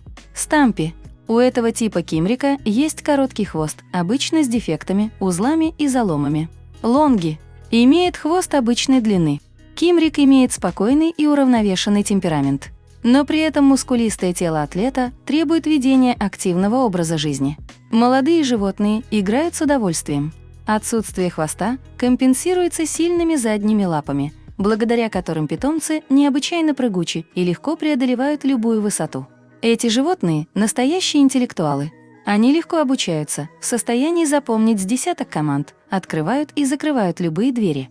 Особого ухода требует густая двойная шерсть кимрика. Вычесывать его необходимо дважды в неделю, чтобы предотвратить образование колтунов. Эти активные звери требуют сбалансированного высококалорийного питания. Если питомцы находятся на натуральном прикорме, в их рационе обязательно должно быть сырое мясо. Главное правило для любителей кимрика – покупать котят только с полным пакетом документов и проверкой родословной. В ином случае есть опасность приобретения обычных дворовых котов с купированными хвостами. Collar Point – короткошерстный, утонченная и чрезмерно ласковая порода кошек, название которой в переводе с английского языка на русский означает «цветные точки». Страна происхождения – США и Великобритания. Время зарождения породы – середина 20 века. Вес – 3-5 килограммов. Продолжительность жизни – 14-16 лет. История коллар-поинтов короткошерстных берет свое начало в 1940-х годах, когда селекционеры из США и Великобритании приступили к работам по улучшению окраса сиамских кошек, скрещивая их с абиссинскими, американскими, британскими и другими короткошерстными кошками. Желаемого результата они не могли добиться более 30 лет, но в итоге все их старания все-таки увенчались успехом. Правда, изначально заводчики-селекционеры не имели цели вывести новую породу. Однако под натиском недовольных коллег были вынуждены разработать для нее стандарт и подать заявку для регистрации. Таким образом, в 1974 году на свет официально появилась очередная порода кошек – Collar Point короткошерстный. Примечательно, что в Великобритании они по-прежнему именуются как сиамские, хотя регистрируются на чемпионатах под отдельным номером. Шерсть у этих котиков короткая, расположена близко к телу, глянцевая. Существует 16 вариантов окраса, включая рыжий, кремовый, черепаховый. Кошки породы Collar Point необычайно жизнерадостные и энергичные. Характер коллар-поинтов схож с характером сиамских кошек. Они такие же ревнивые, как сиамы, расстраиваются от невнимания к своей персоне. Хорошо уживаются с детьми и животными. Эта порода предназначена для людей, которые много времени проводят дома. Любят помурлыкать и поиграть, даже во взрослом возрасте. В целом, колор-пойнты короткошерстные обладают достаточно неплохим здоровьем. Однако порой у них встречается ряд фамильных заболеваний, перекочевавших к этой породе от сиамской. Из-за короткой шерсти и отсутствия подшерстка колор-пойнты требуют минимальное количество ухода. Их достаточно вычесывать резиновой массажной рукавицей 1-2 раза в месяц. Кормить колор-пойнтов короткошерстных допускается и натуральными продуктами, и промышленными кормами. Их рацион в любом случае должен быть правильным и сбалансированным. Кошки требуют постоянного доступа к свежей воде и сухому корму. С помощью последнего они избавляются от зубного камня. Эта кошка чувствительна к переменам настроения хозяина и всегда будет стараться утешить его в печали. Она обязательно станет любимицей всей семьи. Серенгети. Искусственно выведенная порода под названием серенгети – это красивое, гибкое и грациозное создание. Страна происхождения – Танзания. Время зарождения породы – 1994 год. Вес – 8-15 килограммов. Продолжительность жизни – 12-15 лет. Первая попытка вывести такое животное была на первый взгляд удачной. Получившаяся порода под названием саванна, необыкновенно красивая и с хорошими физическими данными, завоевала бешеную популярность. Вторая попытка американки Карен Саузман оказалась более удачной. Заводчица скрестила домашнюю породистую кошку с домашней непородистой кошкой. Естественно, животные, которых подбирали для работы, проходили строжайший отбор, поскольку они должны были быть максимально похожими на сервалов. Первый представитель породы серенгети был представлен широкой публике в 1994 году. Красота ее была признана повсеместно и присвоен официальный статус в Международной ассоциации кошек. Шерстяной покров у серенгети густой и плотный, шелковистый на ощупь, с характерным алмазным блеском. Окрасов большое количество. Черный окрас, дымчатый с метками, таби черный, таби коричневый и таби серебристый. Серенгети производят впечатление опасных хищников, ловких, быстрых и кровожадных. Но первое впечатление обманчиво. На самом же деле эти кошечки – само обаяние.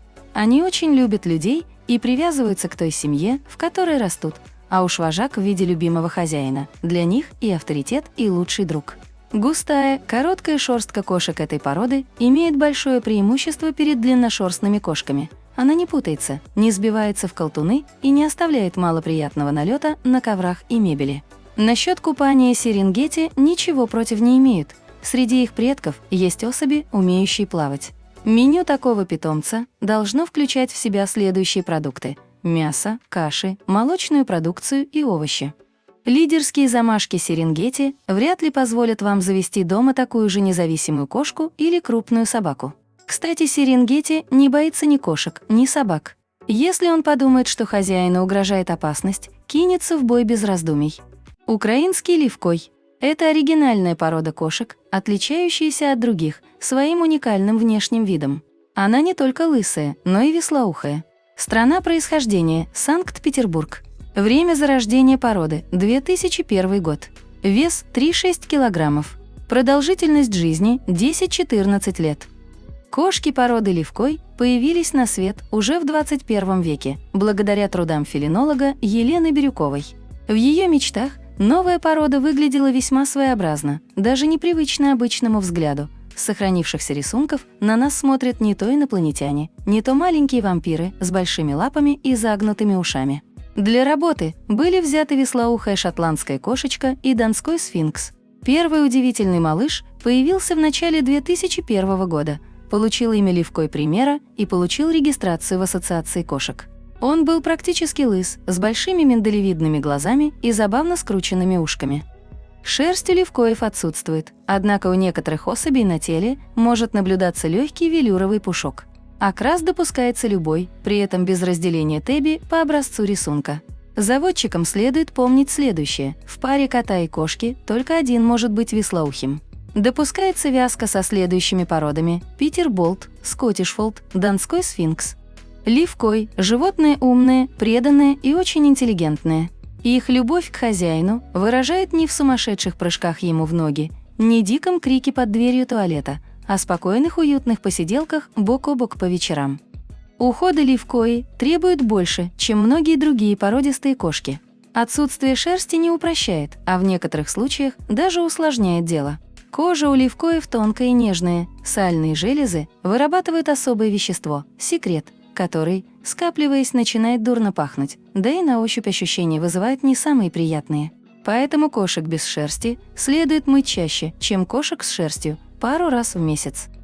У кошек этой породы отличный обмен веществ, поэтому они обладают хорошим аппетитом и непривередливы в еде. У этой породы достаточно много врожденных патологий. Защитить животное от большинства болезней поможет своевременная вакцинация. В жаркие дни кошку нельзя выводить на солнцепёк, иначе она обгорит, а в морозы замерзнет без теплой курточки и носочков. Украинский левкой терпелив, миролюбив, любвеобилен и обожает ласку. Цейлонская кошка. Порода относится к наиболее редким и дорогостоящим породам представителей кошачьего мира. Место происхождения – остров Цейлон. В настоящее время он носит название Шри-Ланка. Время зарождения породы – 1988 год. Вес – не более 4 килограммов. Продолжительность жизни – 13-17 лет. По названию породы очевидно, что эти кошки обязаны своему происхождению острову Шри-Ланка. В 1984 году Цейлон стал целью посещения для итальянского доктора Паоло Полигата, где ему приглянулись местные кошки. Нескольких представителей этих островных кошачьих он взял с собой в Италию, где началась активная селекционная работа по выведению новой породы, точнее устранение некоторых особенностей у уже существующей. Полноценная картина происхождения цейлонской кошки доподлинно неизвестна, но у породы есть очевидные сходства с представителями тайских кошек. Первый стандарт был сформирован в 1988 году. В 1993 году он был подтвержден Всемирной Федерацией кошек. Шерсть у цейлонов шелковистая на ощупь, очень мягкая и тонкая, подшерсток небольшой. Чаще всего встречается однотонный оттенок шерсти с небольшим тикингом. Основной цвет от серого до ярко-золотистого. Очень редко встречаются особи с бурой и голубой шерстью. Такие кошки ценятся выше остальных, соответственно, и стоят дороже. Энергичные, ловкие, быстрые и очень любопытные цейлонские кошки способны любое жилище превратить в спортивную арену. Спокойствие – это точно не про них. Даже малыши, когда не спят и не едят, упорно исследуют местность вокруг, а твердо встав на лапки и научившись карабкаться и прыгать, начинают забираться везде и всюду. Гигиенические процедуры для цейлонской кошки состоят из регулярного осмотра и обработки ушей, глаз, когтей и пасти. Вычесывать достаточно 1-2 раза в месяц, используя обычную щетку с натуральной щетиной. Купаться они не любят, но если вы приучите их с детства, будут терпеливы и покорны. Цейлонские кошки всеядные и непривередливые, что является большим плюсом. Но к выбору питания следует подходить тщательно и внимательно, не стараясь сэкономить. Замечено, что эти особи подвержены простудным заболеваниям, так что им требуется тепло в доме, отсутствие сквозняков и теплая одежда на случай прогулок в прохладную погоду. Цейлонские кошки – довольно дружелюбные создания, они грациозны от природы и имеют покладистый нрав. Анатолийская кошка. У этих живчиков очень легкий характер, они с одинаковой теплотой относятся и к членам семьи, и к гостям. Страна происхождения – Турция. Время зарождения породы – 2000 год. Вес – 4-7 килограммов. Продолжительность жизни – 14-18 лет. Анатолийские кошки – порода аборигенная, сформировавшаяся без участия человека в естественных условиях. Родиной анатолийцев является Восточная Анатолия, а именно Армянское Нагорье возле озера Ван. В формировании генофонда аборигенной группы средиземноморских кошек, куда и входит анатолийская порода, принимали участие ангорские и турецкие ванские кошки, одомашненные в древние времена, а потом повторно одичавшие. В 1995 году в маленьком немецком городе Кастроп-Рауксель была организована выставка. Турецкую породу представляли сразу 3 кошки с глазами разного цвета. Европейские и американские заводчики высоко оценили малоизвестную до той поры разновидность, занялись разведением породы и укреплением характерных признаков анатолийцев. В 2000 году порода была официально признана, а Всемирная Федерация кошек утвердила первый стандарт. Это короткошерстная порода с тонким и редким подшерстком. Вариантов окраса много – серый, черный, голубой, белый, рыжий, черепаховый. Допускаются варианты таби, биколор, триколор. У представителей этой породы ум гораздо выше среднего, Они быстро приучаются к основным своим обязательствам. Ходить в туалет в лоточек с наполнителем, кушать только в специально отведенном для этого месте, спать в отдельном уголке. Шерсть вычесывают еженедельно, используя обычную щетку для кошек. Купаться анатолийские кошки очень любят, но чаще раза в месяц мыть их нельзя. В еде анатолийская кошка непривередлива и охотно съедает все, что дает ей хозяин. Порода может похвастаться отменным иммунитетом и отсутствием генетических заболеваний. Анатолийские кошки – существа игривые и веселые. У этих живчиков очень легкий характер. Они с одинаковой теплотой относятся и к членам семьи, и к гостям. Йоркская шоколадная кошка. Это на редкость привязчивые, преданные и нежные животные, которые прекрасно ладят с человеком. Страна происхождения – Америка. Время зарождения породы – 1995 год. Вес – 7-10 килограммов. Продолжительность жизни – 12-14 лет. В далеком 1983 году длинношерстная кошка американки Джанет Чифари принесла котят. Отец потомства так и остался неизвестным, однако он явно был очень привлекательным. Один из котят выделялся из всех своей угольно-черной шерстью с красивым темно-шоколадным подшерстком. Его внешний вид так поразил владелицу животных, что она задумалась о выведении новой породы. Допускается несколько видов окраса. Шоколадный, лиловый, шоколадный биколор с молочным, лиловый с белым. Судя по экстерьеру, породы в роду йоркских кошек были достойные. От сиамцев им достался бурый окрас с малым количеством светлых вкраплений, от персов – длинная и густая шерстка. Йоркская шоколадная кошка способна подстроиться практически под любой темперамент. Практически всегда находится в хорошем настроении, любит ласку. Стоит отметить, что тактильные ощущения для шоколадной кошки очень важны. Поглаживание, почесывание, нежные прикосновения – все это нужно животному в больших количествах. Чтобы шерсть вашего любимца всегда выглядела безупречно, вам придется каждые 2-3 дня его расчесывать. У йоркских кошек глаза не текут, но время от времени их все равно придется протирать. Сбалансированное питание – залог здоровья и долгих лет жизни вашего любимца. Давать ему остатки со своего стола ни в коем случае нельзя. Несмотря на то, что порода эта была выведена искусственным путем, у йоркских шоколадных кошек редко возникают серьезные проблемы со здоровьем. И к генетическим, и к хроническим недугам их иммунитет очень устойчив. К детям относятся лояльно, не прочь погонять мячик или побегать за бантиком на веревочке. Но когти выпускать не будут, даже если ребенок перейдет грань дозволенного. Что? Застрял на крыше? Городской кот. Спрыгнуть не может, конечно. Застрять ты застрял, скажи. Как ты туда вылез? Рассказывай. Так, и выходи обратно. Давай, прыгай. Юля, прыгай. Смотри, как высоко тут. А? Же городские так не прыгают. Городские ходят по ступенькам. Пошел. Пошел. Красавец. Ну, на плечи пойдешь ко мне? Давай. Пойдешь на плечи? На, снимай. Держи вот так. Ну давай. Все, иди сюда. Иди сюда. Ага, Шипим. ага. Давай. Ай-яй-яй-яй. Оп. Все. Вот Ну, городская, всё. Спасение. городская тетюля. Ну что? Спасли кота. Спасли? Пошли, все. Ну все. Пошел Пошел гулять, травку кушать. Лёлечка, иди ко мне. Лёля. Лёлечка, иди ко мне. На. Иди ко мне. Иди ко мне.